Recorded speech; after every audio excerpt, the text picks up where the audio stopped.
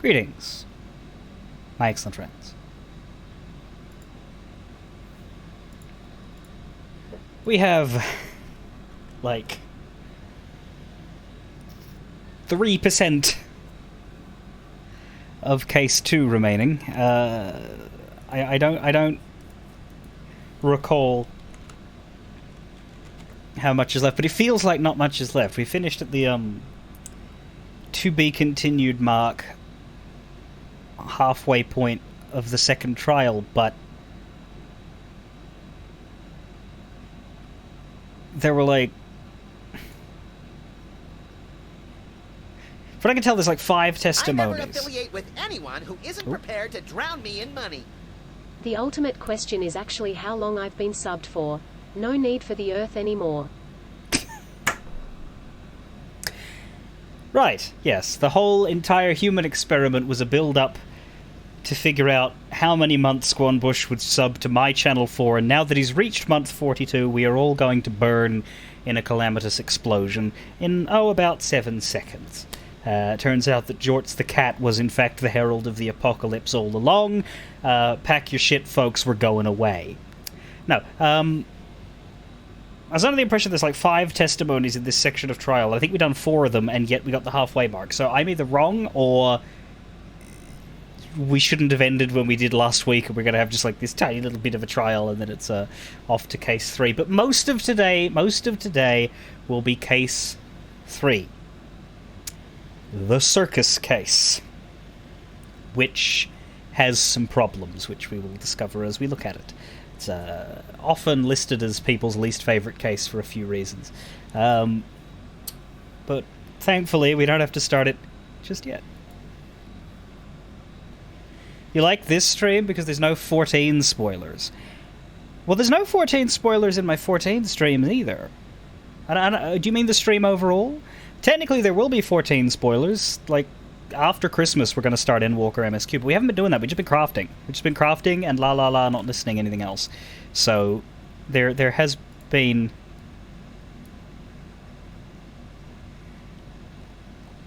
somewhat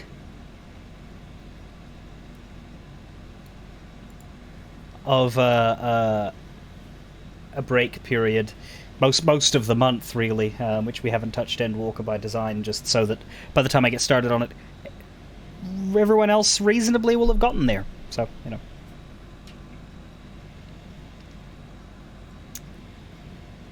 Yeah, there's some... Nitrek, are you familiar with Turnabout Big Top? It's got some problems. It's one or two.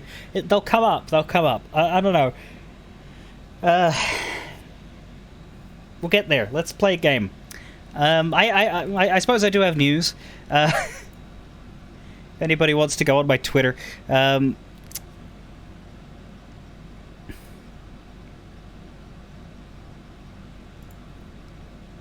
Somebody made a Jorts the Cat sea shanty. So I decided to assist in the traditional internet method of slowly adding people to the performance. No one else has added to it yet, so which was why I specifically wanted to be the first one, because the more people add to it, it's like diminishing returns of attention. So I was like, ooh, someone's done something very creative. Let's just mosey in on that fast. Also because it's fun, but you know, I have to think about these things. So if you want to see that, that is on my Twitter right now. Where is Ace Attorney? Here it is.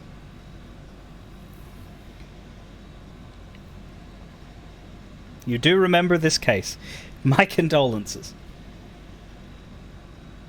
Try to figure out if I should content warning it or not. It's not... It's more bad by implication, I think. I can't remember fully.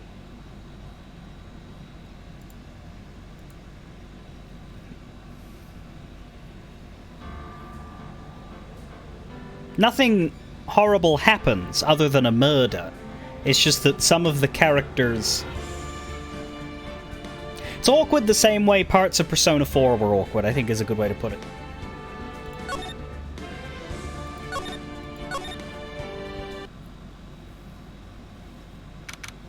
So if you were good with that, you'll be good with this. Well, murder we're just kind of desensitized to.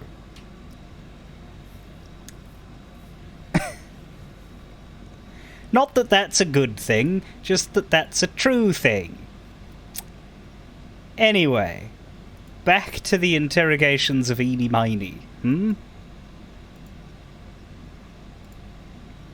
It's also just a bad... Yeah, there's also just the fact that it's just a bad case by virtue of being written poorly and just not being a lot of fun and having really annoying characters. But there's a certain aspect of the storyline that is skeevy.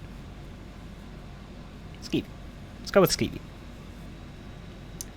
12:04 p.m. District Court Defendant Lobby number 3. How's my air conditioner, by the way? Is it, It's not doing the rattle, it's just blowing. As long as it's not doing the rattle, I think it's fine. Is it really true? About my aunt? I'm afraid so, Maya. There's no way Eenie could have killed Dr. Gray by herself. And under the circumstances, there's no one else other than your Aunt Morgan. That's terrible. Why? Why would my aunt... I mean, have you looked at her lately? This is an evil face. I'm sorry, but it is. Everything is going just as I predicted, Mr. Phoenix Wright. Ah! Miss Von Karma! Why are you doing this? Why are you trying to take revenge on Nick? Nick had nothing to do with what happened to your dad. Well, we kind of did. Don't you have something better to be worrying about? Say your own situation? Looking down on me even though we're the same age? Are you done yet? You've caused me enough pain and suffering. Not yet. My goal is to defeat you, and let the whole world know of your defeat. But even if you do that, it won't bring your father back. Whatever. In the meantime, let's bring this match to its conclusion. And then, we'll know who the real winner is.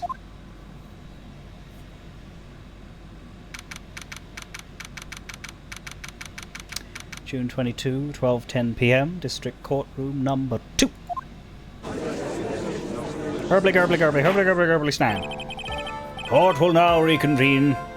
Mr. Wright. Yes, Your Honor. Can you prove Ms. Eenie Meenie had a motive? One quick second. Should do this.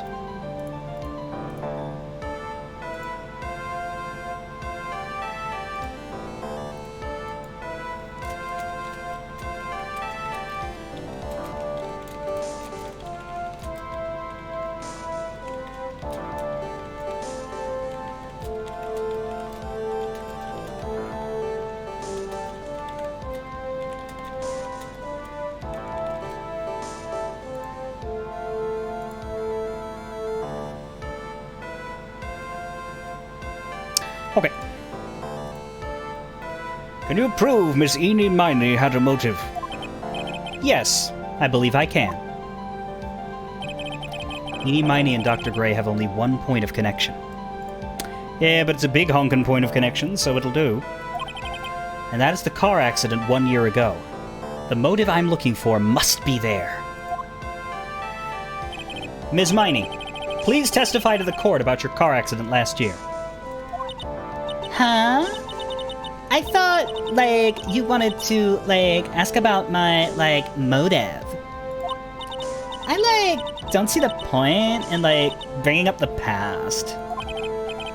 Miss Meenie, if you please. Okay. I totally don't think it'll do any good, but...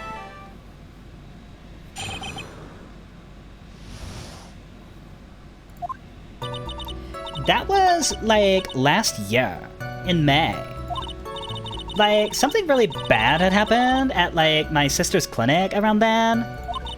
And, the night of the accident, my sis was totally tired while she was driving. I was, totally pooped, too, so I, fell asleep in the passenger seat.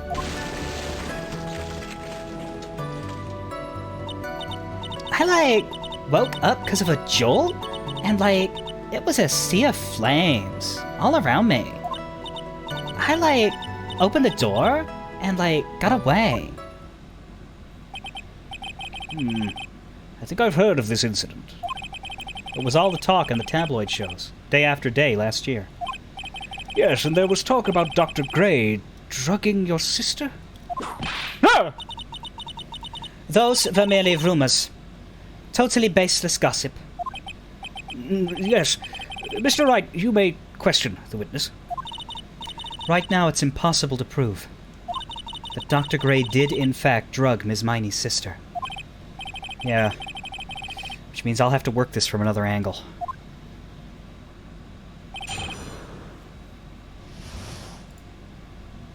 Oh, I do have to check something.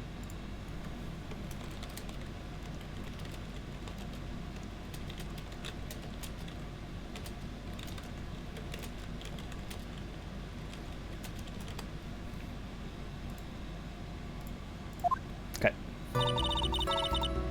That was like last year in May. No, I just sent a message to someone for possible relevance to the next case.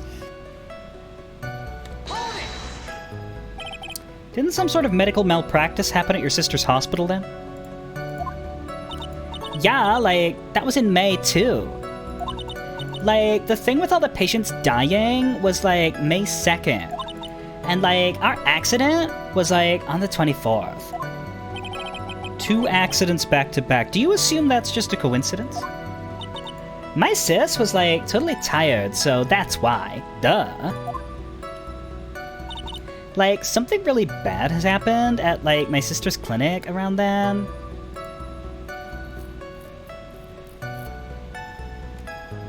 I mean, I've played these before, and every game in the series I've only played once, except for this one and the first one, which I've played a lot, so I don't really need much. It starts to get hazy in Game 3. Then perhaps we will, put a bit more thought into keeping track of things, but right now we're still at the part I'm fairly familiar with. That was the malpractice incident where 14 patients died, correct? Yeah! What was the cause of the mistake? Like, I heard it was because the medicines, like, got mixed up. Was that the fault of your sister, Mimi Miney? Like, no way! Dr. Gray, like, wanted to blame it on my sis? That incident has nothing to do with our murder here. Besides, the police report has already documented that it was entirely Mimi Miney's fault. Which means as far as the real facts are concerned, Mimi Miney is the one who made the mistake. But, like, it really wasn't my sis! And, like, the night of the accident, my sis was totally tired while she was driving. She was totally tired? You mean exhausted? Like, she had to talk to the police. It's, like, was being investigated, like, every day. It was, like, a totally terrible situation. It's no wonder, then, that the car accident happened, huh? So then why didn't you ask to switch places? Huh? Like, what are you talking about? I meant switch drivers. If your sister was so tired, then you should have switched with her. True. But, like, I don't, like, have a driver's license. This is news to me. I was not aware you didn't have your license, Miss Miney. Miss Miney, please amend your testimony. Like, okay. Anyway, I was, like, totally pooped, too, so, like, I fell asleep in the passenger seat. The accident happened at night, correct? Yeah, like, it was at, like, 1 a.m. or so, I think. I had, like, a paper due, like, really soon. Hang on.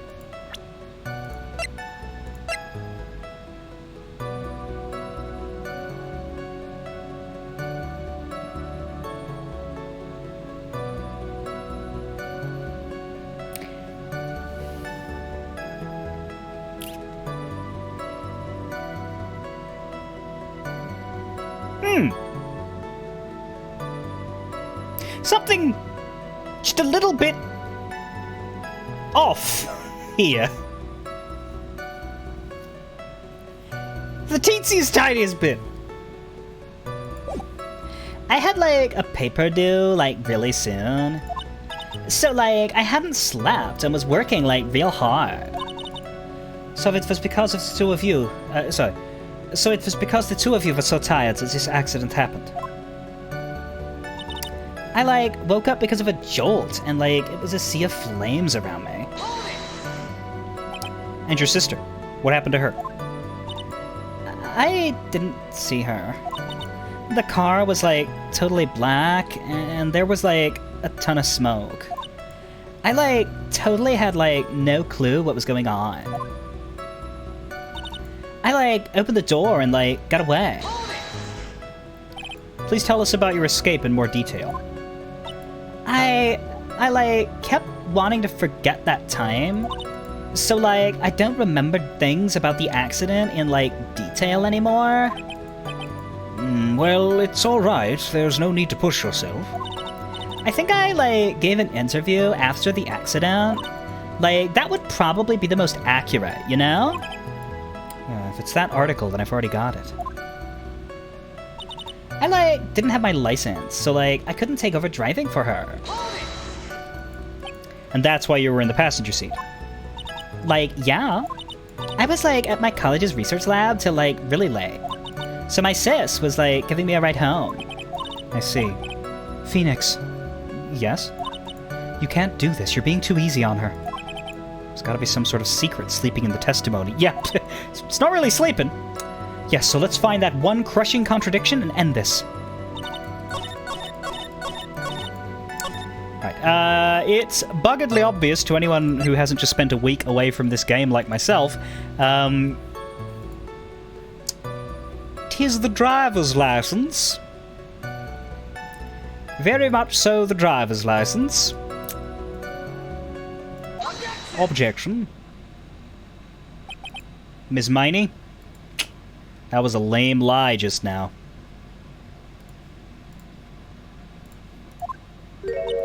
Like, what do you mean? I know you had a license back then. This is a photo you took for the express purpose of getting a driver's license. You're even wearing the same hat and the same jumper thing. What is the meaning of this, Miss Miney? That's right. Yeah, I had, like, a license, but I didn't get it until after the accident. No, you had it. You had it at the time of the accident. Director Hottie, or the pervert pretending to be him anyway, said so. What? Are you talking about that perverted fake clinic director? Yes, the perverted fake clinic director. And how did you know he was perverted? Ow! No one cares. Fitness. When did you receive your driver's license? Like, last November. What? November? In November?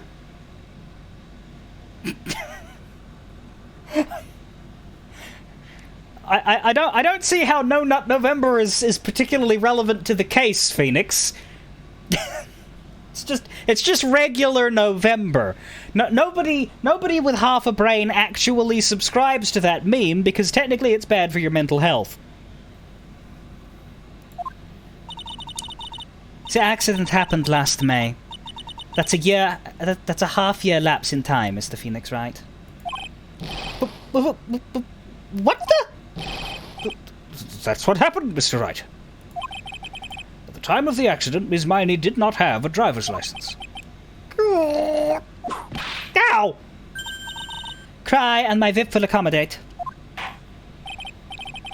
Anyway, without a license, the witness and her sister could not have switched drivers. I'm, like, glad you get it, but... like, even if I had my license... I, like, don't think my sister would have, like, let me drive. Ow! Don't just stand there humming to yourself. Not you too, Mia. With the whip, and the pain, and the ow. Ms. Miney, why do you think you would not have been allowed to drive anyway? Huh? That's because... I think this situation calls for a more detailed testimony. Ms. Miney, if you please. Like, how annoying. Oops, like, sorry. Didn't mean to be mean. I wouldn't be allowed. Cry, and my whip will accommodate. That is definitely a powerful sentence. Yes. Hoy. I don't know. Either Von Karma whipped Phoenix, but Mia is the one who talked about it, or Mia whipped Phoenix with, I don't know, her hair or something. I don't think she borrowed the whip. They're on opposite sides of the court. It would have been very difficult to logistically accommodate, but still. Like, around that time, I was, like, really close to getting my license. My sis was, like, this totally big fan of cars and, like, really valued them. She, like, had just gotten this really shiny, bright red sports car. She, like, would say things like, "No way am I letting a noob drive my car." So, like, that's why I ended up in the passenger seat that night, too. I see. A bright red car for sports. Now then, the defense may question the witness. I'm not terribly knowledgeable about cars, but... What the fuck is this testimony? How are we supposed to unravel the murder when we're just talking about cars? Like, around that time, I was, like, really close to getting my license. So what do you mean by really close? Like, I had one of those permit things. I think that's what they're called. Permit? Wow, the big-name lawyer boy doesn't even know what a driver's permit is? Well, this lawyer never had a permit. Ah! Ignorance is to be whipped. What is with her? All she said in the last few minutes is utter nonsense. So, like, may I continue? My sis was, like, this totally big fan of cars and, like, really valued them. She valued cars. How much would she say she valued her car? Well, like, she'd flip out at, like, a drop of rain, and, like, she would notice if someone, like, touched the car door with dirty hands. In that case, why bother taking the car out of the garage ever? Why did she take such special care of the car? How can you say that? It was a brand spanking new car! New car? Like, you wouldn't want to, like, get it dirty, would you, Mr. Lawyer? I would think that cars getting dirty is just another fact of life, but I guess people who really love cars think otherwise. Phoenix, try asking something of more significance, alright? Fuck you! Well, Ms. Miney, what kind of car was it? She, like, had just gotten this really shiny, bright red sports car. It was a new car? Yeah. She had, like, just gotten it. It was, like, from the UK. The UK? Were those her boyfriend's initials?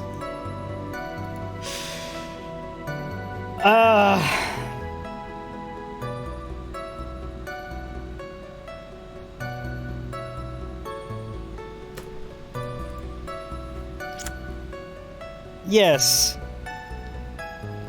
Her boyfriend's name was Ugly Krampus. And it was a really special model. She had waited like a whole year for it to arrive. I guess her love of cars would be the obvious next topic. I really don't know anything about cars, but I had a feeling this was bound to come up. Your Honor. Yes? Please have the witness append what she just said to her testimony. You mean the part about it being a special import car? Yes. Well, if you like cars that much, then... That's not my point. Though to be honest, I don't know what my point is either. Miss Miney, would you please fix your testimony? Sure, whatever. My sister's new car was like a totally special model from England.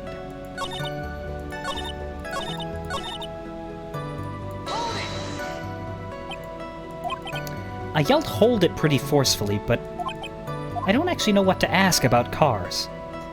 Ask for the heck of it. So, yes. What am I supposed to pick for a topic? Let's start with this. Why are British cars good? Like, huh? They're expensive, and their driver's seat is opposite to our cars here in the States. It would seem there is no benefit to owning one.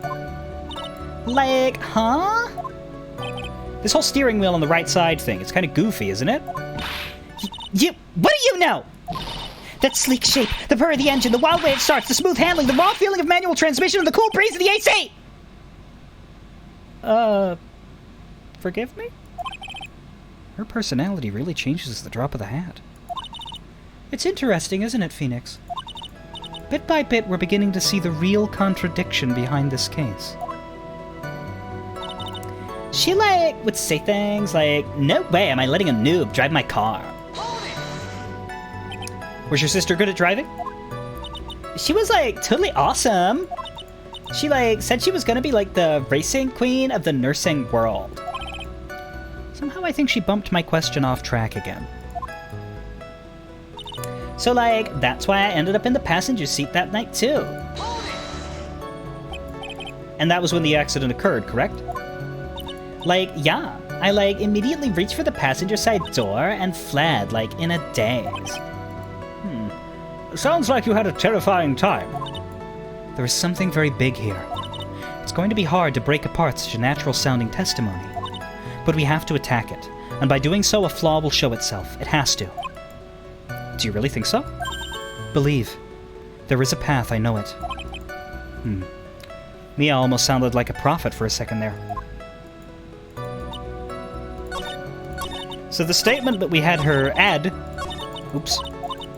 I was trying to go backwards. The statement that she added was, "It's from England."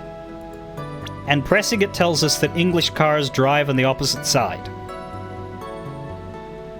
So what do we have that's relevant to the accident? I think it's the news. It's not this one. Is this one?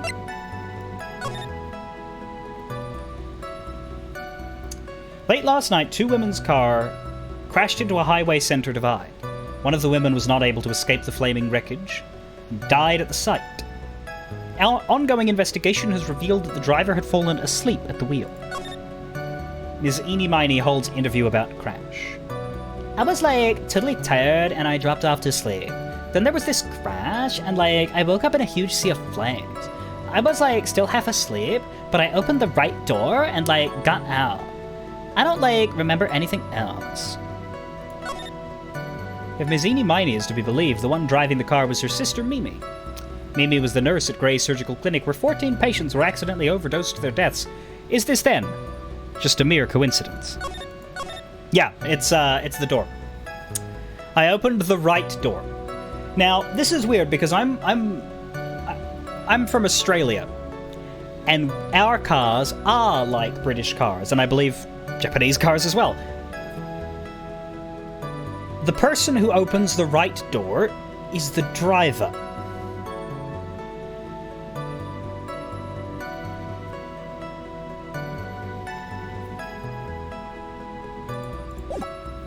Not the passenger. Ms. Miney, do you remember this article? Do you remember? I remember, don't worry. How could I ever forget? It's the first time, the last time we ever met.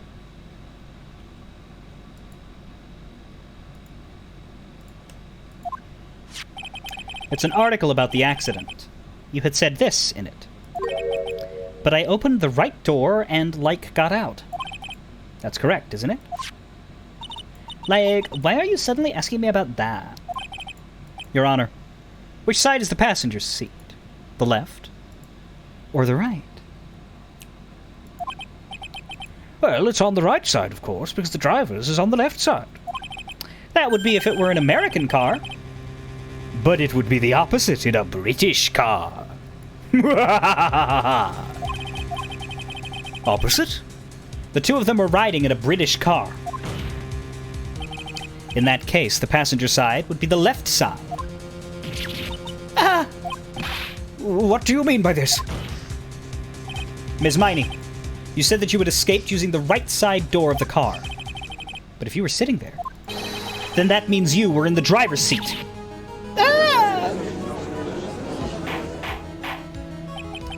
Order! Order in the court! Order! Order! Mr. Phoenix Wright is blabbering nonsense again. Enid said that the person who was driving was her older sister, Mimi Mining. That is what Enid said, yes. But that is where her story falls apart. Somewhere, all of us made a big error in our assumptions. Phoenix, it looks like you finally found the real root of this murder. If we connect all the dots, there can only be one answer. I'd like to ask the court a question. Enid or Mimi? Who was really driving that night?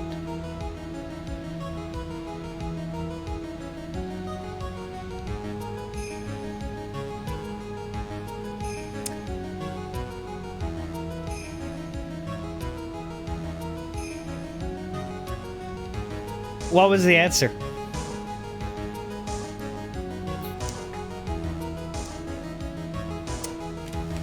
Feels as though we've just proven that Enid was the driver, right?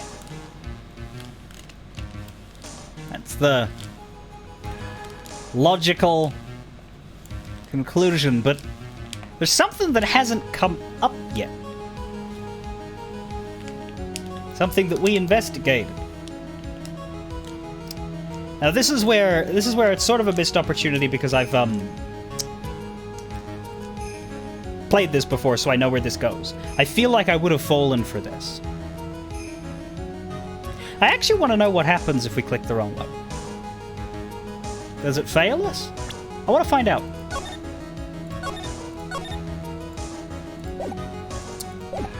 Thing is, Enid here got plastic surgery, and her face was reconstructed from this picture.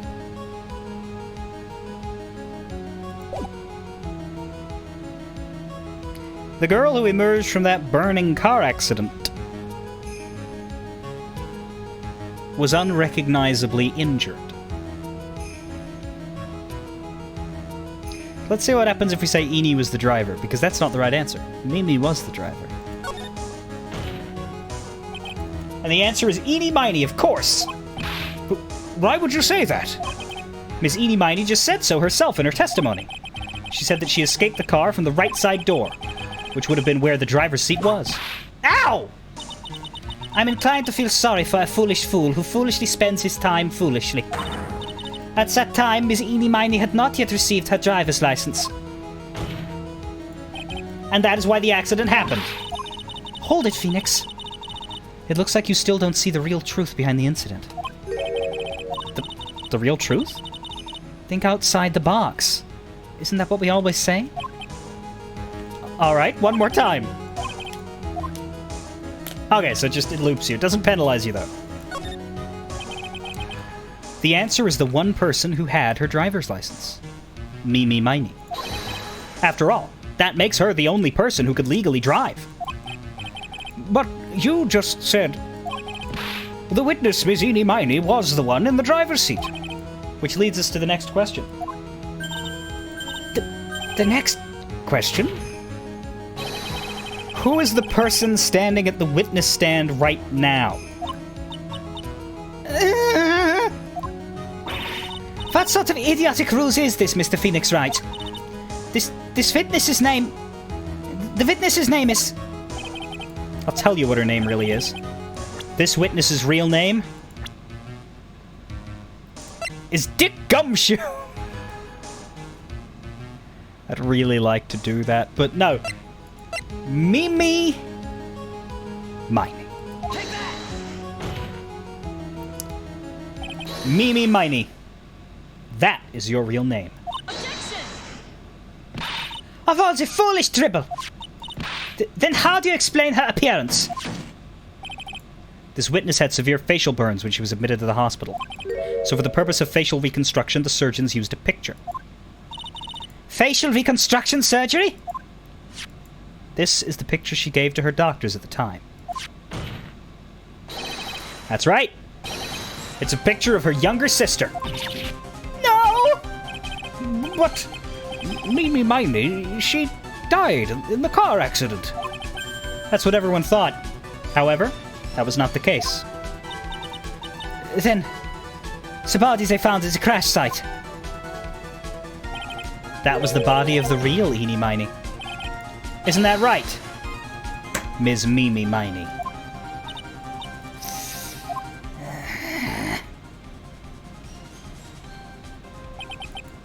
That car accident 1 year ago. The one who died that night was Eenie Miney. Her sister Mimi then stole her face and was reborn as Eenie. With this, she effectively erased Mimi Miney from existence. Your Honor, I'm sure you can see now why Mimi had to kill Dr. Gray. What do you mean? Ah! What is the meaning of this nonsense? Dr. Gray wanted to call back the spirit of a dead person. Specifically, the spirit of his nurse that died in the crash, Mimi Miney.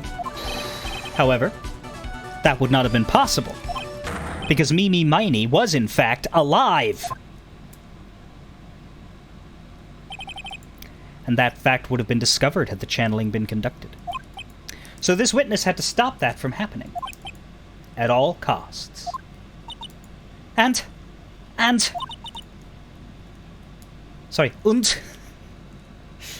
that's why she had to kill Dr. Turner Gray? Is that what you're saying? Yes. Before the channeling, Dr. Gray had the misfortune of consulting this witness about communicating with the dead. And in that moment, his fate was sealed.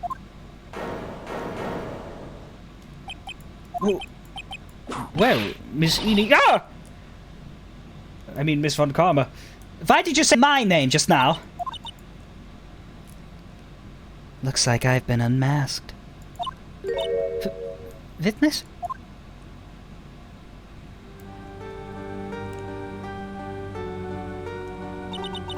That's right. I admit it. My real name is Mimi Miney.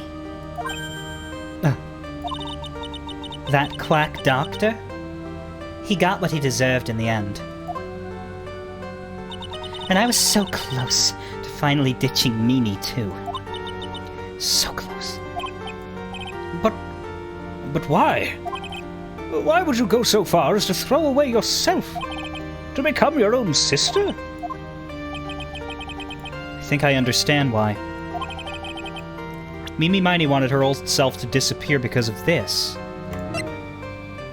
The scandal. That's about the malpractice incident.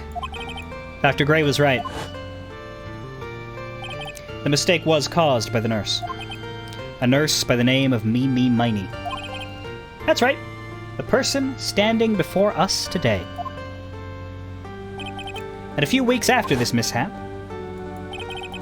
Mimi Miney had a car accident in which she lost her younger sister. The timing couldn't have been worse. 14 patients dying in that incident and her own sister's life extinguished. It was all too much to bear.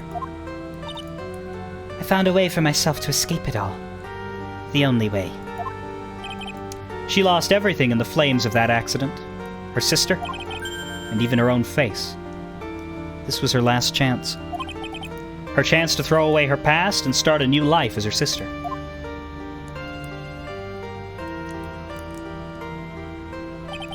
Unbelievable. A plan beyond my wildest imagination. That jerk. If only he hadn't thought of that channeling mumbo-jumbo. Mumbo-jumbo? Becoming Eenie has been the most horrible experience in the world. Spirit channeling, your cult? I hate it! I hate it all! I believe there are a few unsolved riddles here still, such as... Why did Miss Miney choose to go with such a complicated plan? Why did Miss Morgan Fay agree to help her execute it? Regardless, I believe one thing has been made perfectly clear. Has it indeed? The innocence of the defendant, Maya Fey. This is preposterous. I'm perfect. Me, Franziska von Karma. I'm going to enjoy the news tonight, Ms. von Karma. How about you? That's kind of a dick move there, Phoenix, but alright. It's going to be broadcast all over the world, right? Your defeat, that is. Ow! Ow! Ow! Ow! Ow! Ow! Ow! Ow! Ow! Ow! Ow! And one more for good measure. That was like 8 more. Am I dead? Phoenix? Phoenix! Hang in there, Phoenix! Phoenix! This card is a fraud. A sham. Now then, it looks like it will be some time before Mr. Wright regains consciousness, so I will go ahead and pronounce the verdict.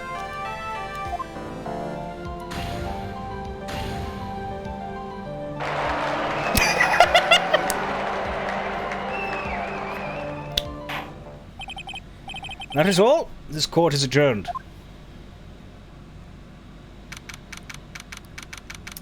3:13 p.m. District Defendant Lobby Number 3. Congratulations, Maya. Sis!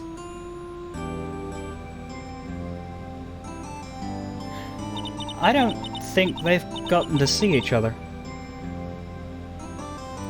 It's good to see you, Maya. How are you doing? Sis. I didn't kill anyone, did I? No, you didn't. It was all just a dream. A really bad dream. You know, sis, in my dream I smelled a really familiar scent. A familiar scent? Could you maybe not talk like that while your head is smushed against my boobs?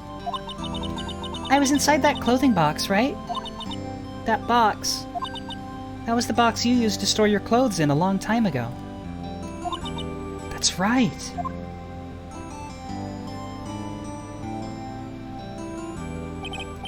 Huh. There's still one thing I don't quite get. What's that? What would have happened if Mimi hadn't shot Dr. Gray? I mean, we broke in because we heard a gunshot. I think Mimi Miney had planned to open the door to the chamber herself. And then you and Lotta would have witnessed quite a scene. A possessed Maya Fey who had just committed a murder. She had it planned down to the smallest detail, huh? Nick! Congrats, Maya. Thanks! Looks like you bailed me out of another jam. Well, you know. But I really don't want something like this to happen ever again. Huh? I'm fine because I have you to help me out, Nick. But every time something happens, I lose someone special to me. First my sister, and now my aunt. Hey, Nick, tell me why my aunt went and did something so horrible. Why would she help Mimi Miney with a plan like that? I just don't understand it, Nick. Maya, it's over. Why don't we just let it be? Nick, please, I need an answer. The reason Morgan helped Mimi with her plan? I mean, I want to say it's because she was a rotten bitch, but it's because of Pearl. I have played Dual Destinies. The only ones I have not played are Spirit of Justice and the prequels, the new ones.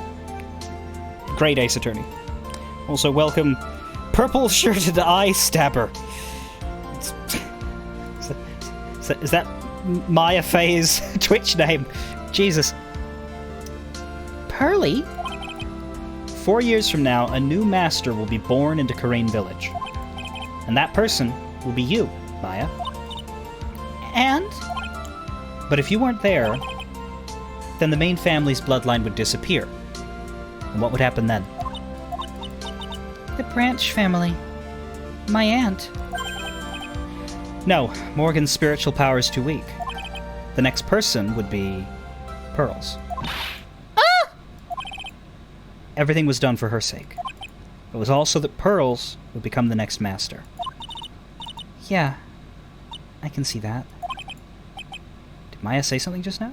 I think she was saying, I thought so.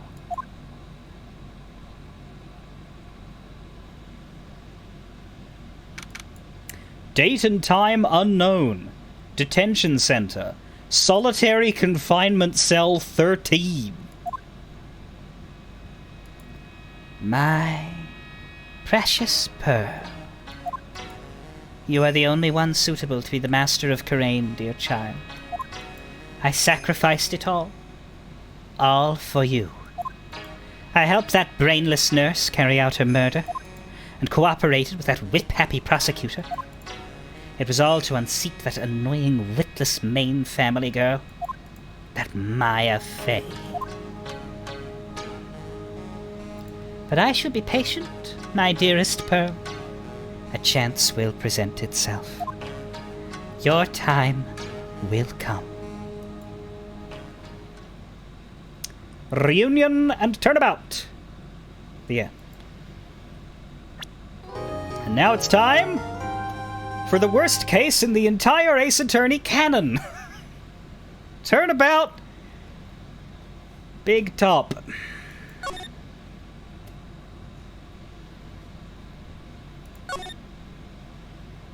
If only it were Turnabout Bricktop, then it might at least be entertaining. Well-timed follow there, thanks. Ladies and gentlemen, boys and girls, welcome to the show! Prepare to witness a man who has mastered the wonder of flight!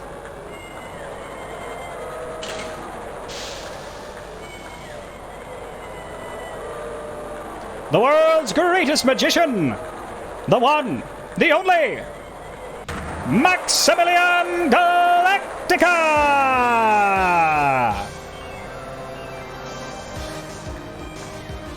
Duckfab, do you expect me to be here for 18 hours straight?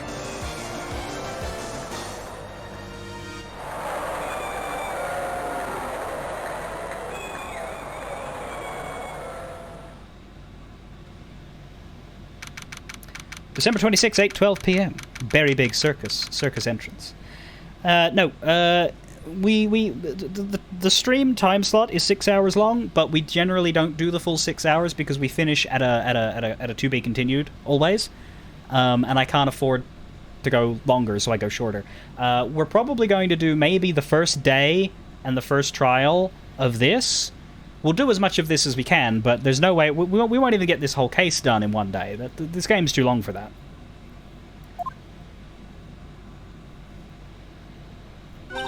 Wow, that was like being in a dream. I haven't even caught my breath yet. We stream this every Saturday, Duckfab, but we won't be streaming it next Saturday because that'll be the 25th of December, and for a lot of people that day is fairly important, so there'll be a bigger gap than normal between these, but it's every Saturday. That was amazing, wasn't it, Pearly? It was great. There was a dancing bear, and a tiger that jumped through a ring of fire, an elephant that rode a giant ball, not to mention that guy who flew through the air. Yeah, Max Galactica. He was absolutely fabulous. Huh? What? Max? Max Galactica, the world's greatest magician. A magician? No, a magician. Mr. Nick? Huh? What is it, Pearls? Does magic have anything to do with channeling spirits? I don't think it has anything to do with channeling. You don't know about magic, do you, Pearls? I'm sorry.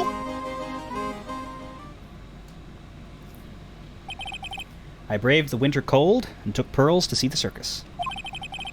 It's been 6 months since that terrible incident in Karain Village, and it was during that trying time that I met Pearls. Thankfully, she seems to be recovering from it and is returning to her normal self. It's time to go. You're right. We can't miss the last train. Pearls, you remember the train? Of course I did. But I don't really understand what everyone means by express train. Well, Nick, see you later. I'll come by to help the office. It's gotta be spotless for the new year. Don't worry about it, really. You are going to visit Mr. Nick on New Year's? Maybe. I am glad you will get to spend your New Year's with your special someone. Pearly, look, it's time to go.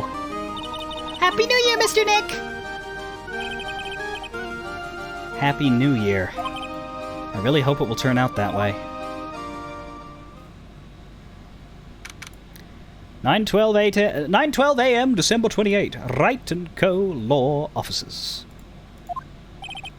Well, today wraps it up for the new year. For this year. I hope I can finish cleaning this place up in one day.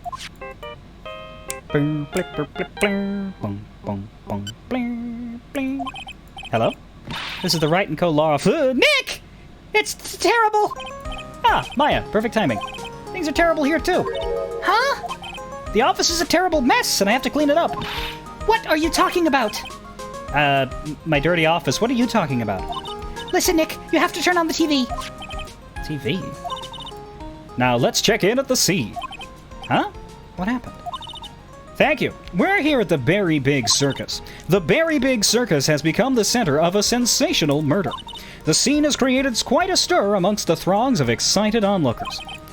The Berry Big Circus. That's the circus we went to, right? They're saying there was a murder. Yeah, they arrested him too. Arrested who? Max! They arrested Max Galactica. Maximilian Galactica. Fans call him Max. A popular magician who can fly through the sky at will. Maya said she was a huge fan of Max. All right, Nick, I'll see you in 2 hours at the detention center. Huh? What? See you there. You've still got plenty of time to clean up your office later. What?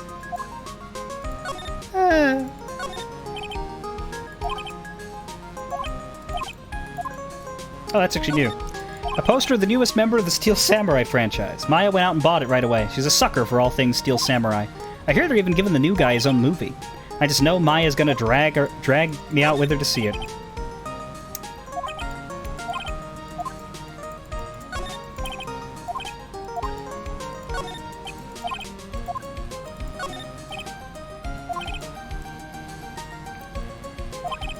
Yeah, they only have one graphic for the poster, so even though it's like 5 different posters, it's always going to look the same. What are they talking about? Why did they arrest Max? You're asking the wrong man on that one, Maya. Maybe he used his magical skills to deal death with a sleight of hand. Maximilian Galactica would never do such a thing. Fabulous! What the young lady just said was absolutely fabulous! What a clever girl! Such a fabulous understanding of events! What's with all this fabulous talk? Welcome to the visitor's room. It's Max! Nick, look! It's the real Maximilian Galactica! All right, sweetie. Pick a card. Any card. He called me sweetie. Oh, Nick. Time's running out, sweetie. Pick a card. Any card. This one. Uh-huh. I thought you would pick this one, sweetie. The Ace of Hearts. Ah! He got it! He got it! Nick, look! He got it! What can I say, sweetie? You've stolen one of my most valued possessions. One of Maximilian Galactica's hearts. Max. Well, time to make this an absolutely fabulous time. Max, you should let Nick pick a card. I don't want to steal one of his hearts. And you are? Oh, how silly of me. You must be Sweetie's driver. Her driver? Whatever. Hurry up and pick a card. Any card. I want this one. So, Sweetie, let's be honest here. You came to this visitor's room to visit me, didn't you? Yes, I'm your biggest fan. Fabulous. Absolutely fabulous. Thank you so much. Hey, what about my card? Think of it as a souvenir. Well, Nick, I think it's time to get to work. What's the matter, Nick? Why are you looking at the ceiling? I was just thinking about what I should have for lunch. Sweetie, drop Porcupine Head over there. Shower me with your attention.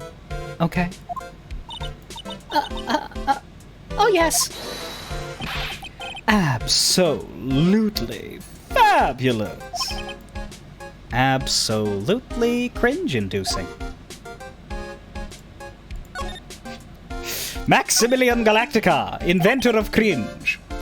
Max keeps sneaking glances up at the security camera on the wall. I wonder if he's still trying to be a star. The guard is pushed up against the wall like a refrigerator magnet.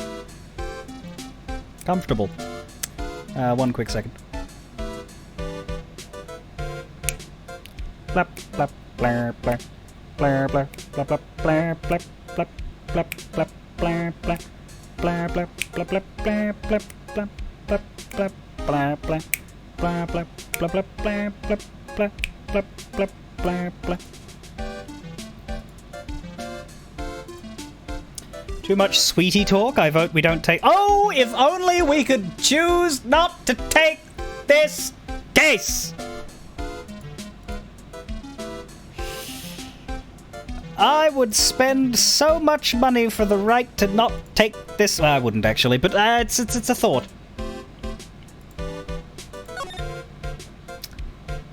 Max, tell me about yourself. Max, I was hoping you could tell us a little more about yourself. That's what I said, Maya. Fabulous! I think we should get to know each other better, too. Why don't you come sit next to me? There's a big piece of security glass between us.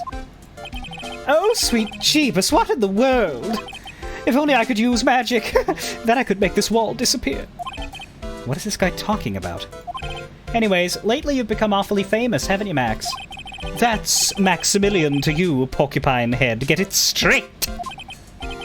Jeez, people nowadays, they get their panties all in a bunch over nothing. Anyway, Maximilian, you won a very prestigious award recently, did you not? I did indeed. It was fabulous. I won the Magician's Grand Prix, held by the Association of International Magicians. It's an award that recognizes that I am the most fabuloso of fabulous world magicians. There was a trophy and a bust. It was it was an amazing day. Wow, that's incredible. Isn't it? I'm certifiably the greatest magician in the world. I'm going to guess he didn't win a trophy for most modest magician. You were signed to an exclusive contract with the Berry Big Circus, correct? That's the long and short of it. You sure do your research, sweetie. I'm impressed. You just can't watch a magician on TV, you know. Magic is so fabulous. You have to see it with your own eyes, sweetie. You're right. You're so right. However, the circus? It's a dinosaur. A thing of the past. Nowadays, no one even cares about what goes on there. Huh? What do you mean? That's why I signed the contract.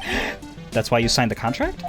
Thanks to me, the Very Big Circus is fabulously popular. People come out in droves to catch a glimpse of the magic of Max Galactica. I revived the dinosaur that is the circus. But to me, it was just another magic trick. Isn't that just wonderful, sweetie? Yes? I made all the old crusty circus performances obsolete. But I kind of like the circus performances. Maya looks a bit down. Never meet your heroes, kids. So anyway, why are you in jail for murder? Tell me what happened at the Very Big Circus. Last night, the ringmaster was murdered. The ringmaster? You mean Russell Berry? Someone smashed him over the head, I hear. He was slumped over on the ground. Even though it was the middle of the night, the police presence was fabulous. The police questioned me at length. Questioned you about what? About everything. I was the last one to see the ringmaster before he was murdered. I saw him last evening in his room. So then why were you arrested? Arrested? Don't make an anthill into a mountain, sweetie. They just wanted to consult with me on matters. That's all. Nick, I don't think Max understands how serious this is. She's right. I think I should shock him back to reality. Before the murder, you met with the ringmaster? Uh-huh. What did you talk about? Things that aren't for your ears. Maya, would you please ask him? He seems to like you better, possibly on account of some form of sexism. What did you talk about with the ringmaster, Max? It was nothing. Small talk, really. We were just having a chat about my salary. Salary? I am the one bringing in the crowds. I think that I should be compensated as such. You agree, don't you? Yes? That's all you talked about? Of course! It was a fabulous chat.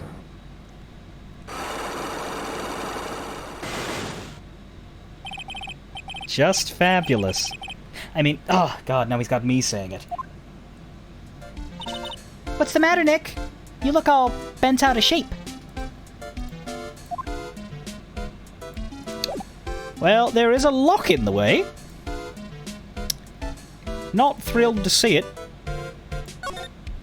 We have nowhere to go. So I guess it's definitely not time to Magatama him.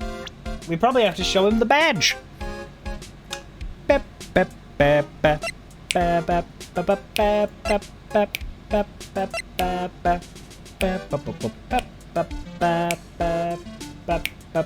He's 21? Fuck off. What have you got to say about yourself, actually, Max? I guess I have no choice, but really, is this the proper time or place for this? He signed his own photo. Nick, you mind giving that to me when the case is over? So, would you like to come up on stage with me sometime? Really? Is that really okay? I'll bring you up on stage as a volunteer from the audience. Really? I'll give you something before the show, and then on stage you'll sneak it to me. Wait a second. He's planting her in the audience to rig a magic trick. Yeah, that's how it works, dickhead. What is that badge? Is it used in a disappearing act? I'm not a magician, Max. I'm an attorney. An attorney? Then why are you wasting your time talking to me? He isn't wasting his time. Max, you're... Okay. Relax, sweetie. You're just a little over-anxious, I think. Anyways, I've been curious about something for a while now. What's that? Why do you keep looking at me with such a sad look on your face, sweetie? Because you've been arrested. For murder. Oh, don't be ignorant. They wouldn't arrest someone like me. Why is that? Obviously, because I'm the fabulous Maximilian Galactica. So, I'm the very big star of the very big circus. And that means I'm rich. I'm paid fabulous sums. Which means what? Max. Quit joking around. You've got to be pulling my magic wand. The police aren't really serious about all this, are they? They don't arrest people as a joke. Look at Max. He's crushed. Well, he needed to wake up and smell the coffee. This is serious business.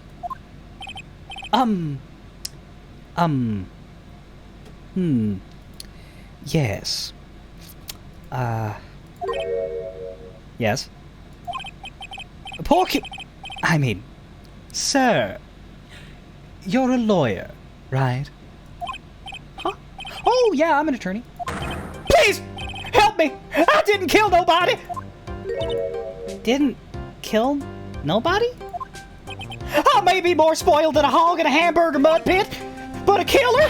That's insane! I could never! Max? I swear! I just wanted to pay off my daddy's debt. He's back on the farm. Okay. Okay, I'll take your case. Really? Really? Thank you much. Y'all sure are nice folks. Max? Yes? What's your real name? It's Billy Bob Johns.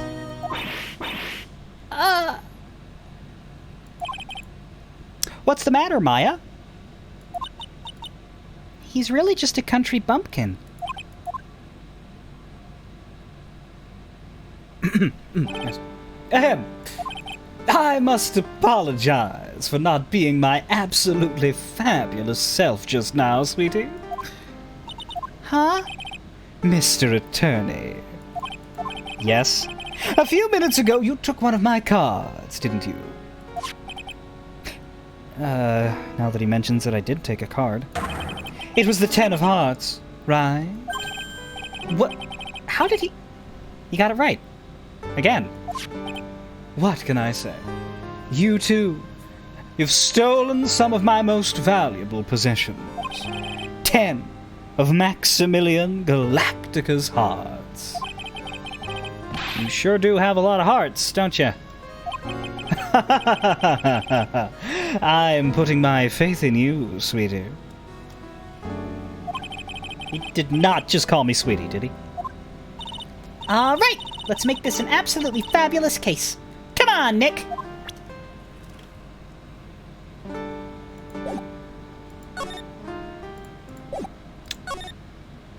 So...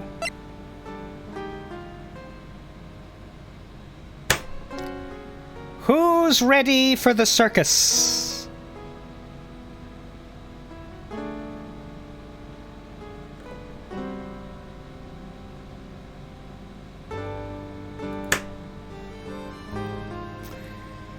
Raise your hand if you're ready for the circus. Snip, are you ready for the circus? I was concerned that you would be late. Just, I assume you're gonna do what you did before. I think this character has a lot more to say, though. Like, Sal wasn't in that much, but this... do what you did last time, and I'll join the I'll join the thingy when it is relevant, and I will leave the thingy when we'll just in and out depending on whether he's there or not. Circus entrance. Very big circus. We're here again. Yep. This time we're here for work. Hasn't been that long since the crime, so the police are still on the scene. Let's find someone who might know something about what happened. Sounds like a plan.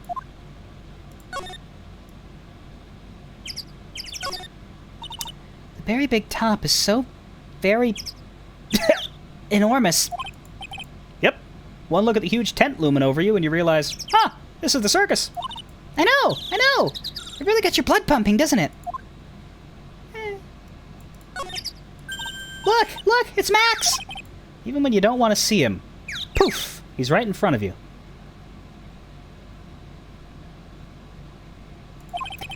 Sure, the sign says Very Big Circus. But looking around, it might as well be Cirque de Galactica. The stars on his cheek sure are dreamy. How about I draw a star on your cheek, Nick? I got a marker. Nope, it's alright.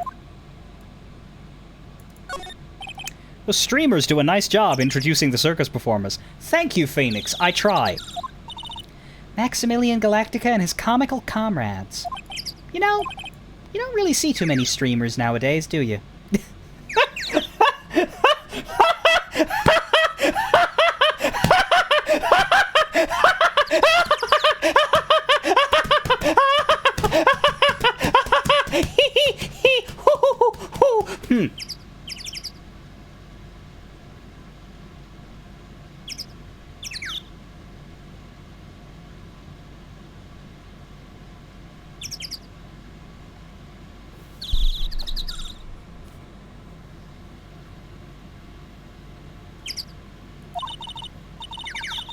You're right. I haven't seen one in ages. I bet they stopped using them due to little kids climbing up to the top. I don't think that was why.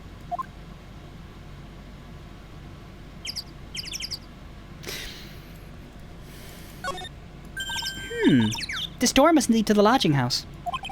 No entry to unauthorized personnel. Do you really need to say no entry if no one's actually entering? It's almost like a Zen riddle, isn't it, Nick? I'm not even going to justify that question with a response. I bet all the stars stay at that logic house. This is the box office where they sell all the tickets for the circus. They also sell programs. I forgot to buy one when we came to the circus last time. So then why don't you buy one now? Sounds like a plan. Oh no! It looks like I forgot my wallet. If you want me to buy it for you, just ask me already. You know I'd never do that to you, Nick. Yes, you would. Nick, the entrance is right here. Maya, the circus is closed today. No clowns, no elephants, no shows. Oh, good, no clowns. Phew! That could have been awful. No shows. I know that! Nick, you can get your picture taken with Dolly the elephant. There's no Dolly. Not today. I know that too! Oh well, I'll just have to take a picture with whoever I stumble across. It's not like we're here on business or anything. It's a snack stand. They have hot dogs, hamburgers, drinks, not to mention... candy and popcorn! They even got snow cones! Who would eat snow cones in the middle of winter? Nick, do you think we can buy some snow cones? Look around, there's tons of snow piled up all around here. Yay! Wait a second. There's no syrup, though. I want syrup. Hopefully she doesn't notice that discolored snow in the corner. That's not syrup. Ah! Okay, that's everything. Let's go inside. We have the lodging house, the big top, and that's it. Do we lodge or do we top?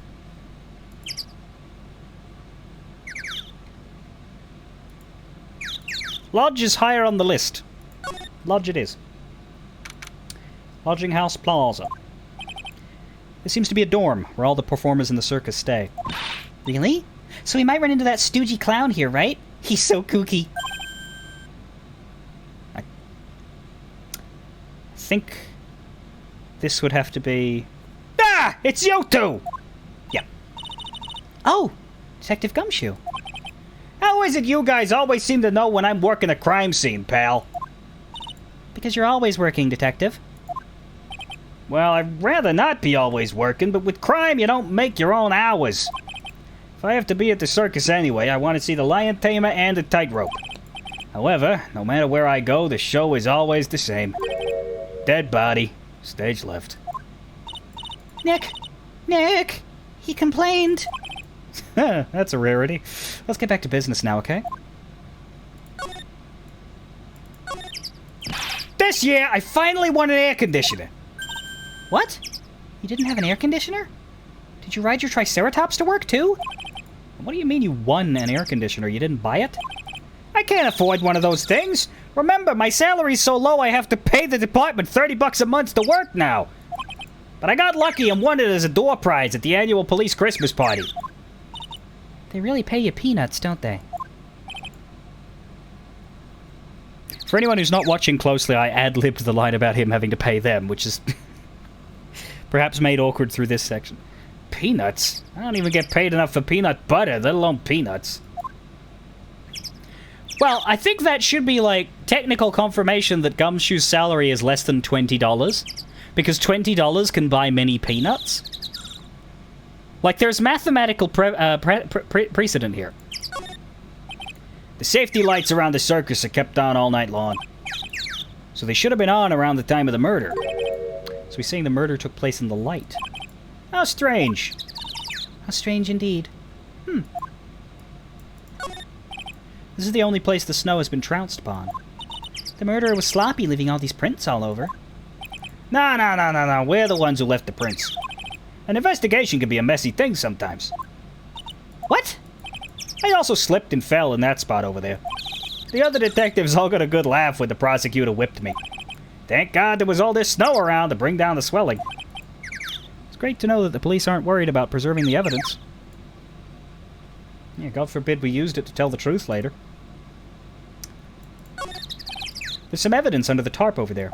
Hey! Hey, watch it, pal! The killer is behind that tarp! Ah! Gotcha. I was just kidding. Ho, ho, ho, ho, ho. Apparently that's how I laugh.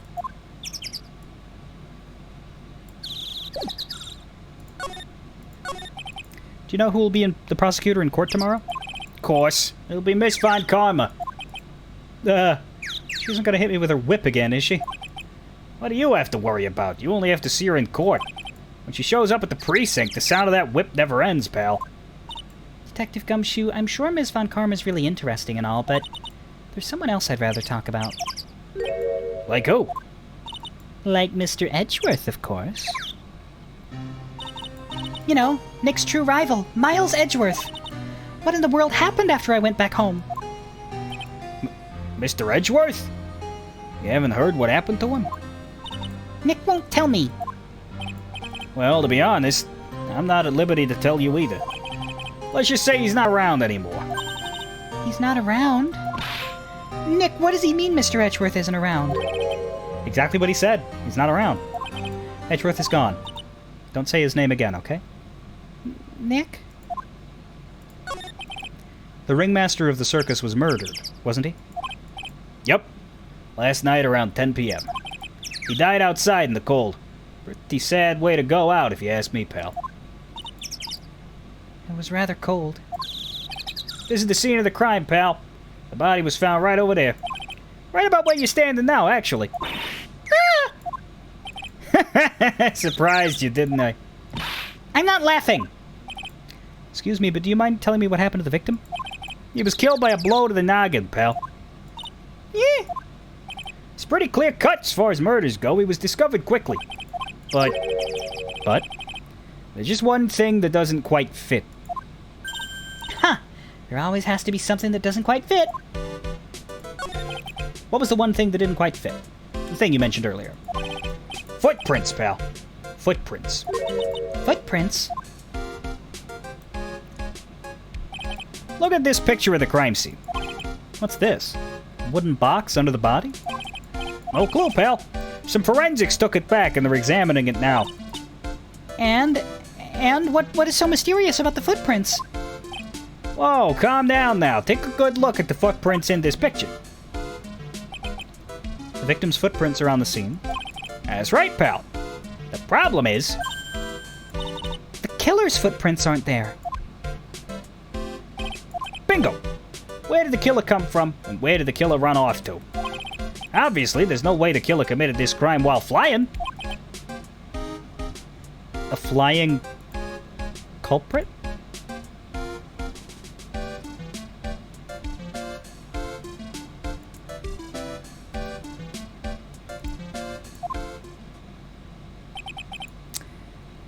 That's when something just clicked in my head.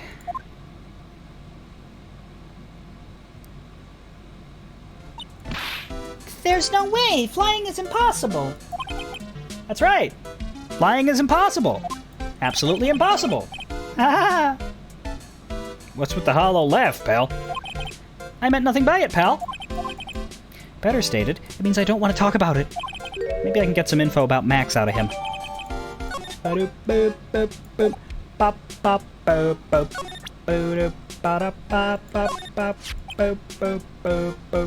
Come on, you flashed that badge at me so many times it doesn't work anymore. Why don't you try wearing a different badge every now and again? Well, I do have a steel samurai badge with me. How about that one? I'll only wear it if Detective Gumshoe carries a steel samurai police badge. Then it's a deal. I hear that Detective Gumshoe has that very badge. What? Don't look at me like that. You're making me nervous. You know I can't tell you two anything about the evidence we've gathered. Stingy? Stingy? When you put it so bluntly, it kind of hurts my feelings, pal. So it should. Being a spirit medium is quite an accomplishment. And you're so young, too. That's really something. Actually, I've been thinking of taking a break from channeling. Really? I don't want to have another incident like last time.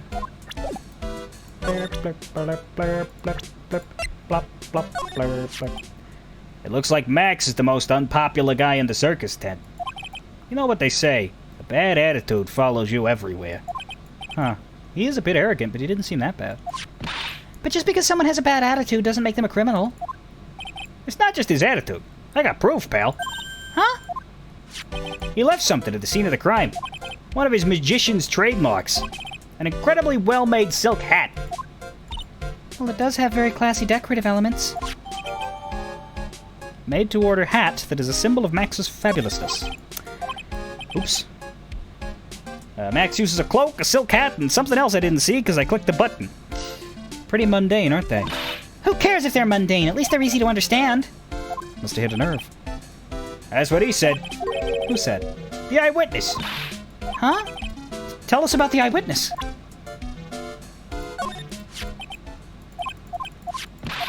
Let me get that line again.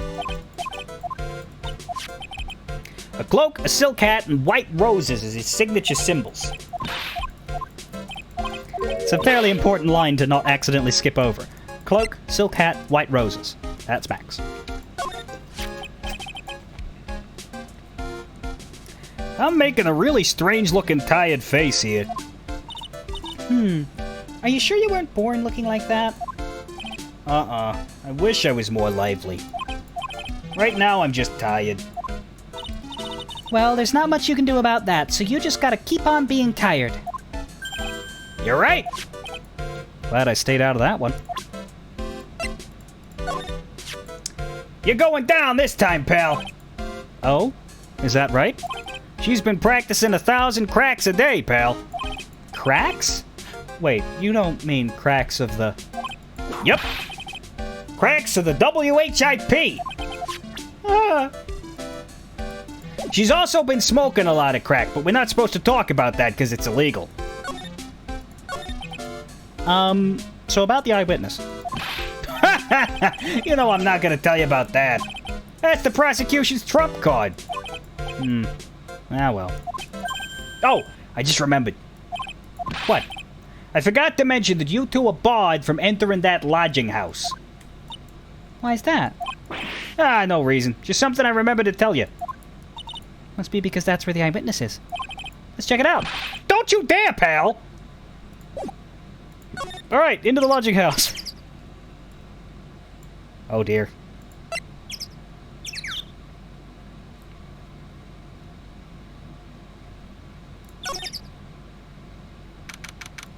December 28th. Lodging house, first floor. Moe's room. I wonder whose room this is. You know, Phoenix, I feel like it might be Moe's room. The name tag on the door says Mo on it. Guess he's not here. Wow. It's a real mess in here. My room's probably worse, though. Oh well, I give up. We'll have to come back here later. We'll still look at it. Still look at it. All those clown costumes lined up like that. I don't know about you, but it's creepy. Look at the collection he's got. It's incredible. Must be a collection of clown costumes from around the world. Oh, I almost forgot. What is it now? You better not want me to try one of those on. I was thinking of starting a costume collection myself. I'll call it World Spirit Channels. We can display it in our office. In our office? As soon as you start paying the bills, you can say that.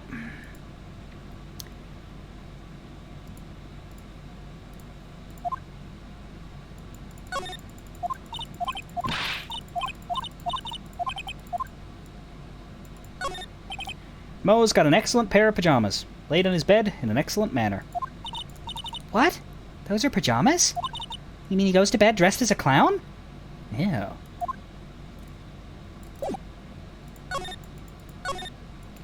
Awesome! Look at these shoes! They're great!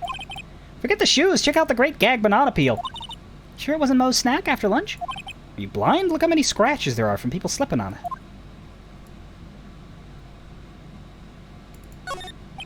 Moe seems to be a voracious reader. Look at all the hard books he has here. Clowns for Dummies. The Joke's on You. Treat Your Peons Right. And the classic, Funny Jokes Are Funny. Wow, Moe is very studious. The Joke's on You. Huh.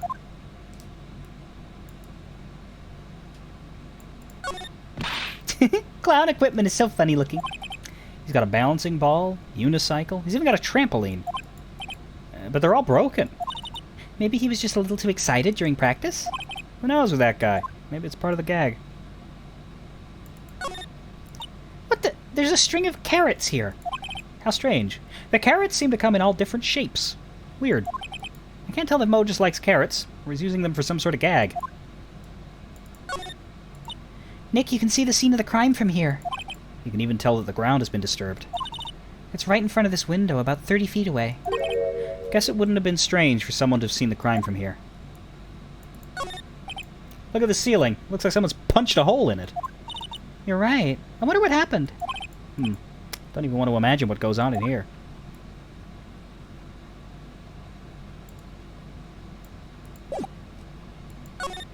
It's everything we got out of Mo's room. But thankfully, no Mo. Yet.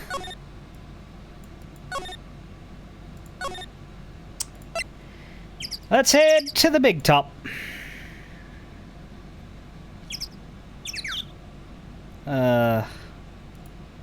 Just doing everything in this case just a little bit slowly. There's the giant lion head. The circus stage sure doesn't look this small from out in the audience. Wow. This is where they all perform, isn't it? Nick, do some somersaults. I'm not doing any somersaults. Why not? You look like you'd be great at it. Mo's too busy with people dissing his fly girl. Yeah, sure. Why do I look like I'd be great at somersaults? Huh? Nick?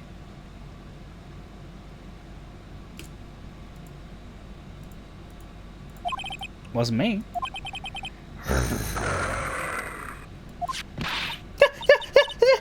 Tiger! He's coming this way. Ah! And then Phoenix was eaten by a tiger. Nick! You're too young to die! Nick! Stay! Stay! Heal!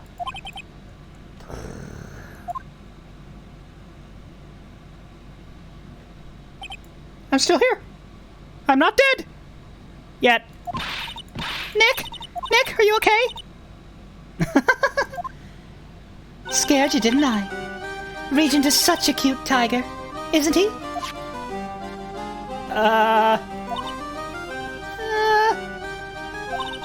What's the matter?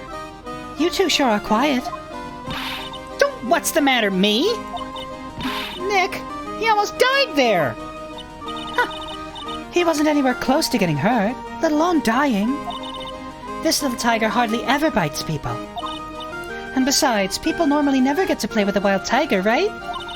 So if you think about it, you're actually really lucky. Huh? You agree, don't you? I guess. What do you mean you guess? Why are you agreeing with her? Woohoo! Your costume. Huh? It's cute. I want to try it on. Costume? You mean my clothes? You don't mind letting me try it on, right? I guess not. Really? You're the best. Wow. Tables turned really quickly on that one. So much for the tiger thing. Oh, I forgot to introduce myself. I am Regina Barry, and I'm the source of all of the problematic elements in this case. The renowned animal tamer of the Barry Big Circus. My name's Maya Fey. I'm a spirit medium. Phoenix Wright, attorney at law. When you put us up next to an animal tamer, I bet we really look odd. Nice to meet you. Likewise. So this is Regina. She's 16.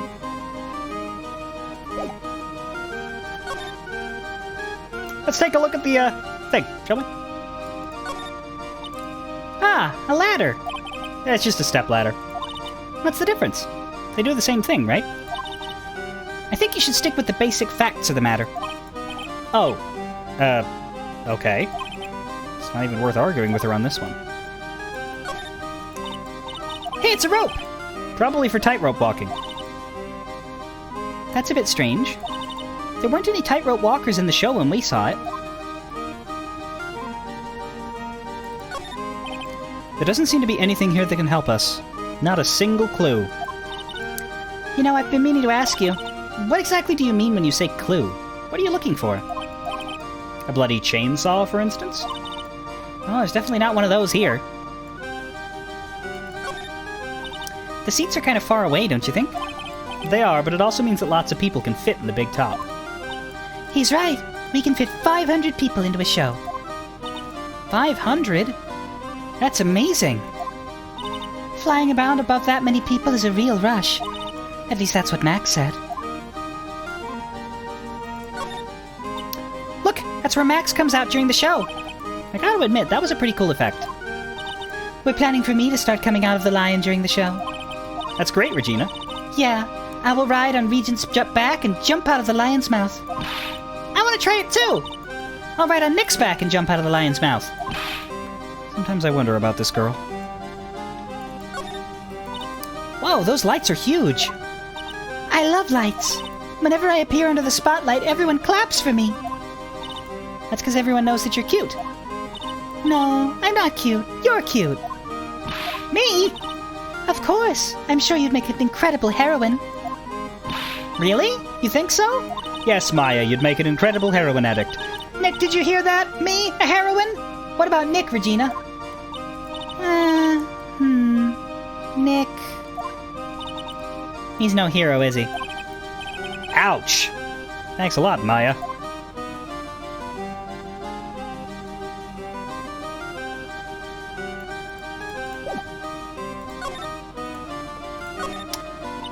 Hey, Regina, what do you know about what happened last night? You mean the murder? Uh-huh. My dad was murdered. Oh, I see. Wait. What did she just say? So, the ringmaster was your... Yep, the ringmaster was my dad. I'm so sorry about what happened to him. Why do you say you're sorry? Huh? Anyways, everyone was here practicing last night. Even your dad?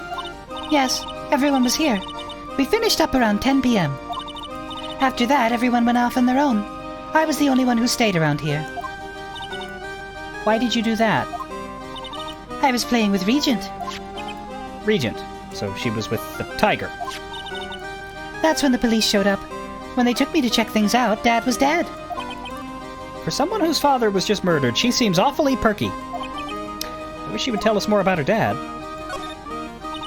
That's incredible that you're an animal tamer. If you say so. It has to be really scary. Scary? Why? Huh? Regent isn't scary. He's cute. Ever since Leon died, Regent has been my best friend. Leon? Yes, Leon the lion. Leon the lion. Regent and Regina. Interesting name choices. Leon. He died? Yes. Actually, he was killed. My dad killed him. What? Why did he do that? I'm not sure why he did it. It's tough not to get charmed when she looks at you with those innocent eyes. I don't know, she scares the piss out of me. What about this? What can you tell me? I'm not really good at figuring out hard things. Really? You too? I understand exactly what you mean. I never imagined Maya to make a new friend in a strange place like this.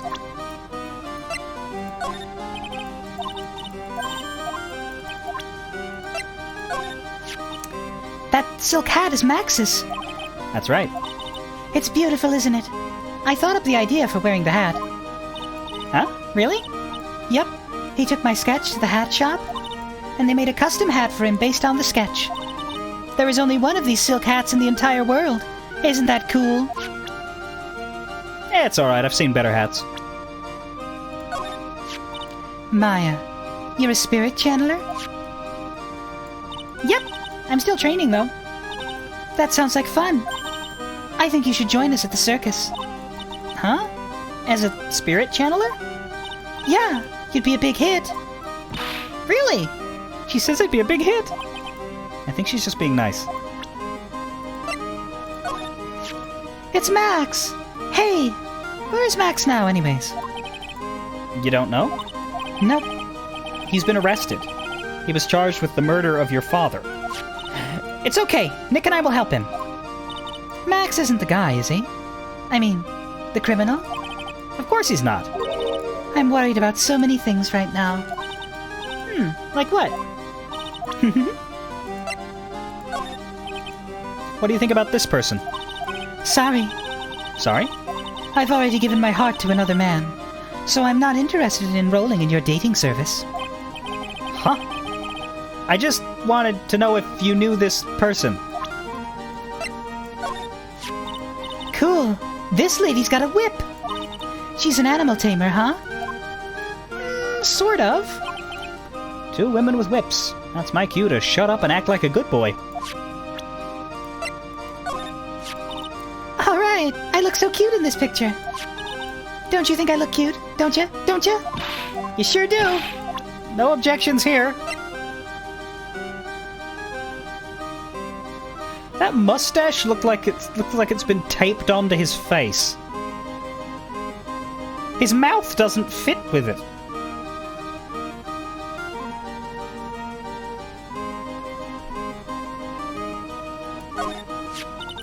After practice was over, Dad went right back to his room. His room? Yes. That door right over there leads to the ringmaster's room. Huh. I don't know why, but he went off to his room in a hurry. I wonder what happened. The ringmaster's room. It's probably a good idea to check that out for myself. Regina, what's the matter?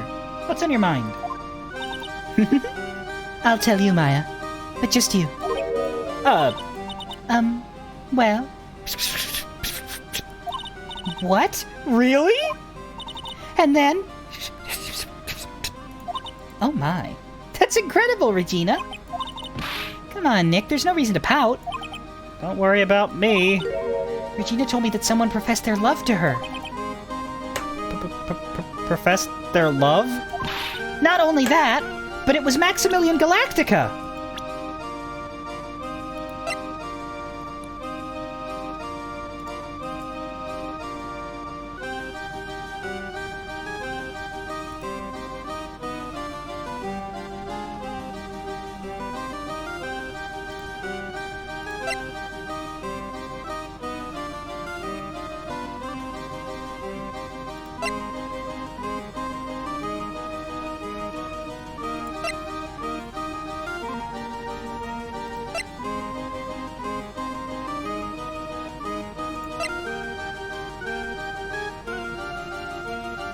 This is a terrible fucking case, and I hate it.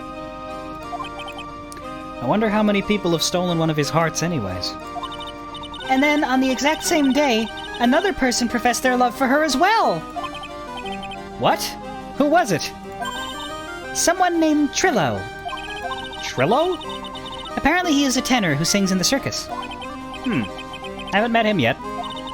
Regina seems to be quite the hit with the men in the circus. Yes, Maya, and she's 16 years old, so you can stop smiling about that now. She must have some sort of strange power over them. You're not kidding! 2 people in one day!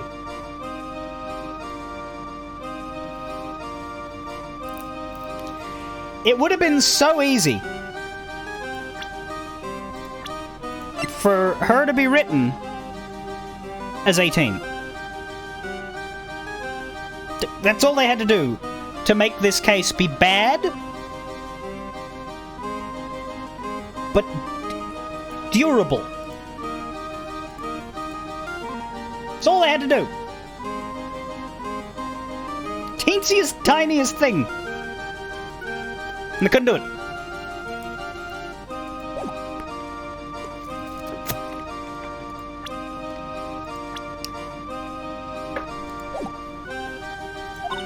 Even I want to profess my love to her.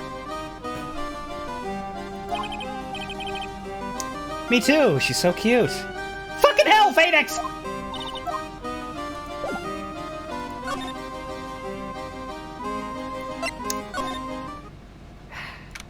Let's check the ringmaster's room. This was the ringmaster's room? Yes, this room belonged to the victim. Which means this must be where Max met the ringmaster last night. Well, they can't have both, Snip. They can't have both.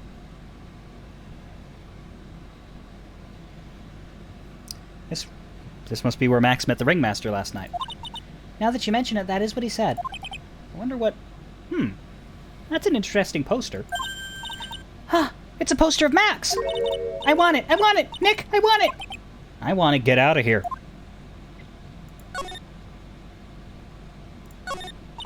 There's a lot of posters here, don't you think? There are indeed.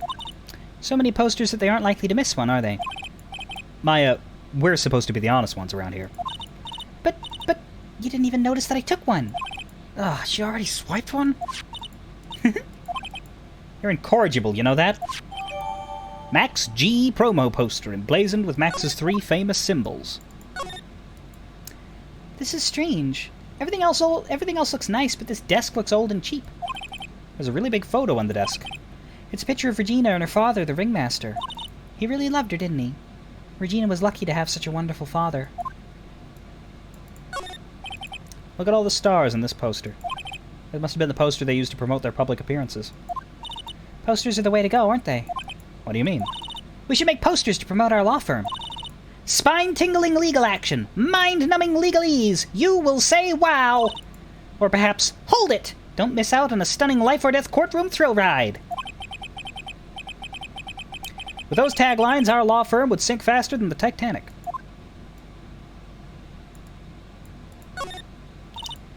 Nick, look at all the photos lined up on the wall. It's like a guided tour of the circus's history. This is so cool! It seems like there were so many happy memories. Maybe we should do this sort of thing at our office. We can put up the pictures of all the clients who have been found not guilty. What if we had a client who was found guilty? We'll just pretend like they didn't exist. How's that? Nick, now you got me thinking about losing cases. Why'd you do that? Well, that's okay. We're video game protagonists. We never lose. You may not know this, but they call this a tailcoat. And they call this the face of someone who already knew that. What? A scrap of white paper is sticking out of the coat pocket. Huh? Where? Where? Calm down, Maya. You can't just go rummaging through people's coats. Aw, you always make me feel like I'm doing something wrong. This is where the ringmaster applied his makeup. Quite a collection of the most understated colors. Shocking pink, for example. This one says it is 100% all-natural organic mascara. And this one says, sensitive enough for a baby, strong enough for a mime. The ringmaster must have been very concerned about skin care. Very metrosexual. What the fuck? All of these frames look the same. They almost look like thank you cards. It looks like every year the ringmaster made donations to charity. To the Robot Clown Research Center? You're kidding, right? What? It may be a perfectly reputable charity in the field of advanced tomfoolery. Nick, look at all the cute trophies! Indeed. Just look at all the awards this circus has won. Like, All-County Quiz Champions, Ringmasters Association Mini-Golf Master, Beer Belly Balloon Bounce Champ, Pet Grooming Grand Prix. Wow. The ringmaster was multi-talented in ways I could never have imagined.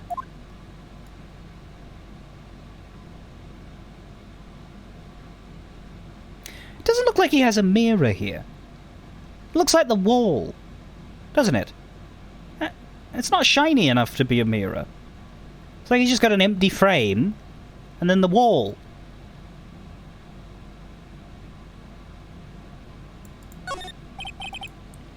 It's a table for guests. There are some papers scattered on top. Ah, look at this. Max's salary is written on this piece of paper. Yikes! What is it?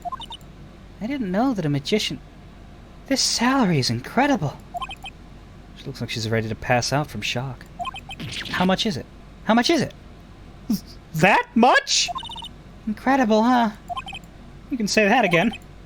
This must be the paper they used to negotiate Max's salary. The ringmaster signed and dated it. What's the matter, Nick? Max definitely got a raise. This document is dated a week ago. An enormous raise a week ago. This is the table he used when visitors came to see him. Ew, there's mud caked on the table. Someone with terrible manners was to put their shoes up on the table. Nick, don't even think about it. I wasn't. How uncouth do you think I am, anyway? Now, Nick, I'm sure you're very couth.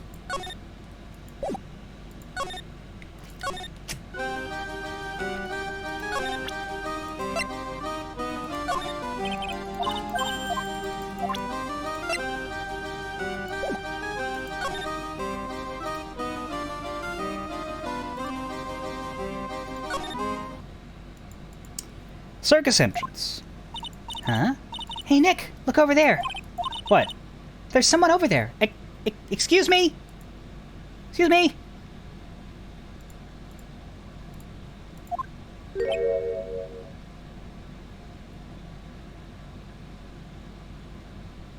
This man looks like a pencil.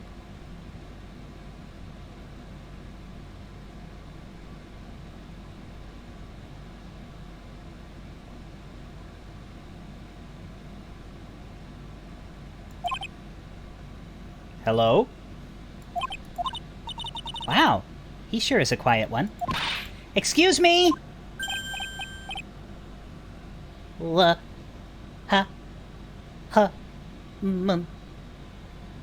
Me? Yes? You work at the circus, don't you? No. I'm just your everyday average Joe. An average Joe who just happens to hang out at the circus? I don't think so. Yes, I am. I've got nothing to do with what's going on here. An average Joe wearing a massively oversized bow tie. He's lying. Like any regular person would hang around the circus dressed like that. I'm an attorney. My name is Phoenix Wright. I'm a spirit medium. The name is Maya. Well, I, just happened to be, passing by. I don't suppose you happen to be some kind of carny? Not a carny. I'm a performer. Actually, I'm a ventriloquist. Ventriloquist?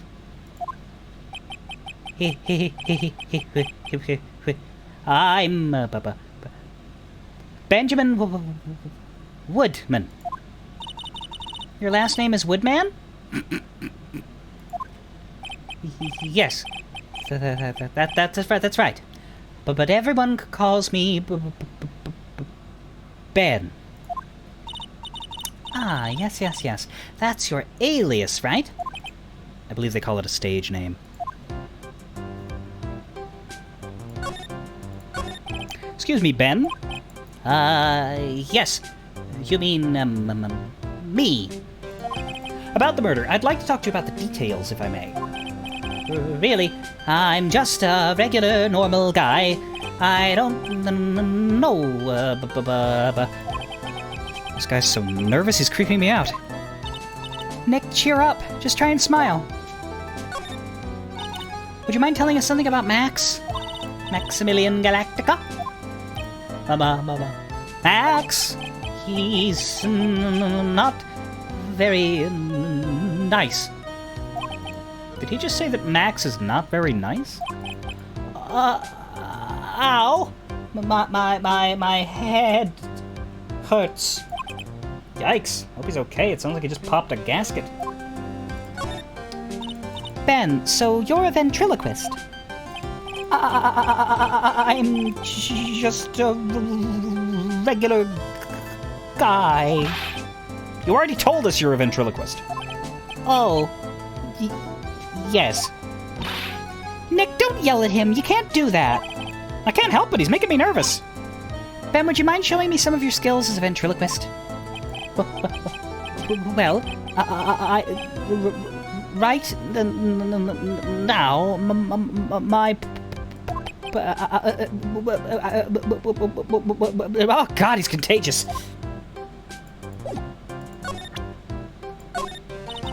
Would you mind taking a look at this? I guess he won't need you to look at this after all.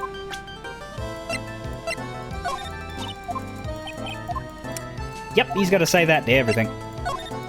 Even Max's salary, which is probably something he wants to say.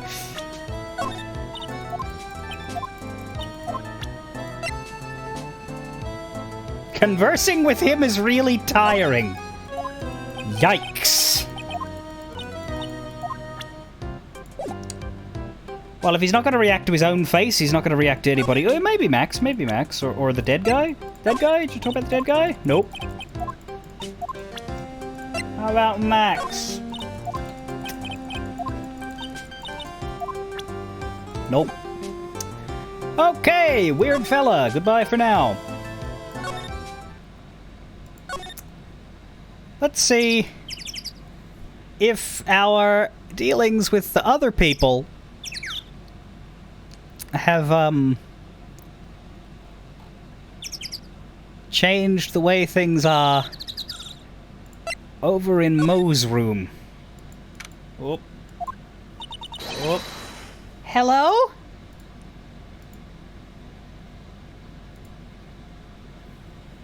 Oh dear.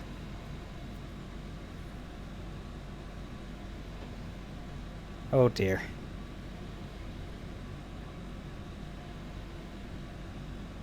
Do we, Get blammo! Ah! Congratulations! You're the week winner! You're the 1 millionth visitor to the room of Mr. Mo Girls, aka me! Earplugs. Must. Fine. Earplugs. To celebrate this momentous occasion, would you care for an organic crate? Just one. Did you get my joke right there?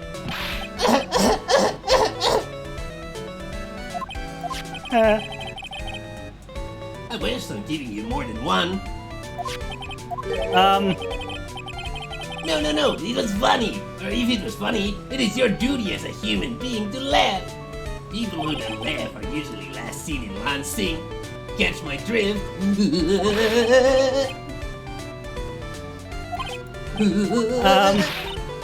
Maya?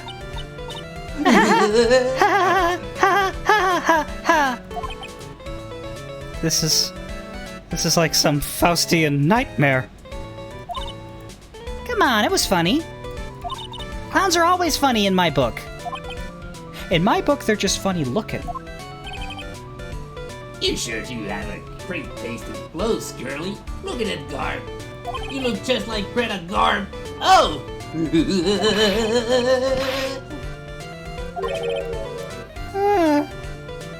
I'm going home. No, Nick, you can't! You know, I can excuse a bad joke or two. But this stooge keeps laughing at his own jokes. That's what I object to. Okay, I get it. But you have to admit, he is kind of funny. Oh, no, I do not have to admit that, because he isn't. Not even laughing at... Didn't even make a joke to laugh at this time. I will point out my favorite thing about Moe's design. His hat has a mouth, and it laughs with him. And my first question is, yeah, does all the shit in his room have Moe reactions?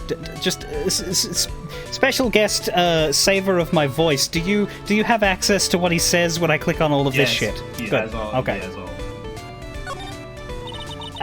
These are the floorboards. Oh, not the floorboard. This is the ceiling. There's a hole in the ceiling. Why is there a hole in the ceiling? Well, I was riding a pogo stick, and I guess I just overdid it a little. I turn the Oh, I can't. I literally cannot turn the music down. That's terrifying. I might temporarily, and I'll put it back up later for other streams. Lower it on stream's end. Just to balance both of us better. Let me know what you think, friends who are watching this, how the audio balance feels. I just find that the clown music is really powerful myself, at least in my ear right now. Anyway. Overdid it a little? What can I say? Sometimes things get a little bit crazy in one's college days. Huh? Clown costumes. I look awfully snazzy in these costumes. Did you just use the word snazzy in a sentence? I sure did. They're haute couture from the best international clown designers. At least that's what they said on the TV shopping channel I use. I like having a big collection so I can match my costume to my mood. And my carrot.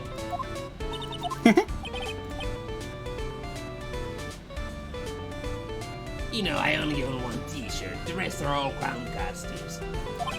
Snazzy dresser? More like, ooh. Nope, I'm not gonna read that. That is some outdated language. That's yeah. This was written in the 2000s. Everybody. Very. It's just the height of wit, Phoenix. Well done. Not a good dresser. Let's try the bed now. Mo, you've got quite the collection of pajamas. They really scream out to you. Oh. You think they're allowed, huh? I kinda thought they were refined. You know, a bit too adult for me to use on stage. That's why I use them as pajamas. Wait a second. He sleeps in clown costumes. That's better than using them for their actual purpose, I suppose. The shoes? What's this, a banana peel? Oh my! Oh my! What a wonderful fall, girlie. You should remember that when you see a banana peel, get ready to fall down. That is one of the basic tenets of clownmanship. Ow, ow, ow, ow, ow! Every night I fall down 100 times to practice the proper banana peel break fall. Whoa! Whoa! Whoa! Wow. He really is a pro, huh, Nick? His falls are totally different than my slip. Yes. Snip is currently speaking for Mo. Aye. To save me from the bad ones. I don't remember if there's anyone in the third game that is awful. I really don't. But I don't remember the third game as well. Desk and chair. Take a look at my desk. Aren't I the most studious clown you've ever seen? Every free moment I have, I spend it studying or reading. The classic Pull My Finger or Clown Car Maintenance and Repair.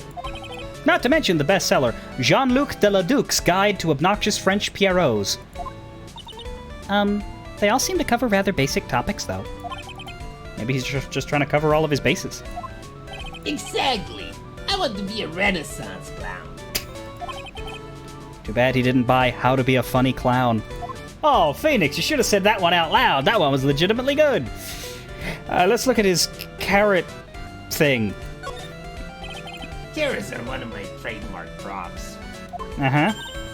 Yep, I saw you use them.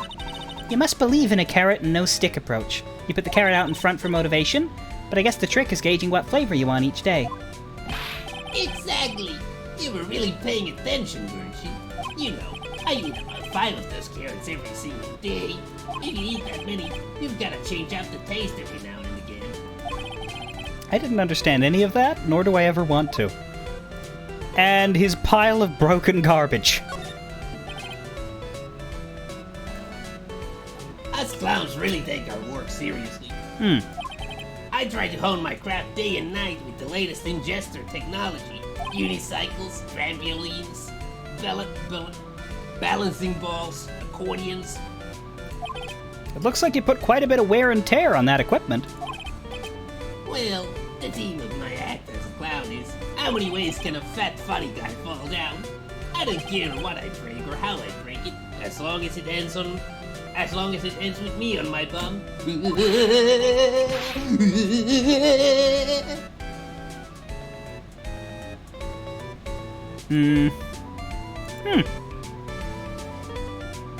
Right. Yes.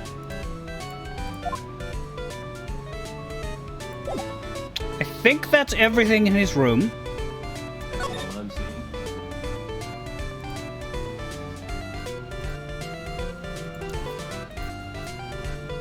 I'm just trying to figure out...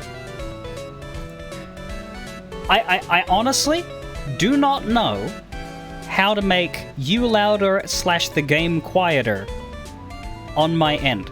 Because you're all coming through... Like, both sources are coming through desktop audio, so if I move that, that only changes my mic. You could boost me up on Discord. Yeah, you're at max. Oh.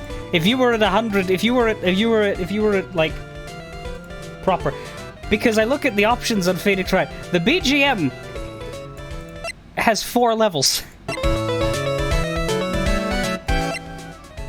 And we are at the bottom. I can try and boost myself up a little. Like, how's this? That's a bit better, yeah.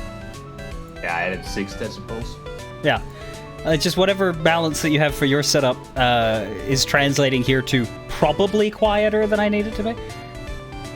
Windows Volume Mixer does not, to my knowledge. I know that if I change...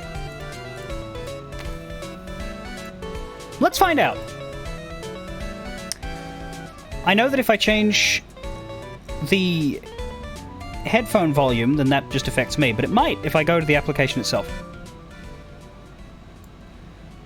Did that just change the volume of the music to you? I think it might have done. It's not really that you're too quiet. I just need to take the punch out of this music. Yeah, no, that affected it. Hang on, let's put that there. Let's just put you at like half strength. Testing, 1, 2, 3.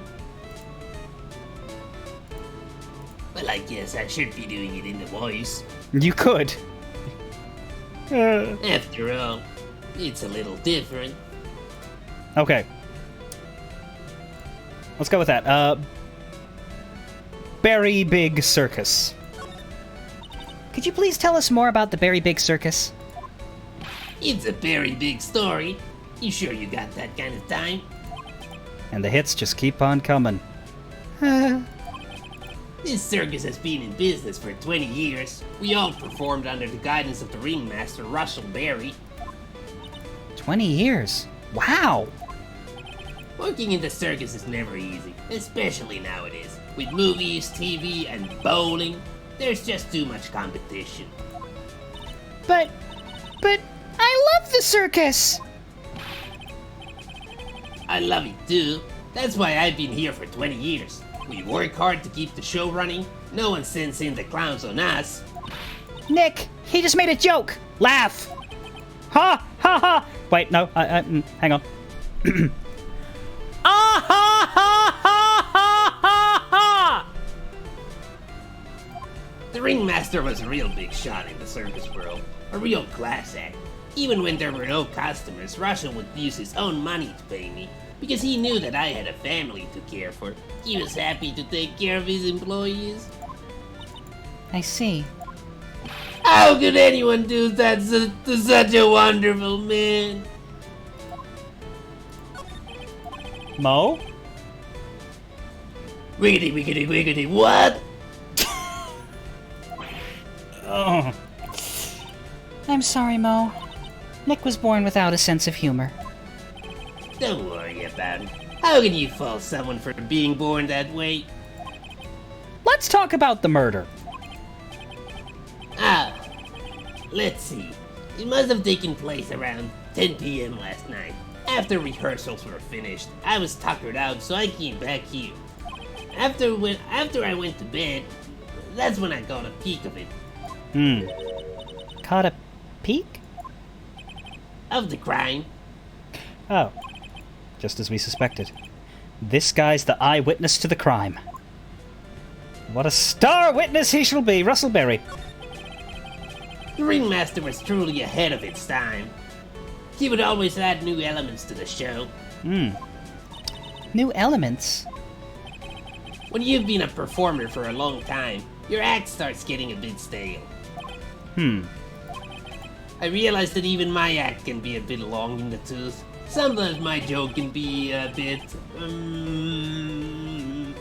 old-fashioned. What, like racist? A bit long in the tooth? But that make-believer takes things too far. Make-believer? The magician, the one that thinks he's all high and mighty. He had the gall to say to me, "You're one of those funny types, right?" What does he mean, one of those? Well, the joke's on him now. On him. Yep, you got on everyone's nerves. The day of the murder. Go ahead. Nope, no way, just forget I said anything. Jesus, that was a terrifying face. I bet he's still hiding something about Max. What you witnessed. You say you saw the crime. Do you mind telling me what you saw? Well, the police told me that I can't share my story with others. Don't say a word, pal. I'm just gonna have to let these lips stay zipped. That's not fair! I guess you're right. Maybe I can tell you a few details. Yeah. But only if you can get it all stiff lips here to make with the funny. What? Stiff lips? Wait, do you mean me? Nick, you can do it. What's the matter? Just getting ready. Okay. Do you know why I, Phoenix Wright, am a great lawyer? Because I'm right all the time!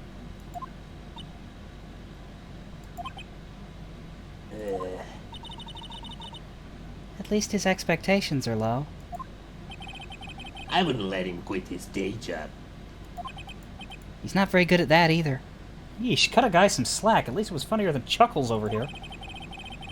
It wasn't the greatest joke I've heard. But you did try, so I'll tell you what I saw. Oh, good. I'm sorry he's incapable of being funny, Mo. That night, once I had tucked myself into bed, I heard this amazing noise. It was incredibly loud. It sounded like a giant sup. Once I heard it, I jumped out of bed. That's when I saw, without question, without a doubt, it was that magician. That's all I saw. But it just proves how terrible that man actually is. He knows more about Max than he's letting on. And considering that artist's rendering, I didn't exactly see a lot of Max in that, We can't call him on that because he didn't show us a photo. Alright, let us see if he reacts to any evidence. Attorney's badge! What do you think about this? Anything come to mind? Ah, you want some advice on your development as a comedian, right? I see. Well, this is what you do. When you tell a joke, imagine everyone's wearing underwear and dancing the lambada. I think that's enough advice for now. Nick, he was giving you good advice. Don't be so close-minded. Right, Magatama isn't for you. Crime photo? Probably nothing. Oop. Russell! How could anyone do this to you? Mo's taking this really hard. Max's hat? It's that uppity faker's uppity top hat. They found this at the scene of the crime, didn't they? That's what I've been told. Unbelievable. That jerk killed the ringmaster. It really is a shame what happened to the ringmaster, huh, Mo? It seems that the ringmaster was truly a great man. Nope, nothing on this one. And does he say anything to Max's new salary? He might. He does not. Okay. I feel like he should. I feel like he should probably say something to Max's new salary. Let's look at people's faces. You got anything to say on Maya Fey? This is very funny. How am I supposed to know about people who aren't in the circus? How about Max? If he thinks he can kill the ringmaster, it's only just that he should die too. Only just. So. Mo! Sorry, I crossed the line. But he truly is a disgusting human being. Why do you hate him so much? Let me tell you this one story. The morning before the murder, something terrible happened. Max clocked Ben right over the head as hard as he could. Yikes. Ben? The ventriloquist with the speech impediment? You should go to the cafeteria and investigate for yourselves. The cafeteria? Let's just say there's gotta be more something interesting there.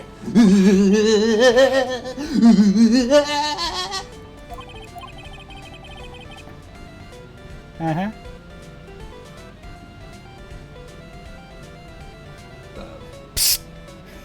Letting me jump.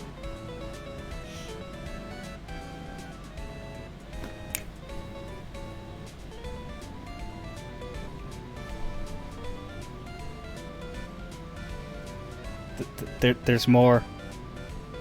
Oh, I'm not seeing it. The very big circus is very big, isn't it?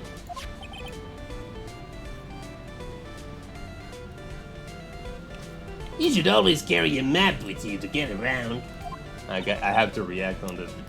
Ah, thank you. This is an atlas. Oh, I killed myself. Really? I'm dying here. Cornery! Cornery! Now he's just laughing to hear his own voice. Circus map! Add it to the code record. Okay, that was on Max. It was at the bottom, like after all of the segments. Like there's like a segment that says presenting Max's profile leads to. Like you have to skip all the way to the bottom because You were betrayed by the script. You were betrayed by the script. Okay. I'm gonna go through the rest of these, though I assume that the next two aren't gonna give me anything new. Nope, nothing for Gumshoe, nothing for Franziska. But probably something on Regina. Yes. And now I lost my place on the script. Regina. That's Ringmaster's daughter. Regina. Ever since she was a little girl, she's been watching the circus performances. Cuter than a little Bobby Maltese, that Regina. If only my Larina was that cute. Larina? Ah, Larina is my daughter. She lives with her mother now. It's true what they say about the tears of a clown.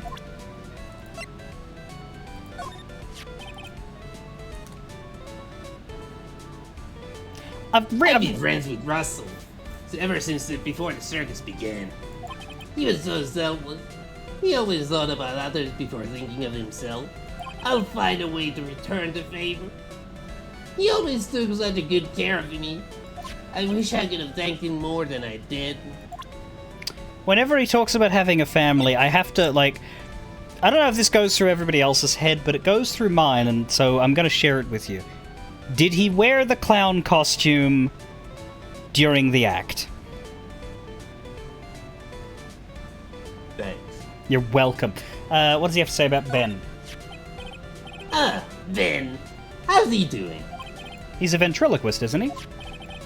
That's right. Boy, was I surprised when they told me his secret. He's got a second mouth where his belly button should be. Just kidding. Ben wouldn't tell me a single thing about the murder. Ah, that's a simple problem to solve. He won't talk if he doesn't have his puppet Trillo. Trillo? If Ben doesn't have his ventriloquist puppet, you'll barely get a word out of him. Really? Master and puppet. Sudden Metallica.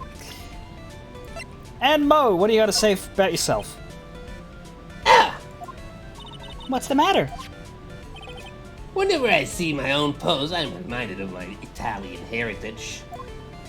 Ah, I see. It must be because you have one of those Roman noses. Roman all over your face.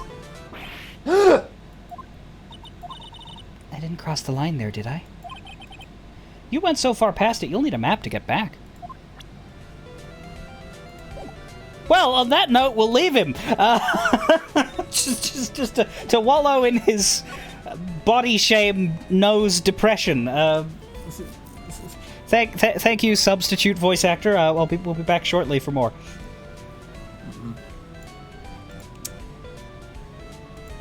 I wasn't sure where that was gonna go.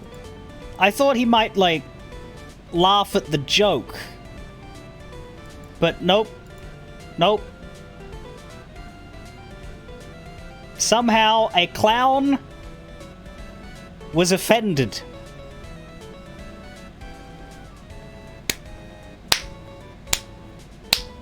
I'm impressed by that. I am unironically impressed by that. Managing to offend a clown, it's an achievement to me.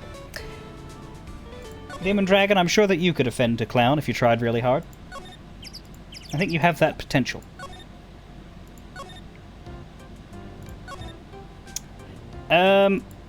Cafeteria, I don't know where that is. Let's keep looking around. Here it is, Big Top Cafeteria. Keep our cafeteria clean. December 28, Big Top Cafeteria. Ew, this place is gross. Actually, I'll turn the sound up now. We only really need it down.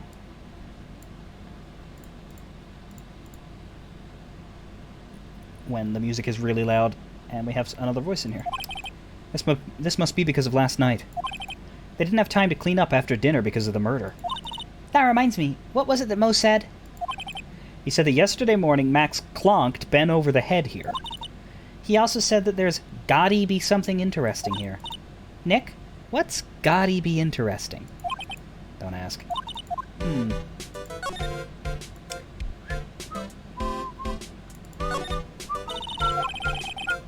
Keep our cafeteria clean. Doesn't seem like anyone ever read this sign, huh? Maybe they should make it easier to understand. Clean or die! Well, that would definitely make them clean up. It's like the George Carlin routine where he like compares the two most. He compares two like U.S. state slogans, and I can't remember which states they are. Maybe the Americans will know, but he talks about how one state's slogan is "Live free or die." And then he compares it to another state whose slogan is famous potatoes. This is strange. There's nothing on top of this stand. Look here. Max is written on it. It must be his VIP table. A bit small to be a VIP table? You won't put in a 10-course meal on this. Well, he could still eat hamburgers, right? I think one of them was New Hampshire, but I don't remember if it was the intense one or the stupid one. The kitchen is over here. Everyone must have taken turns cooking. There's a duty list posted here. I wouldn't mind trying my hand at cooking for this many people. Maya's killer hamburger. You'd try it, wouldn't you? Ah yes, Maya, you can go get a job at the Heart Attack Grill. Live free or not? Was that intentional? Live free or not? it's so fucking casual. Live free or not. You know, you do you. Bulletin board for, bulletins. Doesn't look like there are any useful clues posted here. Boring. Maybe we should leave a juicy tidbit for someone to read. Juicy? You know, like a fake clue. Maybe something like, message from the killer. Give it up, Maya. You know Gumshoe would take all that seriously.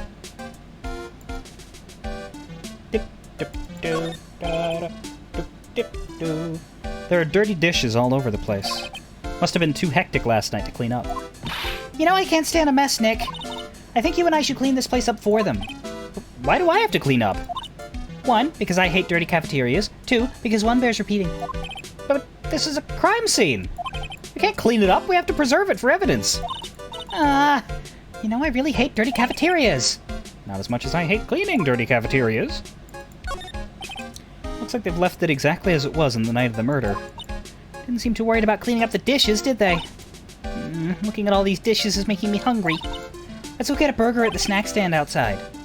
Once we've finished with the case. Alright, let's get this over with, Nick. Here we go. Whoa! Where's the mute button when you need it? Chair's been knocked over. That's what it looks like. It almost looks as if someone knocked it over in a struggle, or used it for self-defense. Or maybe Regent just likes to eat his dinner in the cafeteria. What's this? Must be a juice bottle or something. Watch out, Nick. There's broken glass all over the floor. Huh. Broken bottle just lying in the middle of the floor. Do you think it means anything? There's got to be something interesting there. Huh? Looks like we're gonna have to go back and meet with him. Him? You know the him.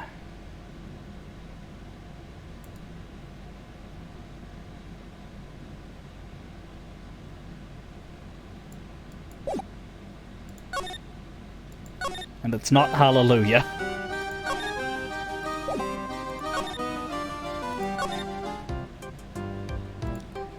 Is that it? Is that just straight back to Mo, is it?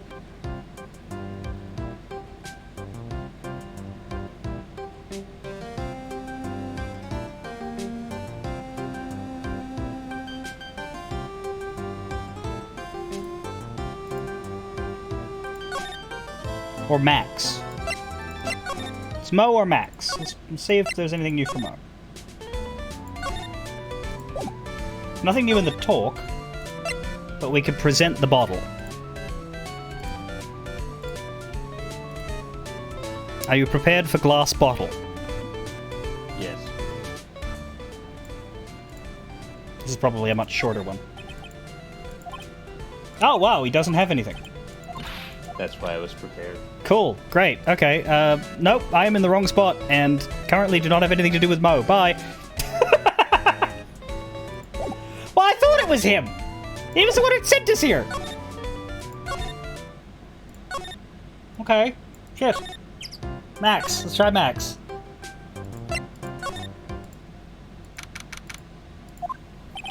Alright, we got lots of things we have to look into.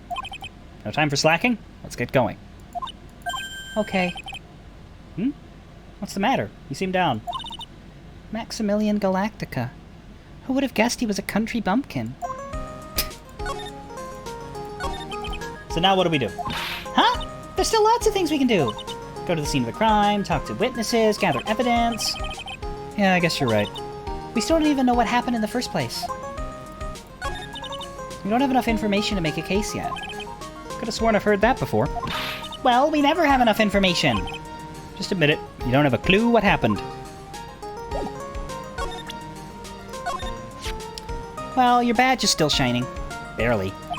Maybe showing a bit of wear, but I try to take good care of this thing. You sure do love to show that off, don't you, Nick? Who knows how many times you've shown it to me? She's right. I whip it out at the drop of a hat.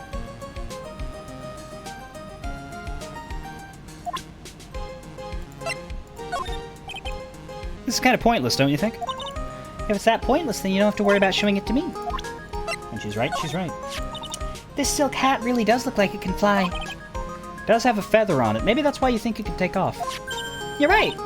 Nick, I bet you could wear a hat like this. This is like one of those hats a famous detective would wear. Yeah, I guess so.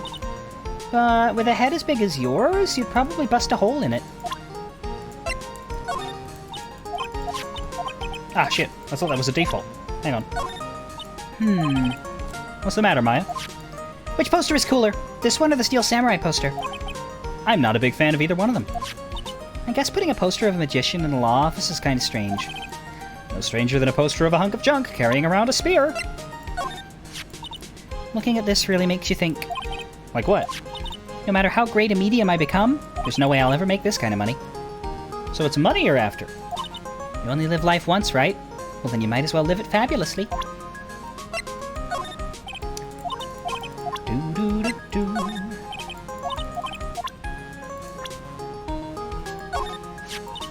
Once you start channeling spirits, they say you lose sight of who you actually are. Do you really believe that? Not really, but just in case, I plan to write my autobiography. Your autobiography? What's the matter? You've been acting strange for a while now. Max, He's just some country bumpkin. So? Why does that matter? He's still a famous magician, right? I guess. But his real name is Billy Bob Johns. Yikes. Poor guy's got 3 first names. Guess that is pretty odd. Oh well, if a big star can do it, then you should pretend to be exotic too, Nick. Big star? Max Galactic is a pretty big name. Anyway, What do you think about Naruhodo a Raito?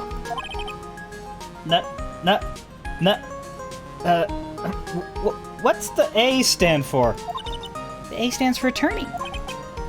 I'll think about it. I got an achievement!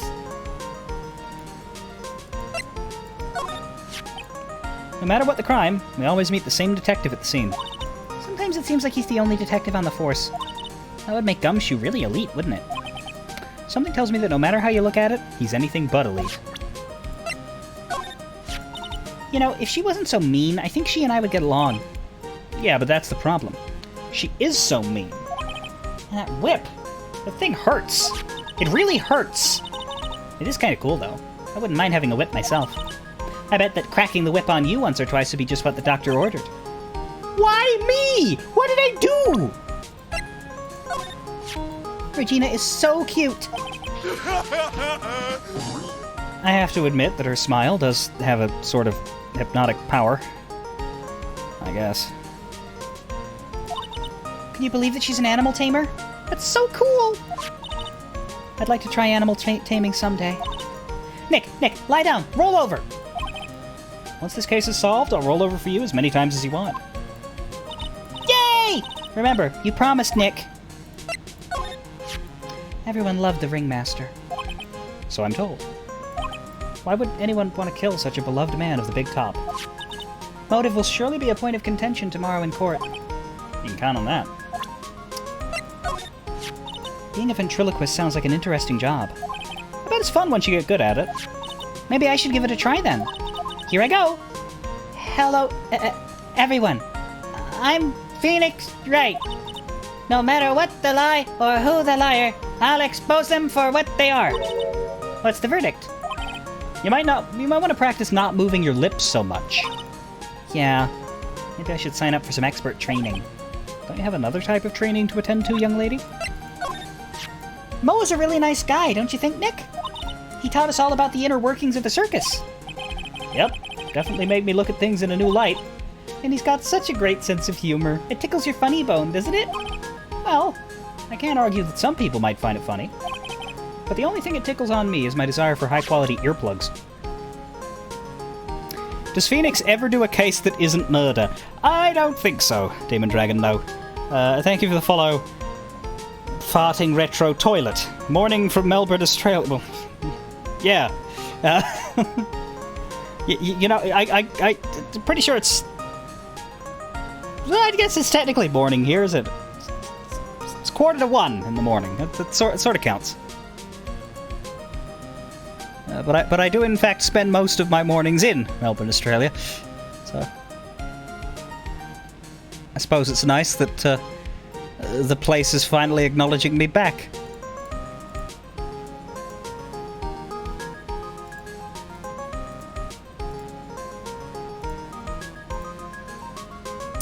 Okay, we don't actually have anything to do with Maya here. Ah, there is an update for Max. Oh, it's my 2 sweeties. Welcome to the detention center. Did he just call me his sweetie again? What's on today's agenda? What can I help you with? Well, we've gathered quite a few clues. Wonderfully fantabuloso! I mean fabulous. That's why we came to meet with you again. What's wrong? Quit making such a scary face. Okay then, Max. Let's make this absolutely fabulous.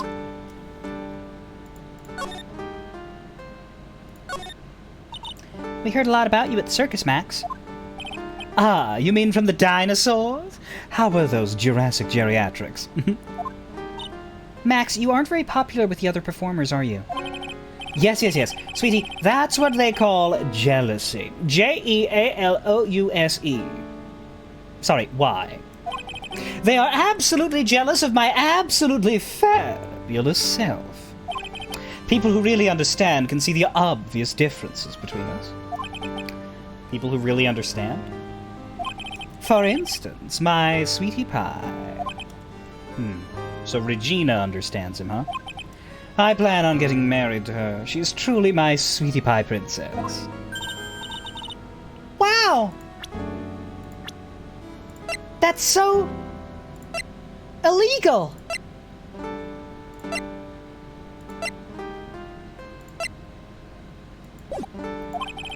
It's already in the works. Oh? That's strange. Regina never said anything about actually marrying this joker. You met with the ringmaster on the night of the murder? Yes. I was with him around 10 p.m. once I was done with practice. I went to his room right after we finished. They found the ringmaster's body in the plaza in front of the lodging house. Yeah, I heard about that. He needed to step out for a bit, so I waited in his room for him to return. Huh? Sorry, Max. I have something I must attend to right now. Do you mind waiting for me right here? It's pretty cold outside. Where's your coat? It's all right. I'll be right back. It should only take about 10 minutes. But baby, it's cold outside. And then? I waited for him. But he never came back. Did he go to the plaza where the body was discovered? Possibly. The snow had tapered off a bit, but it was still very cold outside. Plus, it makes a sort of logical sense. If the body was discovered there and his was the body that was discovered, then his body had to arrive there somehow. Quite possibly while he was still alive. But I have no idea what he went off to do.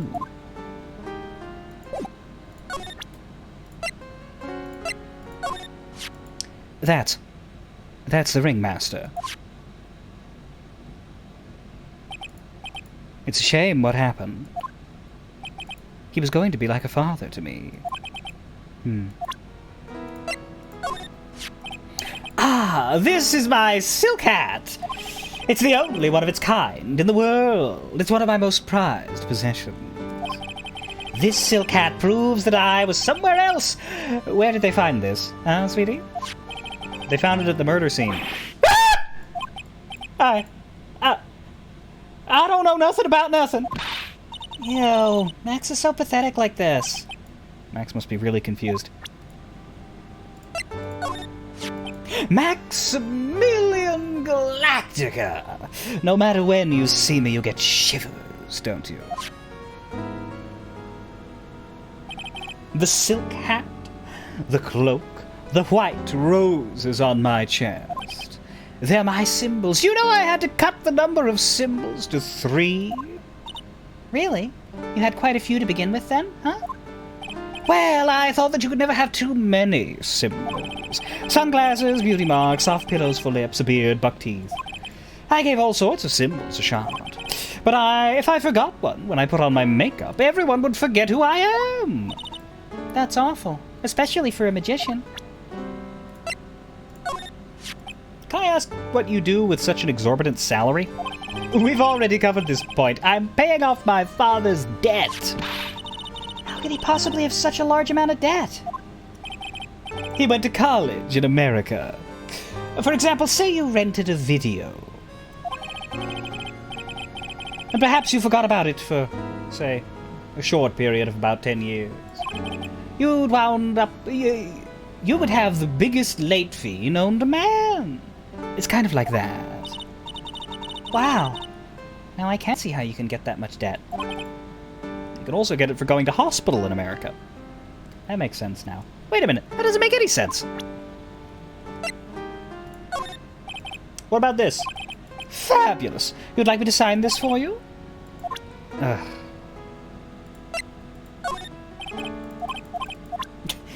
Sign this broken bottle of orange juice. No. So, oh wait, no, I've actually done this one.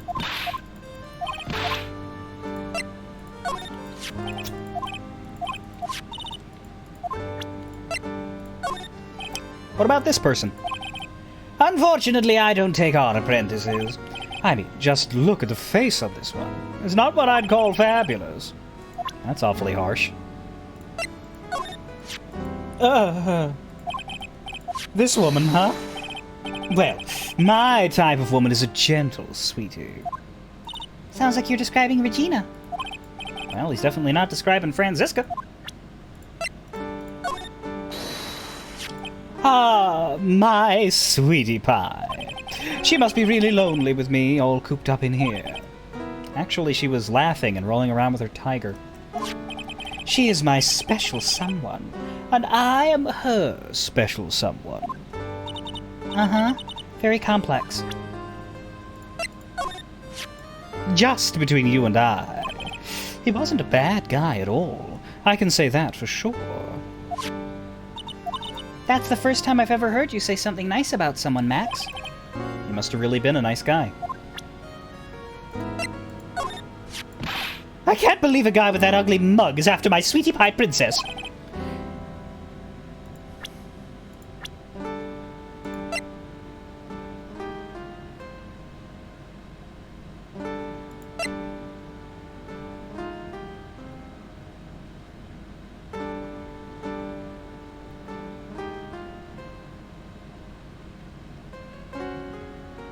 I hate this case. Especially after she has eluded my charms for such a long time. There isn't much you can do about that, right?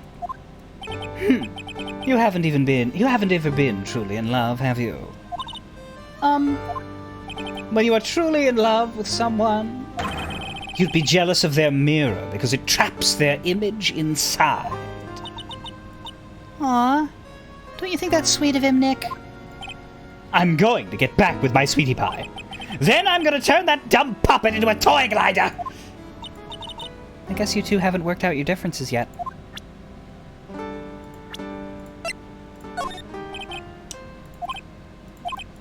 Yikes. Doesn't have anything to say about Mo. Doesn't even recognize him. Alright, let's try the Megatama. I think we have the things we need now. I'll just double check so I don't make a mistake. Yeah, okay. We do. Take that!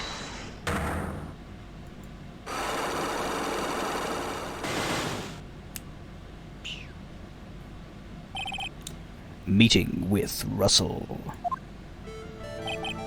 Last night you met with the ringmaster, correct? To negotiate your salary and such? Exactly. We reached an agreement about the salary for my 6-month-old contract. That's the truth? The whole truth? What do you mean? You just went to his office to negotiate your new salary? I hate lies, and I hate liars even more. What are you insinuating? Do you have any proof that I did something other than negotiate my fee last night? Well, you got a raise a week ago, mate. Take that! That It was on the table in the ringmaster's room. You weren't lying when you said that you received quite a raise. Is there a problem with being well compensated? Not with the compensation, just with the date. This is dated a week ago. Max, you finished your contract negotiations a week ago. Fabulous! All right, I'll tell you the truth. That night, the ringmaster called me to his room. He called you? Why did he do that? Sorry, sweetie, that's private. The ringmaster called him. I wonder if there was some sort of problem. Max? Perhaps you could share with me what you two spoke about. Well, not if I don't have to. Isn't this why the ringmaster called you into his room that night? Because you smacked someone on the head with a glass bottle, enough to break it? Take that! Isn't this why you were called to the ringmaster's room that night? Where did you get that? The cafeteria. You already knew that, didn't you? Of course. It fell and broke on the floor. He's still hiding something else. Max. What is it, my sweetie? Didn't fall and break on the floor. You used this bottle to clunk Ben on the head. Ben.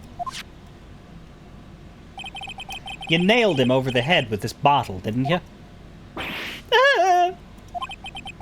And that's why you got called to the ringmaster's room that night. Fabulous! You might as well be a magician!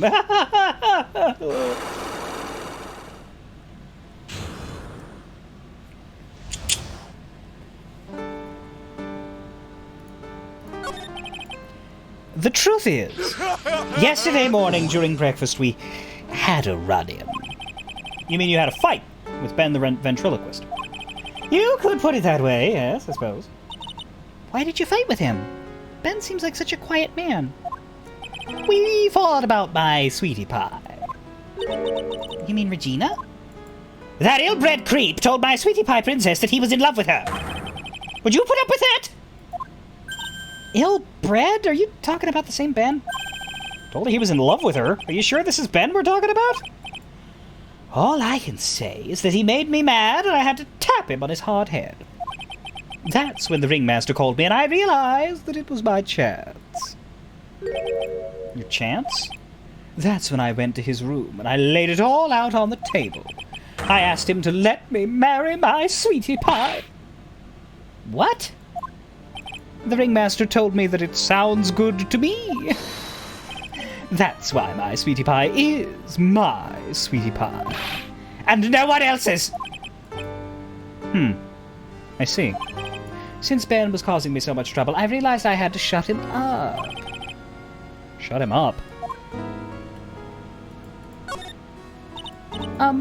What do you mean by shut him up? You don't know, do you, my sweeties? Trillo can't say a word. Not without Ben. Trillo? The puppet. The ventriloquist's puppet. Its real name is Trilloquist. But a puppet doesn't talk. I know, that's why I hid it. Before the police came and took me away, of course. If that puppet started flapping off at the ball, sir, I'd be screwed. You hid him? You mean the ventriloquist's puppet? You are so smart, sweetie. Where did you hide him? What? Sweetie, you aren't thinking of trying to add him to my defense, are you? Well, Ben does seem awfully lonely without his puppet. Fabulous! That should have taught him a lesson. Okay. I hid Trillo in the ringmaster's room. You don't mind going there and getting Trillo for me, do you, my sweets? No problem. None at all. Thank you, Max. You know, I just can't stand to see my sweeties in a jam. Then don't go hiding puppets. And if you go hiding puppets, well, you know.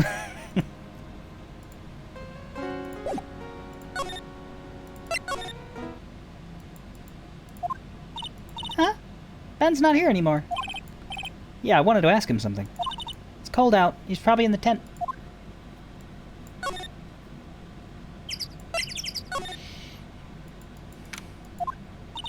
What do you think, Nick? I wonder if we've been making any progress.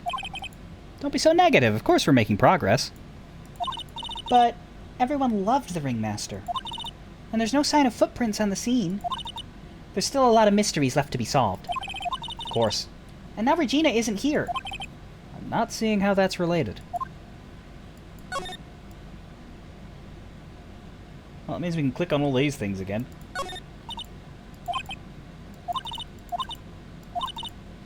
What the fuck? The seats are so far away from the ring.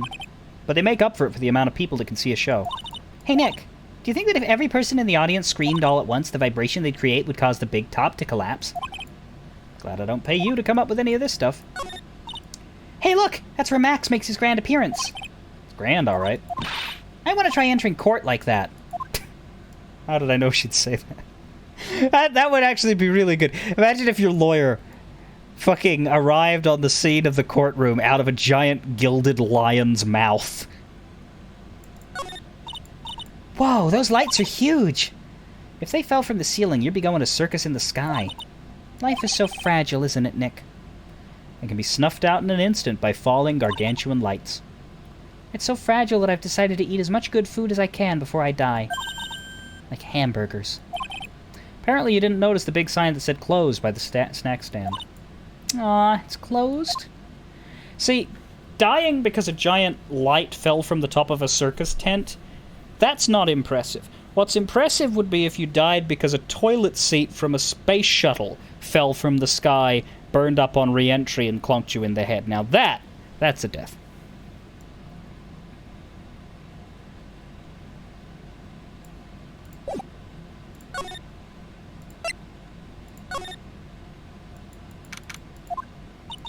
Looks the same as always. Great big mess. Considering how messy it is, I bet they wouldn't notice if another poster went missing. Will you just stop it, you poster pilferer? I'm just kidding. You know I already got one of these posters. You mean stole one of these posters?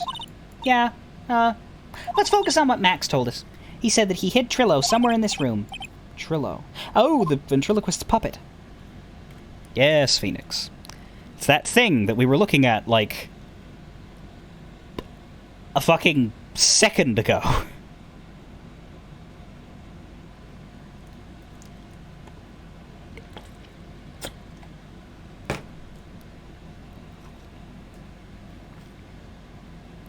One sec.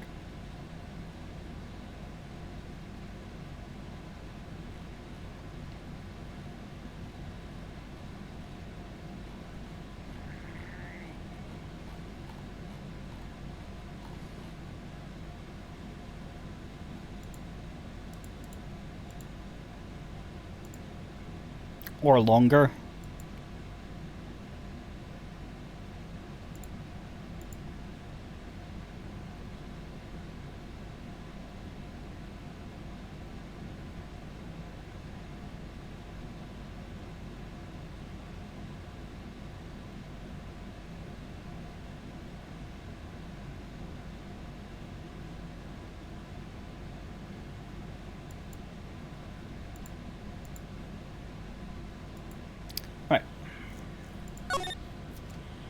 I think it's this, but oh, maybe not. That one's already ticked. So where do you put the fucking... Oh, here. Trophy cabinet. I mean, the trophy cabinet is see-through. I don't see a puppet. Nick, look at all the cute trophies. Indeed. Just look at all the awards this circus has won.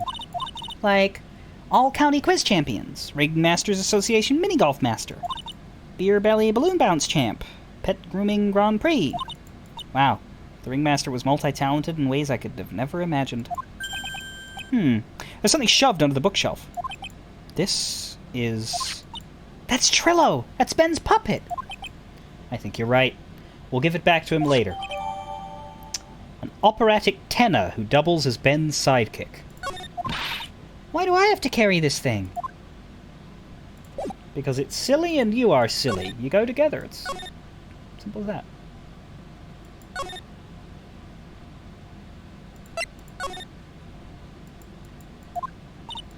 Oh, hey Ben! Hello. Hello to you too. It's awfully cold today, don't you agree? Yeah, I do indeed. Don't you think it's cold, Nick? I don't see how talking about the weather is helping our case. Tell us what you know about the murder. Do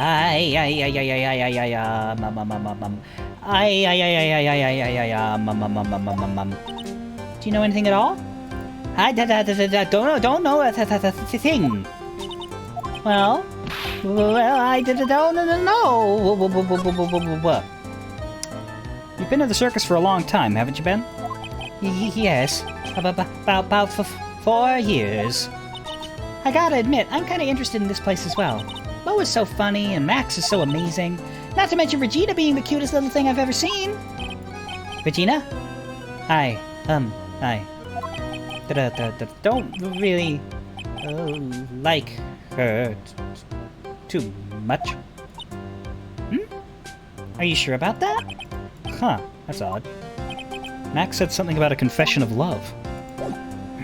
Well, we're not getting anything really out of him until we give him his thing, but let's... Yeah, he doesn't react to evidence yet. Does he react to the bottle? No. Really? Figured he'd react to the bottle, but we'll give him Trillo. Ah, Ben? This is yours, isn't it? Yes, that's mine. Here you go. Trillo Quist returned to Ben.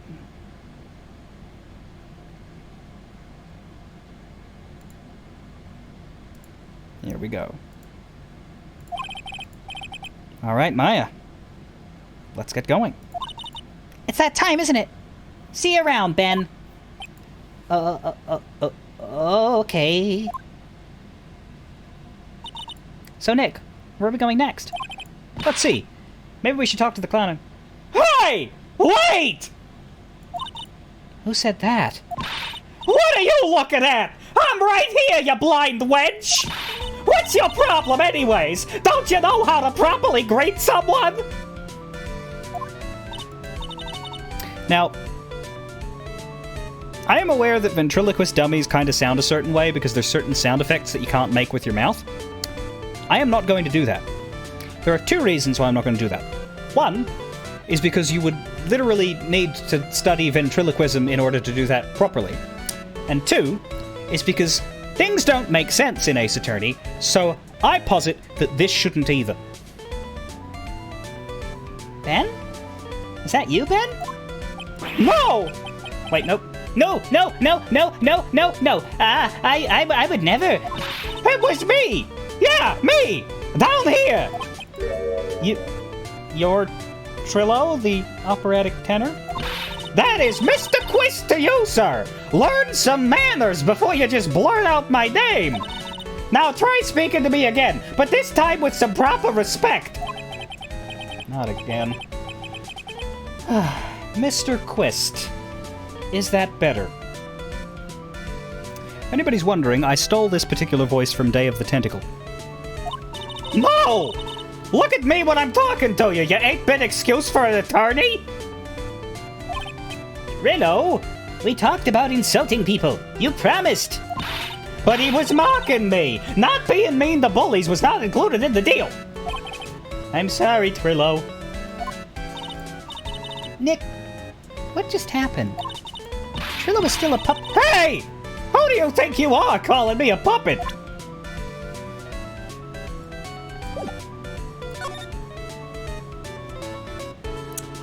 So what happened? Actually, do you react to anything if I look at things in the cafeteria? Does he speak up now? Looks like he doesn't. They also have ticks next to them. Tell us what you know about the murder. You talking to me? I said you talking to me! Don't look at him when you're talking to me! Trillo Quist, you behave, young man. Shut up, Woody! What murder are you talking about? You mean the one where they offed the old man? I guess so. No need to make such a fuss about things. That old mutt paid us all peanuts! Trillo, you can't say things like that. I didn't raise you to be that kind of puppet. Don't you have nerve pills or something to take right now? These two are really an odd couple, aren't they, Nick? Okay, I'll talk. Gramps got clobbered over the head. Let me lay it all out for you. The pay sucks, the clown sucks, and my partner has his hand up my pants. Your partner? You mean Ben? Yeah, the creepy old guy who never finds it in himself to leave me alone. Tell him to back off for me, will you? He's just another one of the dorks around here. Oh, my. But I'll be fair. In this cesspool of human garbage masquerading as performers, I found my Madonna. Your Madonna? Regina.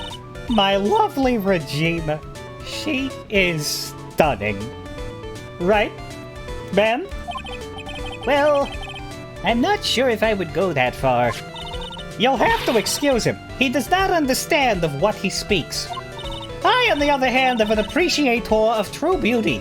Hence why I shall marry her. Marry?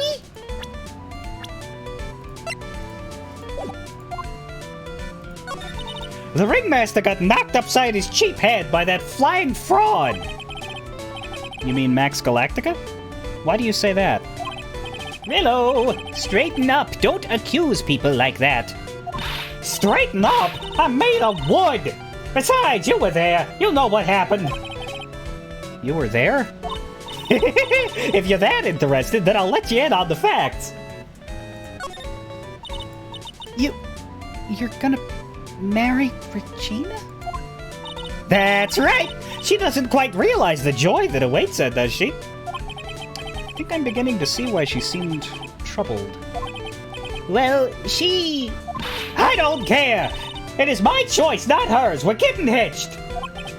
I know you think that, but what? I gave her a special gift. I gave her the wonderful gift of song. You gave her a song? Well, I am a renowned tenor. You'll be happy to know that I've decided to grace you with one of my songs. Me, me, me, me, me, me, me, me, me. I want you to touch me. I want you to kiss me. I want you to... The rest is private. Well, the melody is pretty good. Those lyrics. I think they need a little work. Who asked you? I'm the artist here. Thanks. Now that Trillo's here... Does that mean you can talk normally now? Hey, buttface! You must be looking forward to tomorrow, aren't you, Mr. Ambulance Chaser? You know, it's time to get rid of that pesky magician once and for all. Trillo?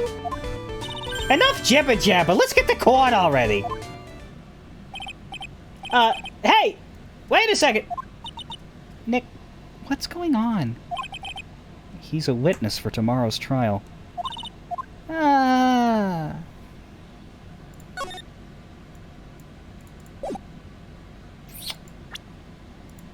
Yeah.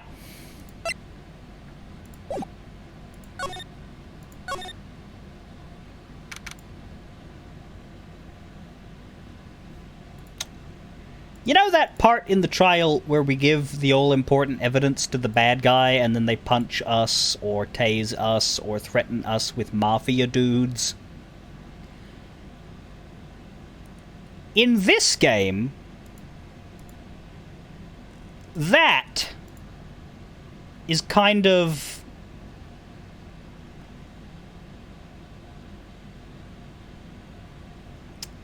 the closest thing we get.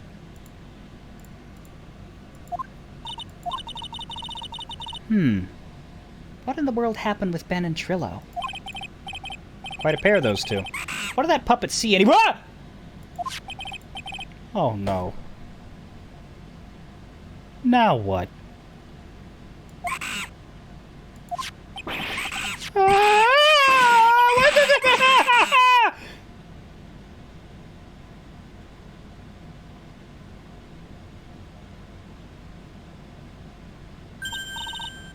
Hey, welcome back, Nick!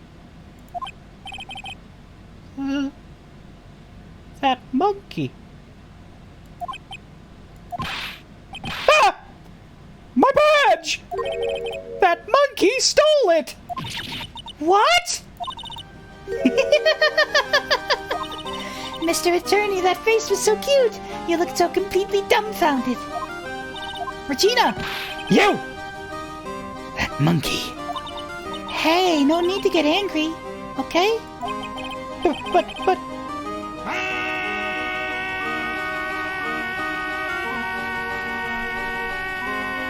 Yes, in fact! I'm so angry I could fire a laser out of my mouth!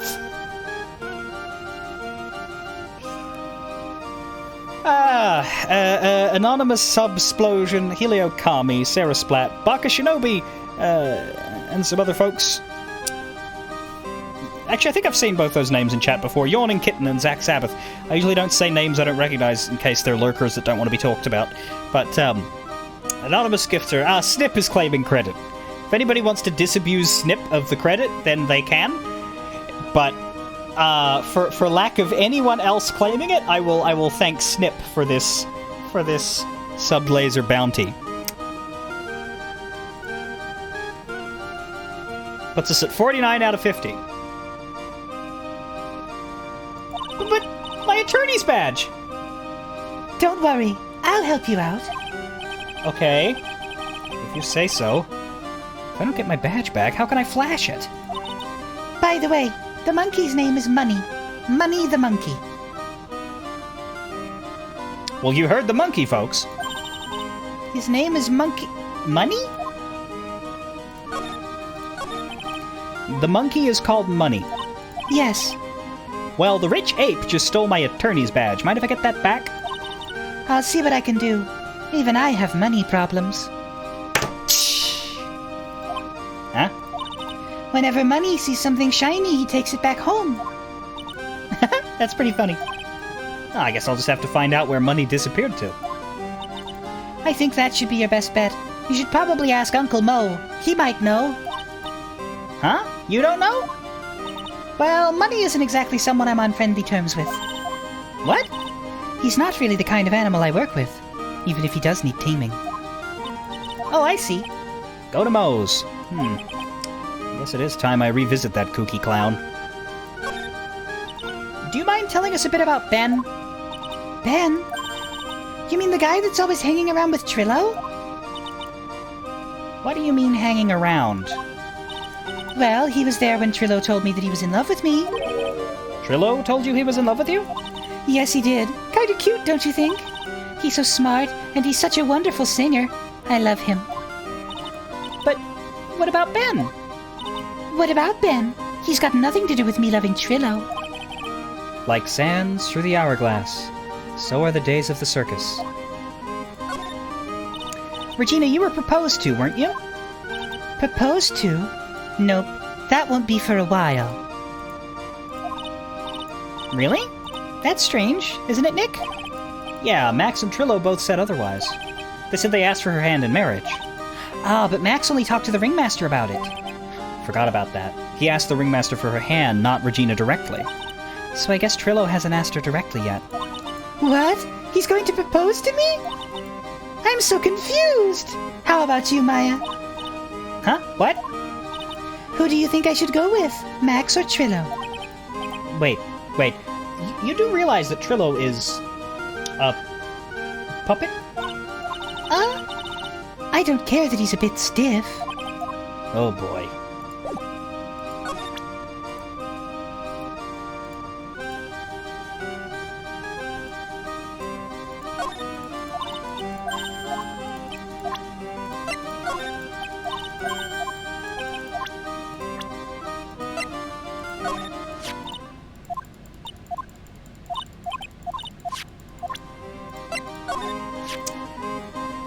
That guy. His name is Ben, right? Huh? You don't know him? I don't know. He didn't really catch my eye. He's friends with Trillo, right? Wait, we're the ones asking questions here. That's Mo! He's such a funny clown. He's been a good friend to my dad for a really long time now. He was good friends with the ringmaster? My dad always said, when it comes to who I can entrust the circus to, it's definitely Mo. Yep, that clown is one lovable stooge. Don't you think so, Neck? No comment. Speaking of Uncle Moe's, let's go get some birthday fries. Huh? Detective Gumshoe took off already. Yeah, probably because we ditched him earlier. I bet he and the other cops got lonely and headed back to the precinct. I like how he told us we were barred from the lodging house, and yet we just went straight into the clown's house. Oh, shit. Hang on. Oh my! If it isn't Mr. Wright all the time. Damn it. Ugh. It's alright to be wrong every now and again, right?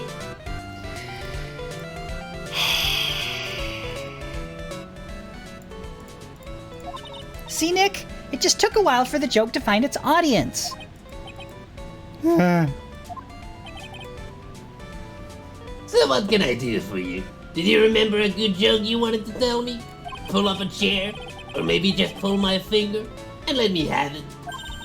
We're going to get the same sound effect either way, aren't we? How did you know I put a whoopee cushion on the chair? You really know what it takes to be a clown, don't you?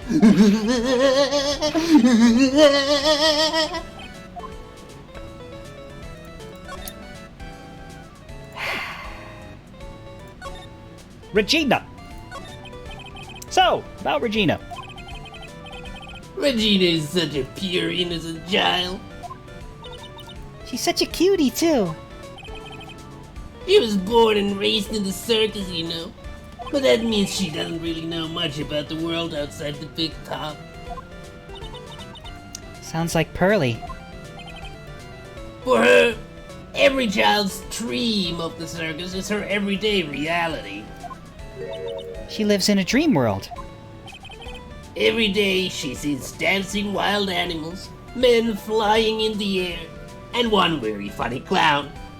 The funny thing is, that all seems normal to her, because it is her everyday life. Guess that explains why she thinks she can marry a ventriloquist's puppet. Don't ask me if her reality is a good thing or a bad thing, though. A clown sees life simply, without complications. Yes, yawning kitten, I agree. See, we've actually fooled you, or I've fooled you into thinking that I've gotten someone else on to play Mo the Clown for me, but in fact, I'm misdirecting you. See, when Ben and Trillo showed up, I said that I didn't know anything about ventriloquism at all. But I do. I'm in fact a ventriloquist master, and whenever Mo the Clown speaks, I don't move my lips. See? Have you ever heard of a monkey named Money? Ah, yes, money! He stole my attorney's badge! Well, money does love shiny objects. It makes sense that he'd swipe your badge. But under no circumstances can you chase after him. Huh? Why's that? Oh, I know! You don't want to get involved in any monkey business, right? Exactly! Bravo! Bravo! Enough joking around, though. Money isn't considered a member of Regina's family. Then who does he belong to? I'll be happy to take you to where his owner is staying. You mean right now? Of course. Shall we go? Should we go with him now, or wait a while? Let's go with Mo! Lodging house, 3rd floor. Acro's room.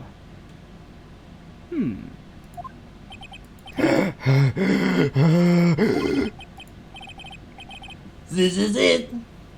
What's wrong, Mr. Wright? I can't breathe.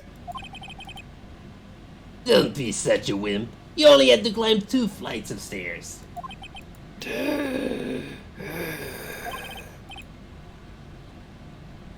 Anyway, this is the place. Acro's room. Acro?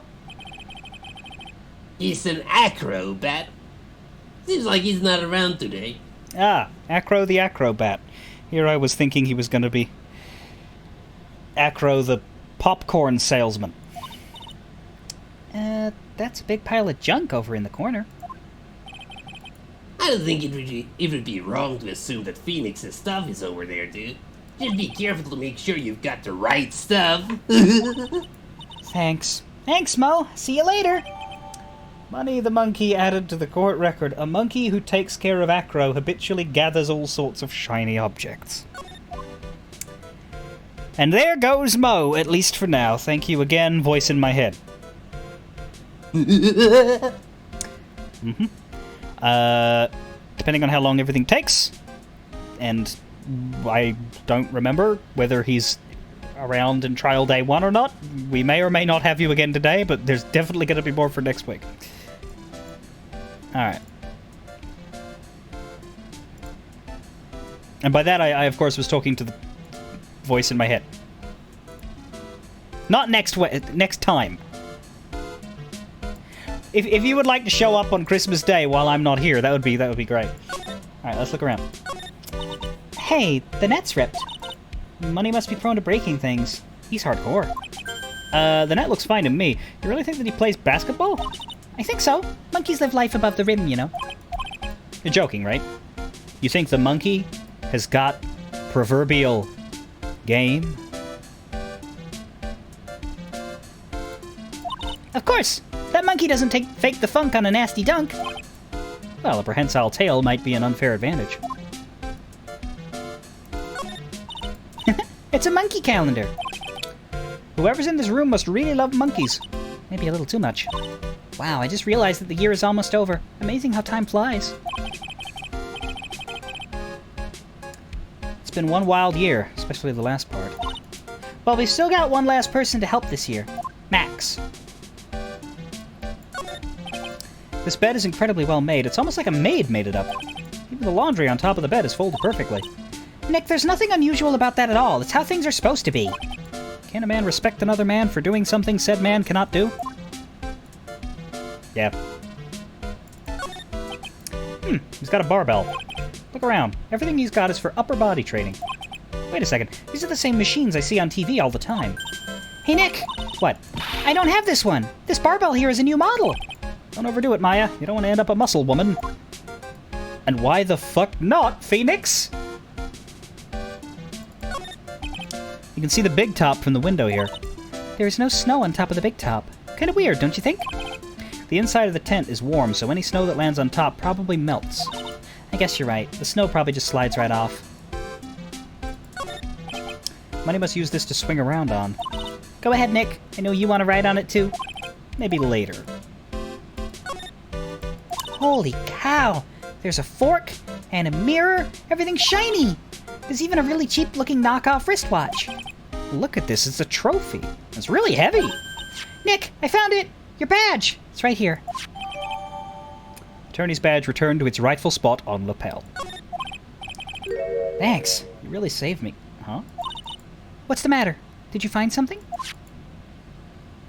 More games should use more games could use characters like Sakura.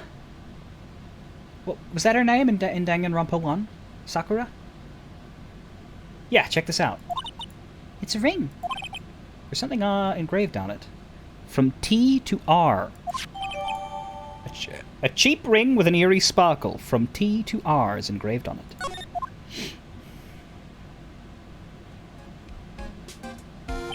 Well, I think it's about time we wrap up our investigation. Do you think we'll win in court tomorrow? Who knows? Even I can't imagine what kind of testimony will come out tomorrow. I'm guessing Mo will be a witness in court tomorrow. Mo and maybe the puppet. Don't worry, Nick. No matter what, we've still got a magician on our side.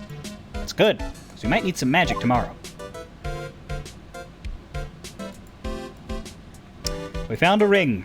Yes. Do we not need to hang around to see if we can find its lord?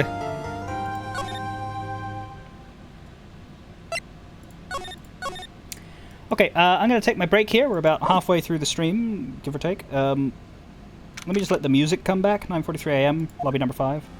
There we go. From T to R, can we get this huge S the hell out of here?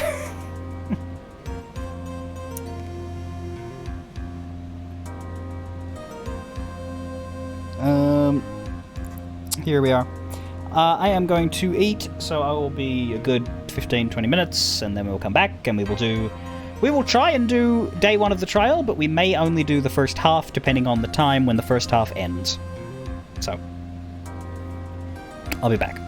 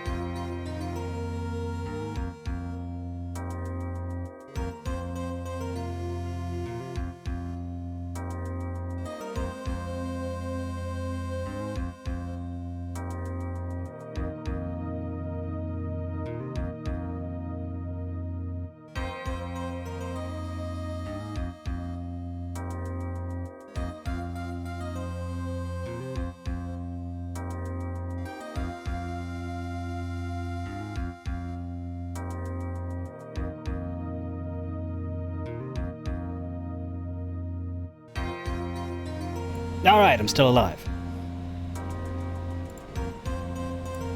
Theoretically. So, let's at least get the first half of this done.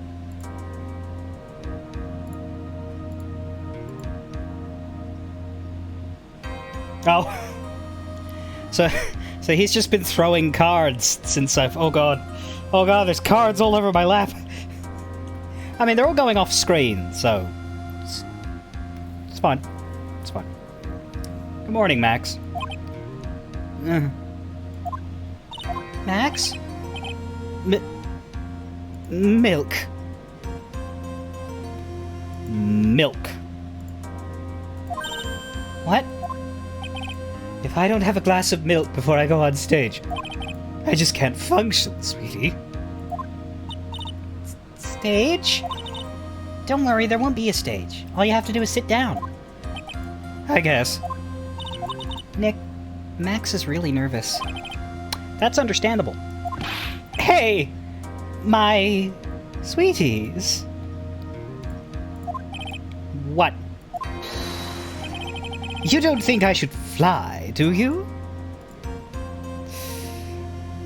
Probably not, Max. Probably not. Huh? You know, you've got to make a good first impression. When I enter the room, maybe I should fly in and warm up the crowd a little. No. We can't be having you fly around the courtroom. Just wouldn't be right. Imagine if you hit someone. Don't worry, Max. Just do what Nick says and everything will be okay. Oh, sweetie! What is it this time, Max? Why don't you try flying into the courtroom? I can see it now. The dashing young lawyer flying fabulously in from above. One glimpse of that and everyone in the room will be on your side. Max, really, no one needs to fly today. Nick? What's with that look in your eyes? I like the sound of that. Dashing young lawyer, flying fabulously.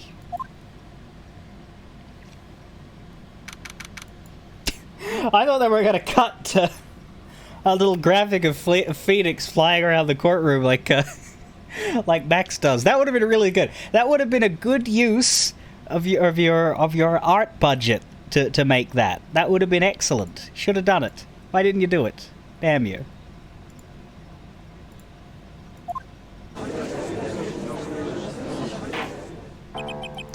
And now the case of one... What? Your Honor, get on with it. Oh, sorry. I just realized that the defendant's name is Billy Bob Johns. So? Well, isn't the defendant also known as Maximilian Galactica? Yes, Your Honor, he does often go by that name. You know, my grandchild is a huge fan of his. I think everyone here wouldn't mind if we call the defendant Maximilian Galactica. It sounds more friendly. Wonder if that is to our advantage. Ms. Von Karma, your opening statement, if you please. I hope you didn't bother thinking you'd win this one, Mr. Phoenix Wright. Huh? That spirit's channeling trial was a sham. I refuse to acknowledge its legitimacy. Right, so instead you're gonna put all your eggs in the circus basket. It did not count. Do you hear me? She must still be upset about what happened last time. You have no chance. Zero, zilch, nada. I am not losing this case. Why, you ask? Because it is not in the nature of a Von Karma to lose at anything. I guess being born with the name Von Karma is a free pass to be arrogant and annoying. Watch and learn, Mr. Phoenix Wright. I'll show you the textbook procedure for proving how absolutely guilty you are. Me? Guilty? What are you talking about? It will be my ultimate revenge. It's not like it'll bring her dad back. There. Opening statement's complete. Now let's hurry and wrap up this waste of time. Very well. You may call your first witness, Miss Von Karma. Detective Dick Gumshoe. Get up there. Now! Sorry to keep you from work, as I'm sure you need any penny you can earn, Detective. Don't mention it! It's no trouble at all! I've been looking forward to this! Also, technically this is work. This is undeniably part of the detective's job.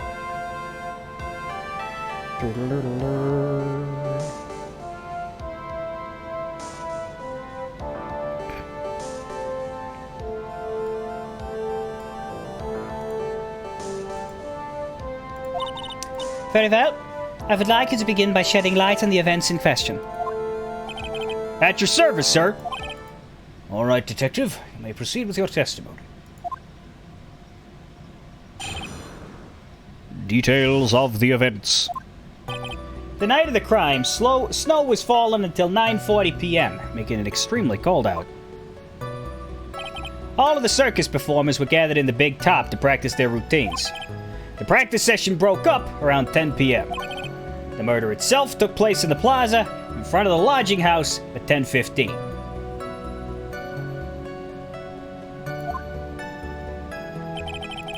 The victim was found bent over a wooden box, dead as a doornail. Cause of death was blunt force trauma that snapped a vertebrae in his neck. I see. He was beaten to death. Here is the autopsy report for the victim. The court accepts this into evidence. Time of death 10:15. Blunt force trauma to the back of the head. A blunt object. Very well. Mr. Wright, you may begin your cross-examination. Yes, Your Honor.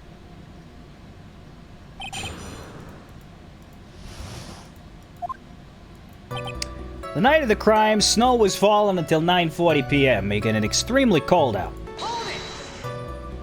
Let me ask you about the snow. It was nearly a blizzard up until the time of the crime. Did it pile up? It wasn't such a big deal.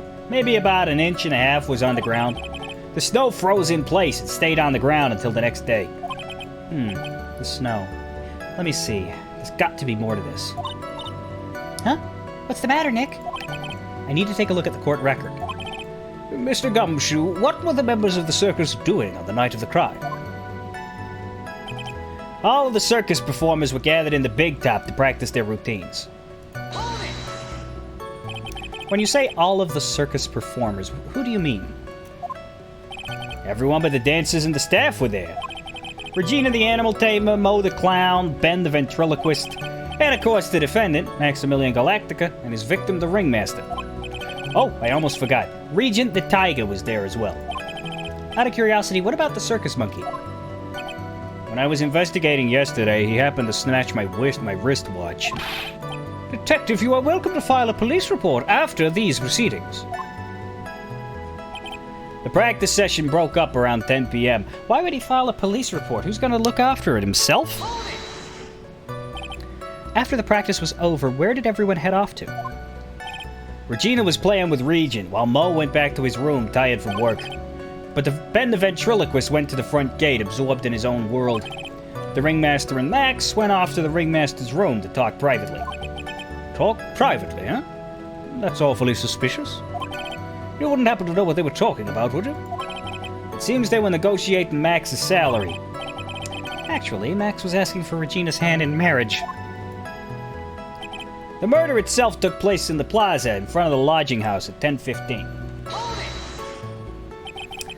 I don't know, Demon Dragon. We managed to cross-examine a parrot. Remember that? That worked out just fine.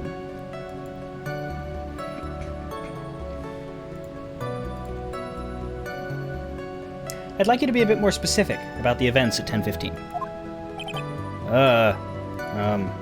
Okay. Not a problem, pal. Good.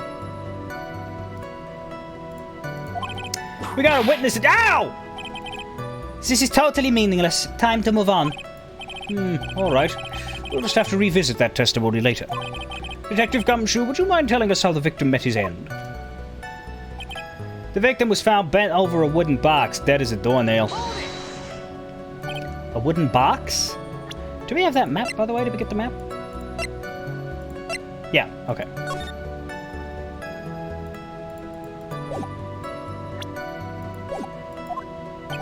That's right. The victim must have been carrying the wooden box when he was killed. Carrying the box, huh? It was a rather strange box, Your Honor. What do you mean? Well, it was much heavier than it looked. Not to mention it was locked. Locked, you say? The victim was hunched over this 20-pound box. It boasts a small but strong lock. This may be my only chance, so I might as well ask some questions. About the box, about the lock, about the contents.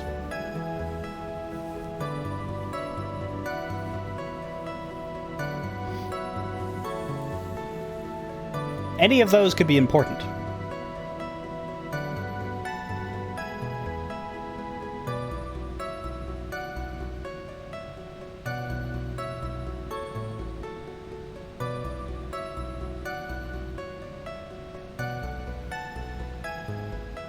I guess the question of how heavy it... They said it was a 250-pound box, but what was in it to make it that so? Do you mind telling us what was inside the box?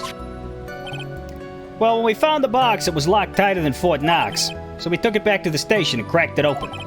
All that was inside was this little bottle.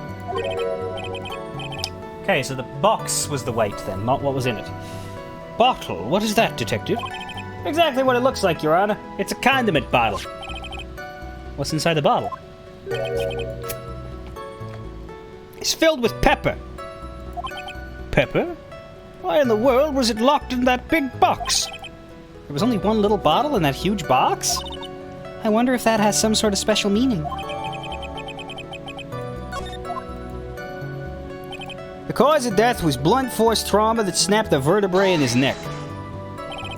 According to the autopsy report, the murder weapon was a blunt object, correct? You've done your homework, pal. And you haven't found this murder weapon, have you?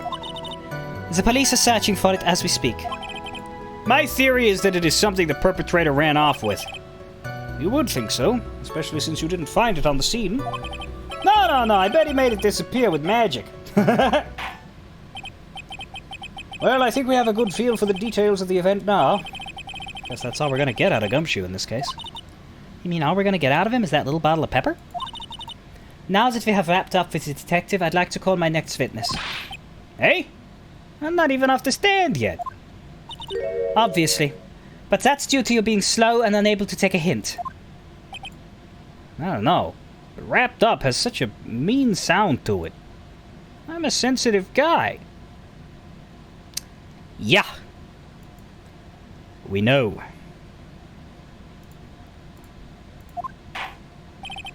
Thank you very much, Detective Gumshoe. You may step down.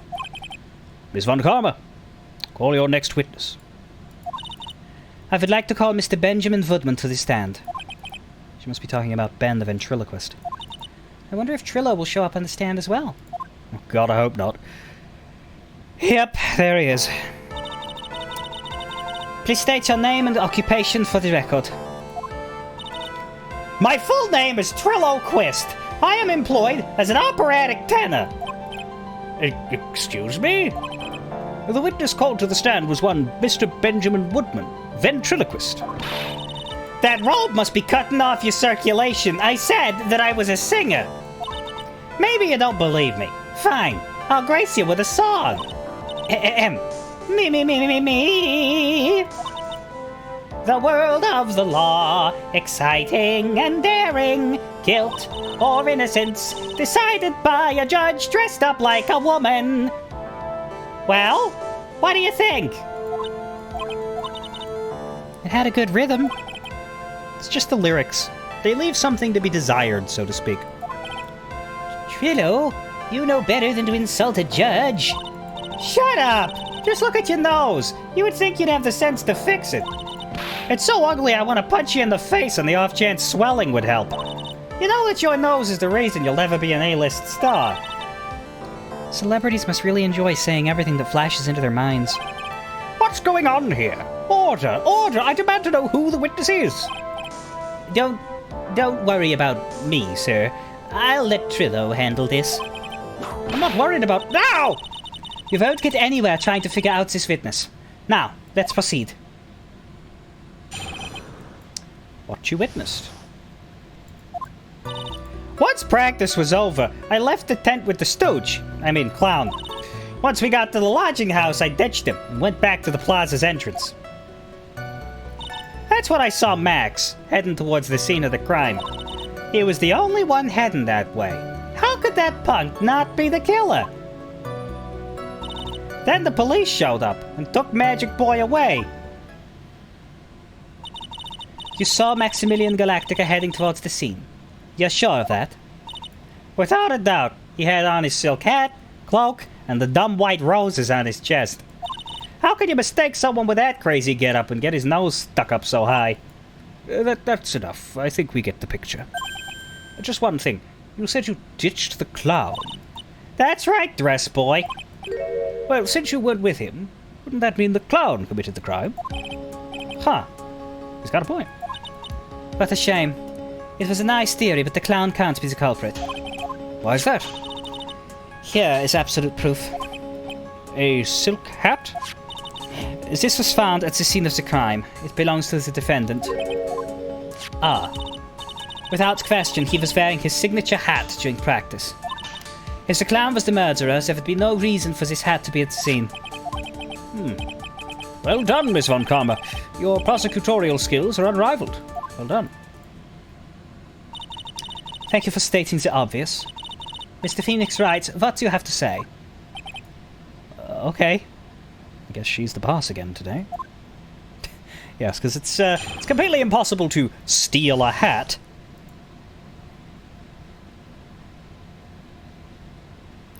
No such thing.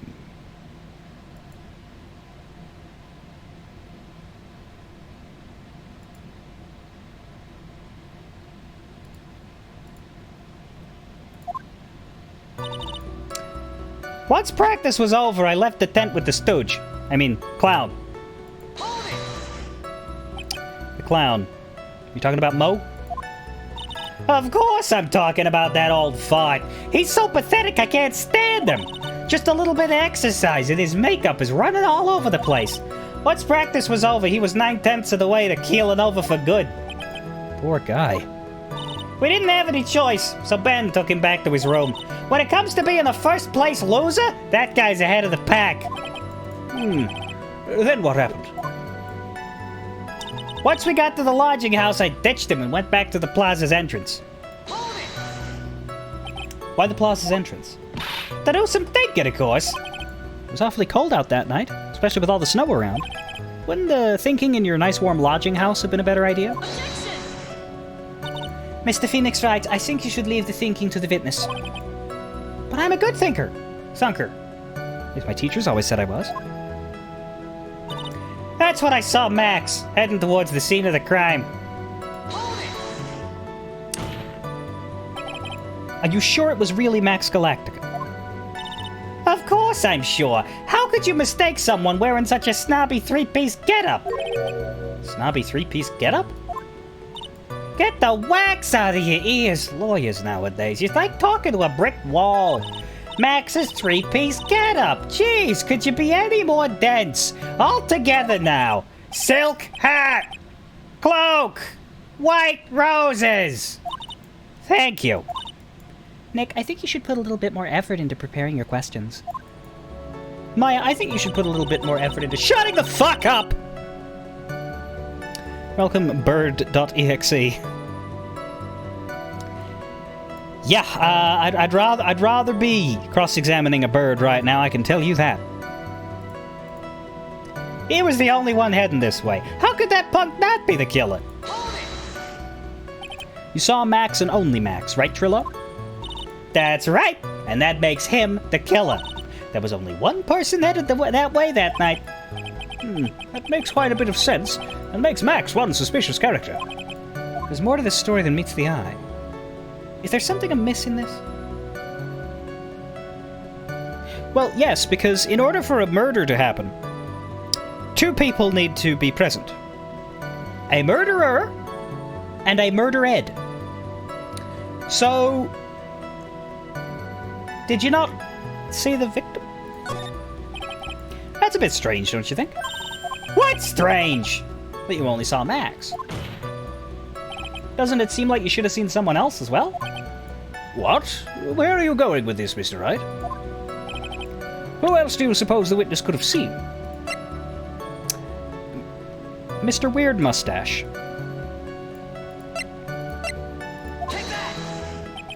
That's the victim. That's correct. If Trillo was at the entrance to the plaza, he should have seen the ringmaster as well. Ah! Obviously, the ringmaster arrived at the scene of the crime before the witness could have seen him. Anyone with sense could have figured that one out. What are you talking about? The ringmaster and Max went together to the ringmaster's room. Is that according to the defendant? A likely story. If Maximilian Galactica was supposed to be in the ringmaster's room, why was he, just as the witness stated, at the scene of the crime? Ah! I see. It seems that at this stage I have no reason to doubt the witness's testimony. There are clearly no conclusive contradictions. He's right. A brilliant judgment, Your Honor. Now let's move along with the testimony. Trillo wouldn't happen to have an ulterior motive for incriminating Max, would he? Well, Max is part of that bitter love triangle with Regina. Yes, indeed.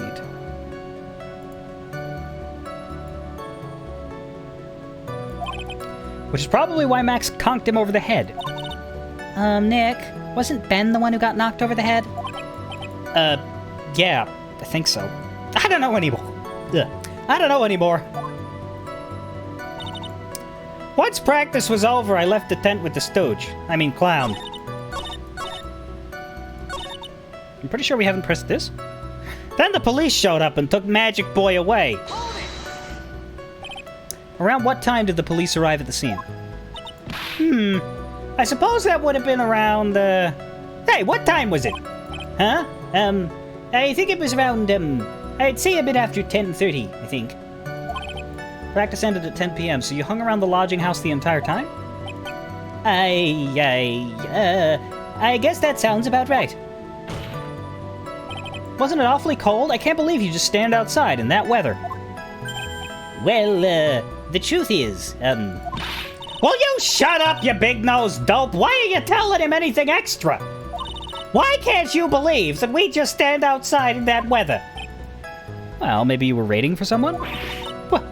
What? Who said we were waiting for someone?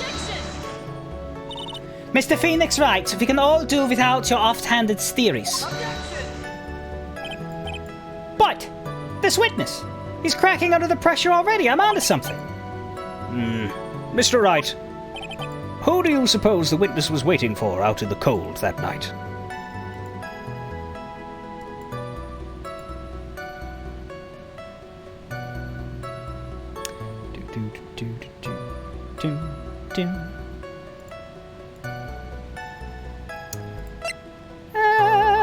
Clearly he was waiting for a bottle of pepper. Yes, he was waiting for the monkey. No. He was waiting for Regina, of course. It's the only one he cares about is Regina. Well, if he was waiting outside in the cold, it was only for one person. And one person only. He was waiting for the animal tamer, Regina. Wah! You were waiting outside for Regina to come back to the lodging house. Am I mistaken? Give me a second. I need to I need to replace my head. Okay, got it. Is this true? Well, you can't really ask me that question. Who cares who I was waiting for that night? What's important is what I saw. Don't you forget it. Well, the puppet may be a bit stiff, but he's right. All right. There is obviously a reason why this witness was there that night. He spent all that time waiting for Regina to arrive. Moreover, even if someone else would have walked right in front of him, I doubt he would have paid them a second thought.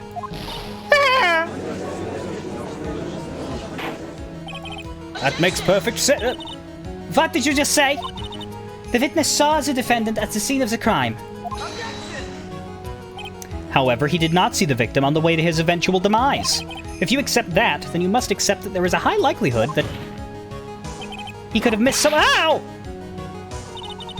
There is absolutely no proof that the witness was waiting for the animal tamer.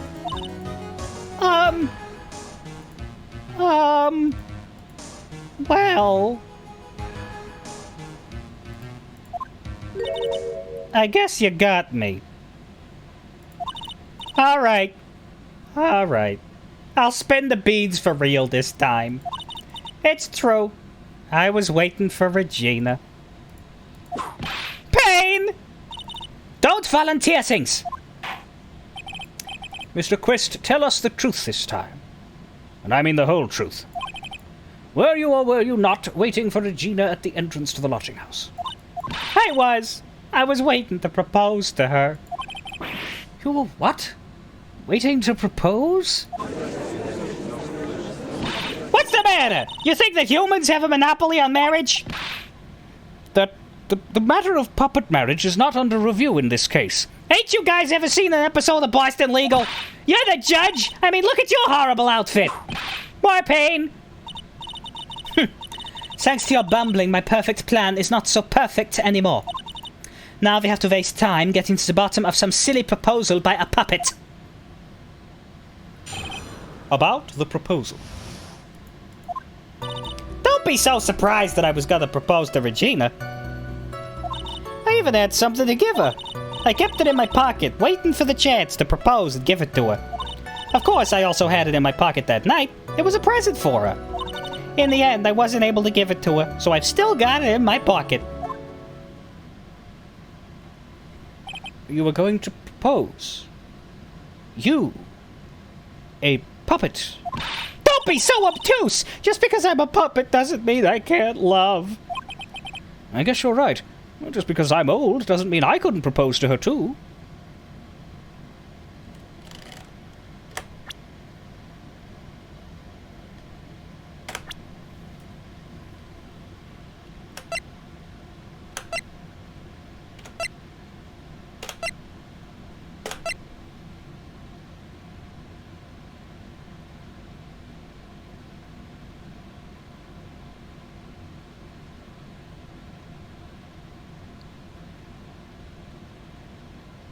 I hate this case!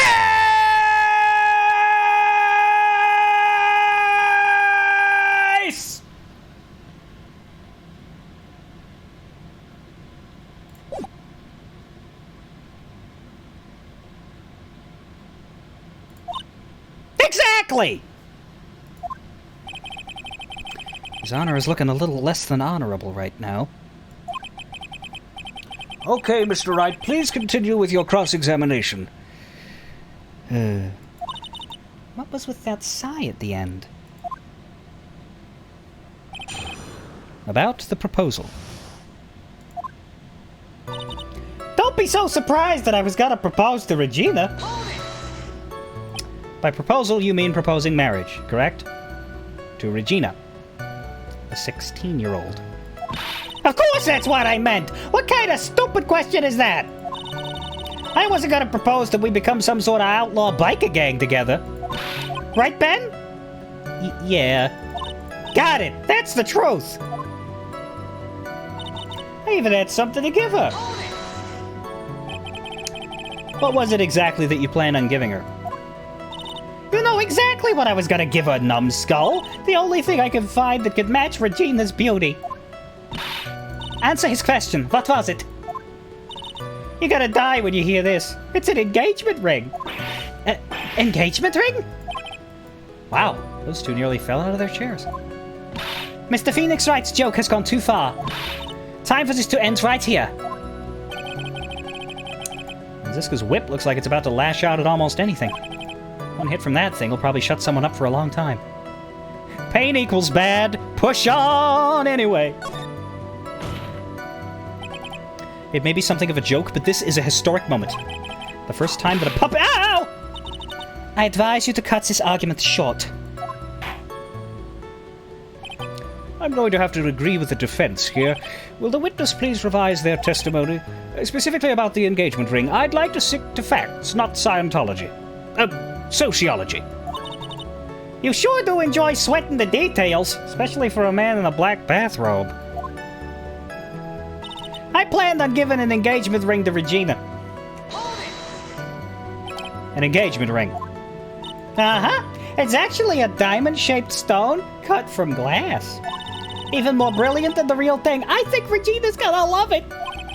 It's just a ring. What's the matter, Nick? Well, there's gotta be something I can catch him on. I kept it in my pocket, waiting for the chance to propose and give it to her. Whose pocket was the ring in? Mine, of course! What a stupid question! You gotta be kidding me! You think Ben could pull that off? I'm sorry, really. You don't have to apologize for that. He's the one who should be apologizing. Really? Of course, I also had it in my pocket that night. It was a present for her. So you went to the lodging house to give it to her? That's right! I tried to give it to her during practice so many times that I lost count, but, that uppity snob kept getting in the way. Uppity snob? He couldn't possibly be talking about me, Maximilian Galactica. When I get a hold of him, I'm gonna saw his woodblock in half, and not with magic! Well, they always say that love creates rivalries. So what about this present? In the end, I wasn't able to give it to her, and so I've still got it in my pocket. So you're thinking of still trying to give it to Regina? Of course I am! I spent 3 months' salary on this thing. I'm not gonna give up that easily. Wonder how much he receives for appearing in the circus. Probably way more than he deserves. How about it, Nick? It's about time to unwrap this toy's testimony. That's the spirit, Nick. Give him heck. The judge has that dazed and confused look again. Maybe he should get out more.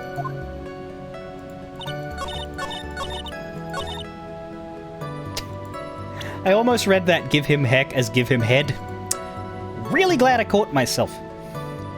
Anyway, it's reasonably clear.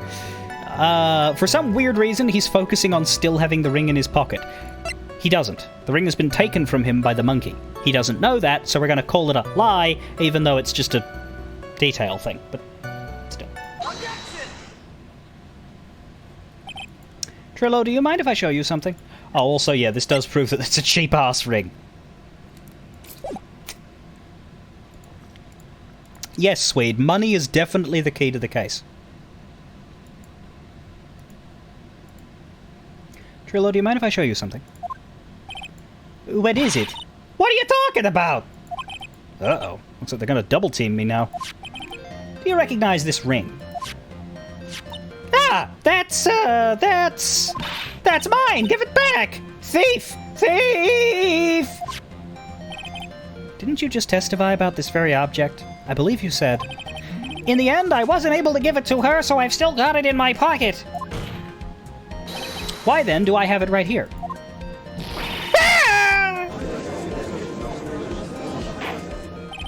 What is going on here? That's... Ben, say something! Hey? Don't put me on the spot like that, Trillo. I found this in Money's room. Money's room? You mean a room they put money in, like a bank vault? Ha! That filthy monkey is gonna get what's coming to him. And what's coming to him is a fucking bullet. Mr. Quist, I would prefer if you avoided slandering innocent fiats in my court. Well, Your Honor, Money really is a monkey. In every sense of the word. Ah, I see. Well then. Money likes to go after the shiniest things that he can find, and gather them up. Shiny things? Trillo! When was this ring stolen from you? Well, I suppose it was that time. You know, that night. The night of the crime. What did you just say? Details. I need more details. Well, it was stolen right after Max showed up in the plaza.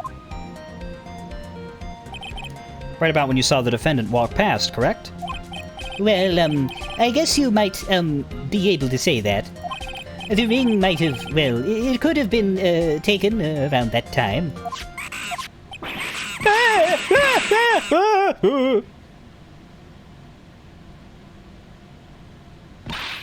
Ben, what's with you?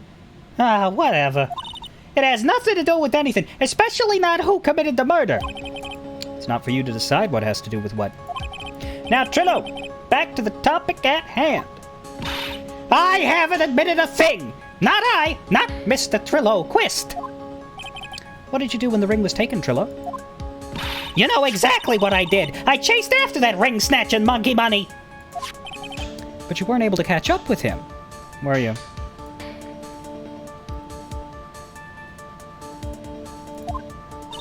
It's all this slow, loafy fool called Ben's fault. While he was fumbling his way through the snow, that dumb monkey was able to get away.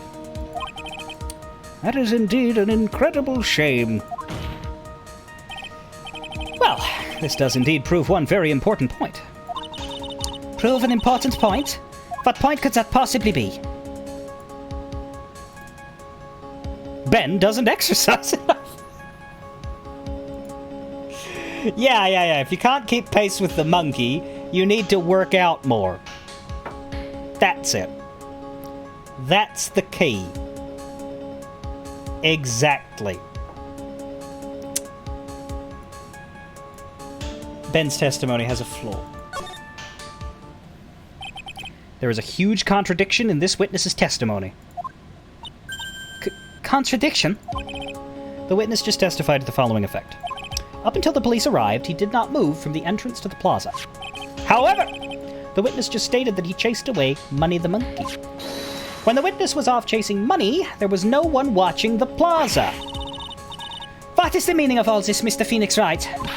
Where are you going with this little theory of yours? I'm saying that there is no possible way that this witness saw the plaza the entire time. That's where I'm going with this little theory. Which leads me to my next point. It is entirely possible that someone other than It is entirely possible that someone other than the defendant was at the scene. Interesting, Mr. Wright. Well then, tell me this, Mr. Phoenix Wright. Do you have any proof that something slipped past this vigilant ventriloquist? Well, he obviously didn't see the victim, the ringmaster, arrive on the scene. However, that doesn't change the fact that he saw the defendant arrive. The witness is lying. He is blinded by his rivalry with Max. Well, the defense's argument does hold water. The witness does have a history of animosity towards the defendant. What? How dare you? I wouldn't lie just to get this dork-face in trouble. He's not even worth it. I saw him. No doubt about it. I saw that worthless liar. Well, just for clarity's sake, let's flesh out exactly who you saw on that night. Ha! I've told you so many times you'd think you'd know my story's not changing. You've already changed your story, stick boy. I'm sure it'll change some more. Where there is one lie, there are usually many more behind it. Exactly, Maya. That's why we have to keep after him. Yeah. Witnessing Max. I'll give you that I was waiting that night for Regina. But that doesn't change the fact that I saw Max in the plaza that night. He showed up after I'd been waiting there for about 5 minutes. I said good evening to him, but he didn't even acknowledge my presence. I'm absolutely sure it was him. I saw Maximilian Galactica at the scene. There's no way I could mistake someone wearing those 3 ridiculous symbols.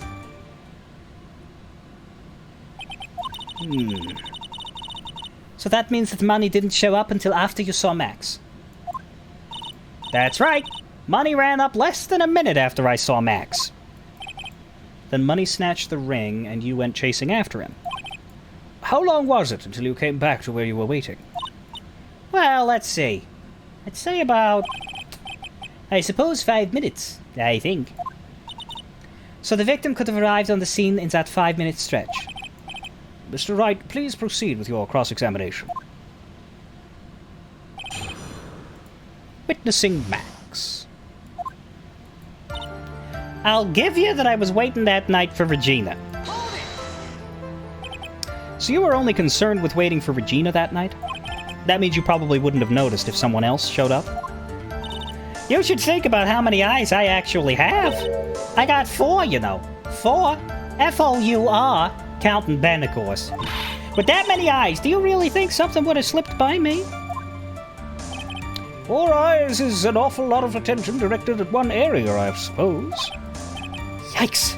The judge is even more dangerous to our case than Trillo. But that doesn't change the fact that I saw Max in the plaza that night. So you saw Max coming out of the big top that night. Of course that's where I saw him coming from. I was staring at the entrance to the tent the entire time. I guess that makes sense, especially since he was waiting for Regina. He showed up after I'd been waiting there for about 5 minutes. About what time would you say these events took place? You're one of the dumbest people on the planet if you can't figure it out yourself. You already know the practice finished promptly at 10 p.m. And you already know that I went to the lodging house right after practice. You don't need to be a brain surgeon to know around what time it was when I saw him. Just add 10 more minutes. I'm sure you can do that. Now, what time was it? Indeed, what time was it? What time was it? Let me think about that for a second. Yeah, I'm no good at math! It was 10:10 p.m. Ah, yes, that sounds about right. It sounds about right because that's the time that I saw Max on the scene. I said, "Good evening," to him, but he didn't even acknowledge my presence.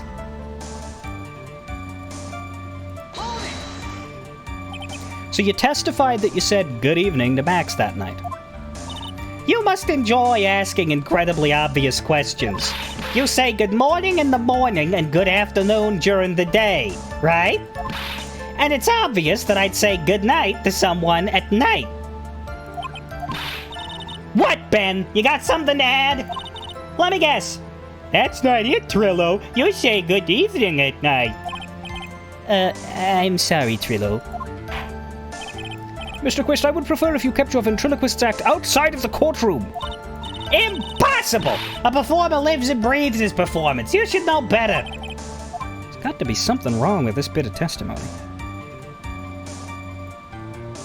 Trillo's evening greeting. Nothing especially. Ben's half of the comedy act. Well, I mean, Ben's half of the comedy act is pretty awful, but let's push the good evening. Isn't that a bit strange to you? I think the point here is like, why would Trillo say good evening to Max when he hates his face? Especially since Trillo is so, you know, nice and friendly to everyone, even when he doesn't have a reason to hate them. What do you mean?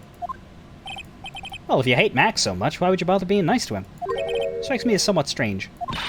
Why would it strike you as strange? Exactly. How is it strange to be cordial to one of your co-workers?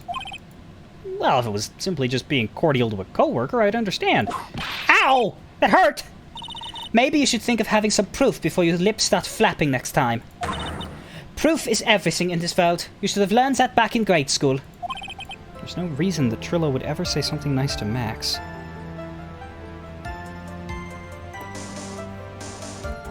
But how do I go about proving that with the evidence? Bluffing is everything in this world. But I'm sure you already learned that one. Guess I can give it a shot. The witness will resume his testimony. I'm absolutely sure it was him. I saw Maximilian Galactica at the scene. You are 100% absolutely sure of what you just said. I told you already. Jeez, I am 100% absolutely sure.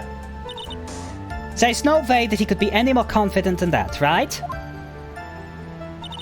There's no way I could mistake someone wearing those 3 ridiculous symbols. Those 3 ridiculous symbols, huh? Out of curiosity, exactly how many times have you asked that question by now?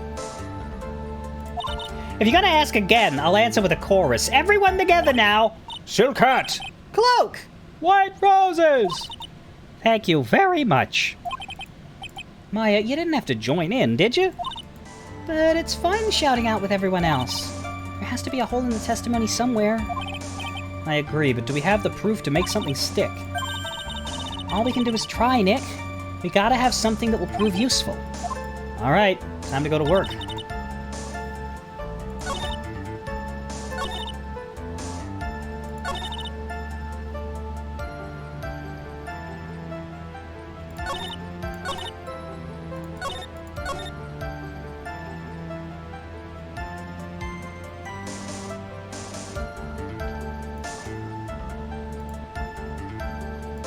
Where's a lie here?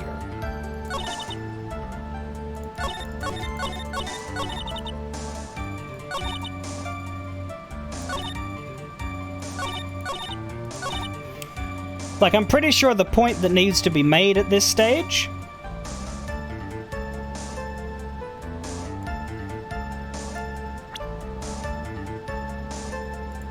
is that the hat and the roses and the cloak do not a Max make. Someone wearing those three things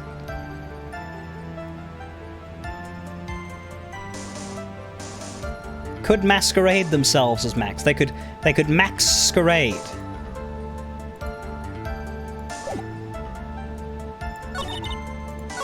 What happens if we go the other route here? Testify that you said good evening to Max.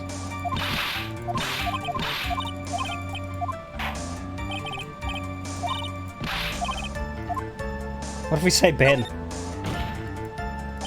I hate to say it, but Ben's part of your little act is coming off a bit stale. Ow! You're not trying to pass yourself off as a professional performer, are you? Don't get so wrapped up in yourself, Mr. Phoenix Wright. You should know better. Ow, ow, ow, ow, that hurts! That should have set him straight. You may proceed with your testimony, witness.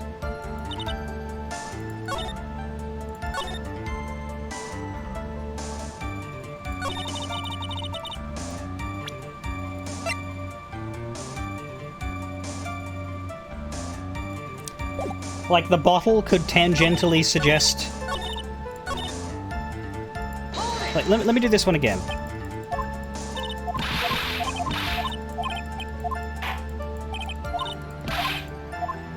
What does he say here? Because this is the one that we were pushing further, so it makes me think this is the one that matters. It might be the last one, though.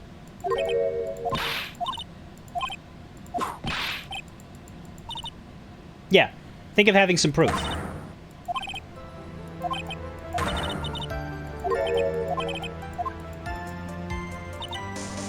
So I think it's on that one here we have to prove it. In which case the bottle would prove it, because that proves their altercation. There we go. Trillo, is it not true that you had a fight with Max on the day of the murder? A fight? A fight over Regina, to be exact. It wasn't that big of a deal. It was just an argument. A disagreement at most. A disagreement usually doesn't end with someone getting clonked over the head. Ah! That morning, Ben got clobbered over the head by Max, didn't he? What? Is that an admission of assault and battery? Ouch! Before we handle that, we should wrap up the defendant's murder charge first. The truth is that on the day of the crime, the defendant and witness had a huge fight. There was absolutely no way that they would have suddenly become cordial that evening. Moreover, just consider the personality of the witness on stand. There's no way a puppet this lewd would just up and say good evening to his rival. Ah! Are you saying this witness is lying? That he is trying to frame the defendant by claiming to have seen him at the crime scene? I didn't tell a single lie, honestly, I just... That's enough from you, Mr. Quist. Mr. Wright. Yes, Your Honor. Clarify this testimony to the court. Could you explain your theory about who the witness actually saw that night? We don't say he saw the defendant. I wouldn't say that he's a complete liar and he didn't see anyone. But what if he saw someone who wasn't Max? It is my belief that the witness did indeed see someone that night. It was just someone else. That's who he said good evening to. What kind of theory is that? The correct one. Furthermore, I don't believe the person the witness saw was Max at all. What? If he had truly met Max that night, there would have been no greeting at all, which means there is only one proper answer. The person the witness saw that night was not Maximilian Galactica. That is why Trillo made the effort to greet whoever it was that he saw that evening. Or good evening, as he put it. What in the world? You... Will the defense kindly explain who it was Trillo saw that evening, then? Well, if it wasn't Max... who else do we know went that way?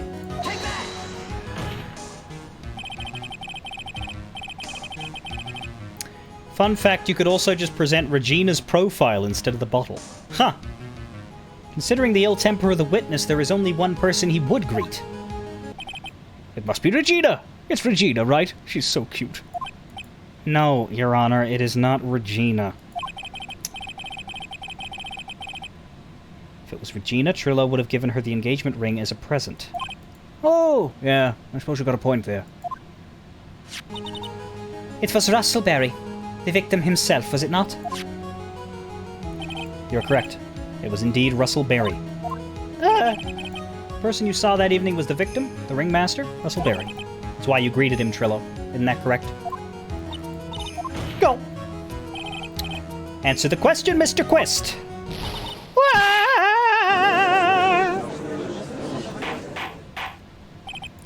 Order! Order! How do you respond to this? Well, wait a second! Well, at first I thought it was the old man. But, once I got a better look at him, it was obviously Maximilian Galactica.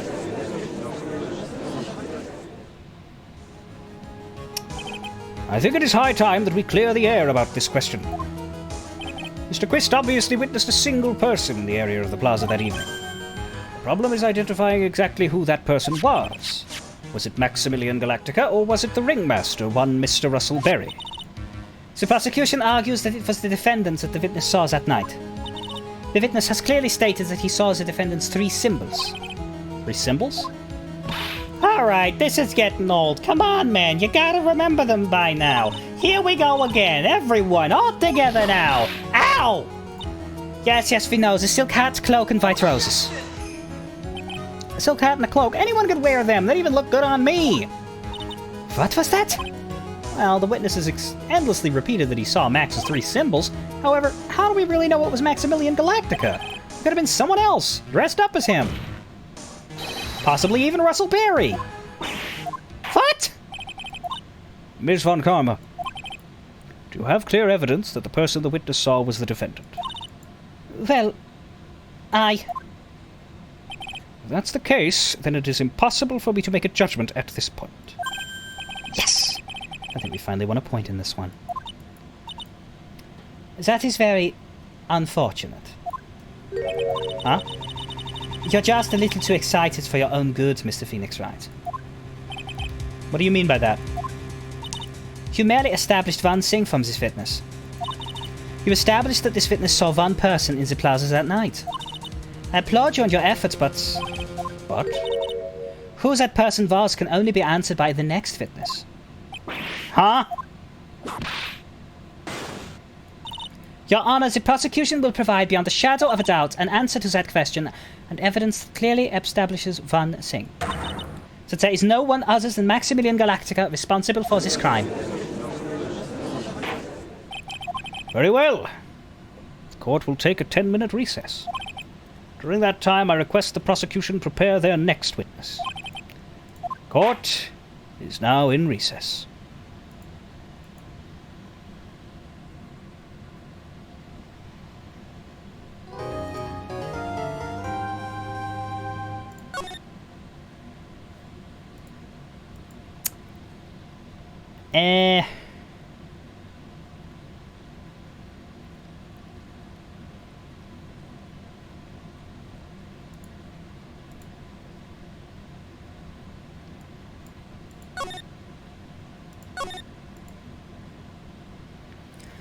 Do I leave it here and open... Would it be next year? I think it is. Yeah, Saturday is the 1st. I don't really mind taking a 2-week gap in the middle of Turnabout Big Top, because it's Turnabout Big Top. since I do have tabletop tomorrow, we will be doing Vampire the Masquerade. I think I'll cut here. If I didn't, I'd probably finish and do the next session. But for my sake and for Snip, because I think Mo is the next witness. Yeah, that means the next Ace Attorney stream will pretty much open on Mo. So don't leave me hanging, Snip.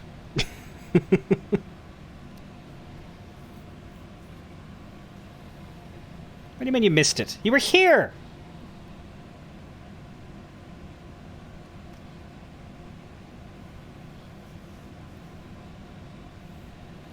Did Trillo say hi to the guy he hated? No.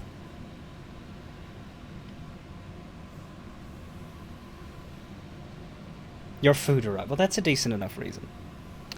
No, he said hi to the victim who was wearing his clothes.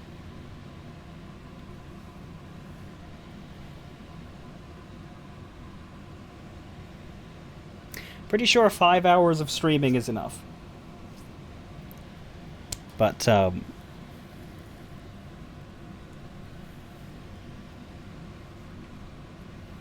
he said hi to someone wearing the clothing of the guy he hated. We have proven it isn't 100% certain that it was the person normally wearing them. No, but it's almost certainly the ringmaster in this case.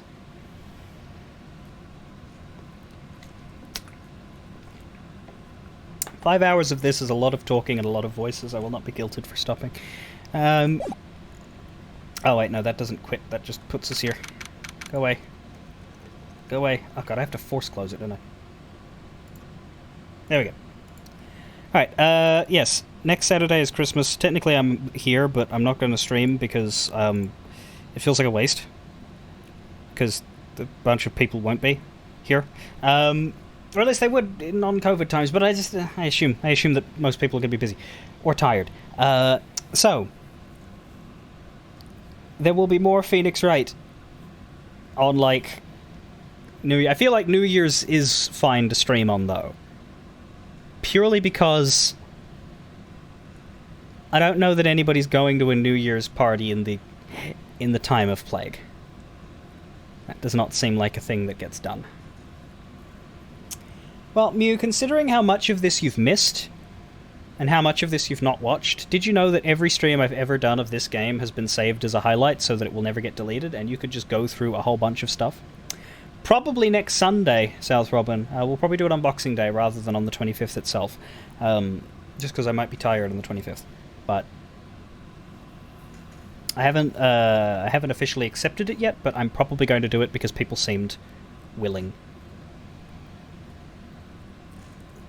Well, no, specifically he's voicing one of the characters in this case, so Snip is needed. We could always start an hour late next time if Snip's not around. And I'll do 5 hours, but with the end instead of the start. Anyway, dig up a throwaway laptop. Nobody wants to dirty their main computer with this. I see. Well, I will. All right, I'm probably going to do it, but I reserve the right to decide not to at the last minute. Fare thee well. Tomorrow will be Vampire the Masquerade. May be the last session, may be the second last session, depending on what choices are made and what things are done, but I imagine that the story is drawing to a close. It's the story that I have come up with for this particular group. So, next week, Wednesday and Thursday are probably happening for Final Fantasy XIV, but they'll be fairly low-key crafting streams, like nothing special. Friday and Saturday are likely to be nothing. Sunday will either be nothing or the raid stream. And then the 28th, Wednesday the 28th, was when things will start up again in earnest. And we'll probably be heading towards Endwalker. Fare thee well.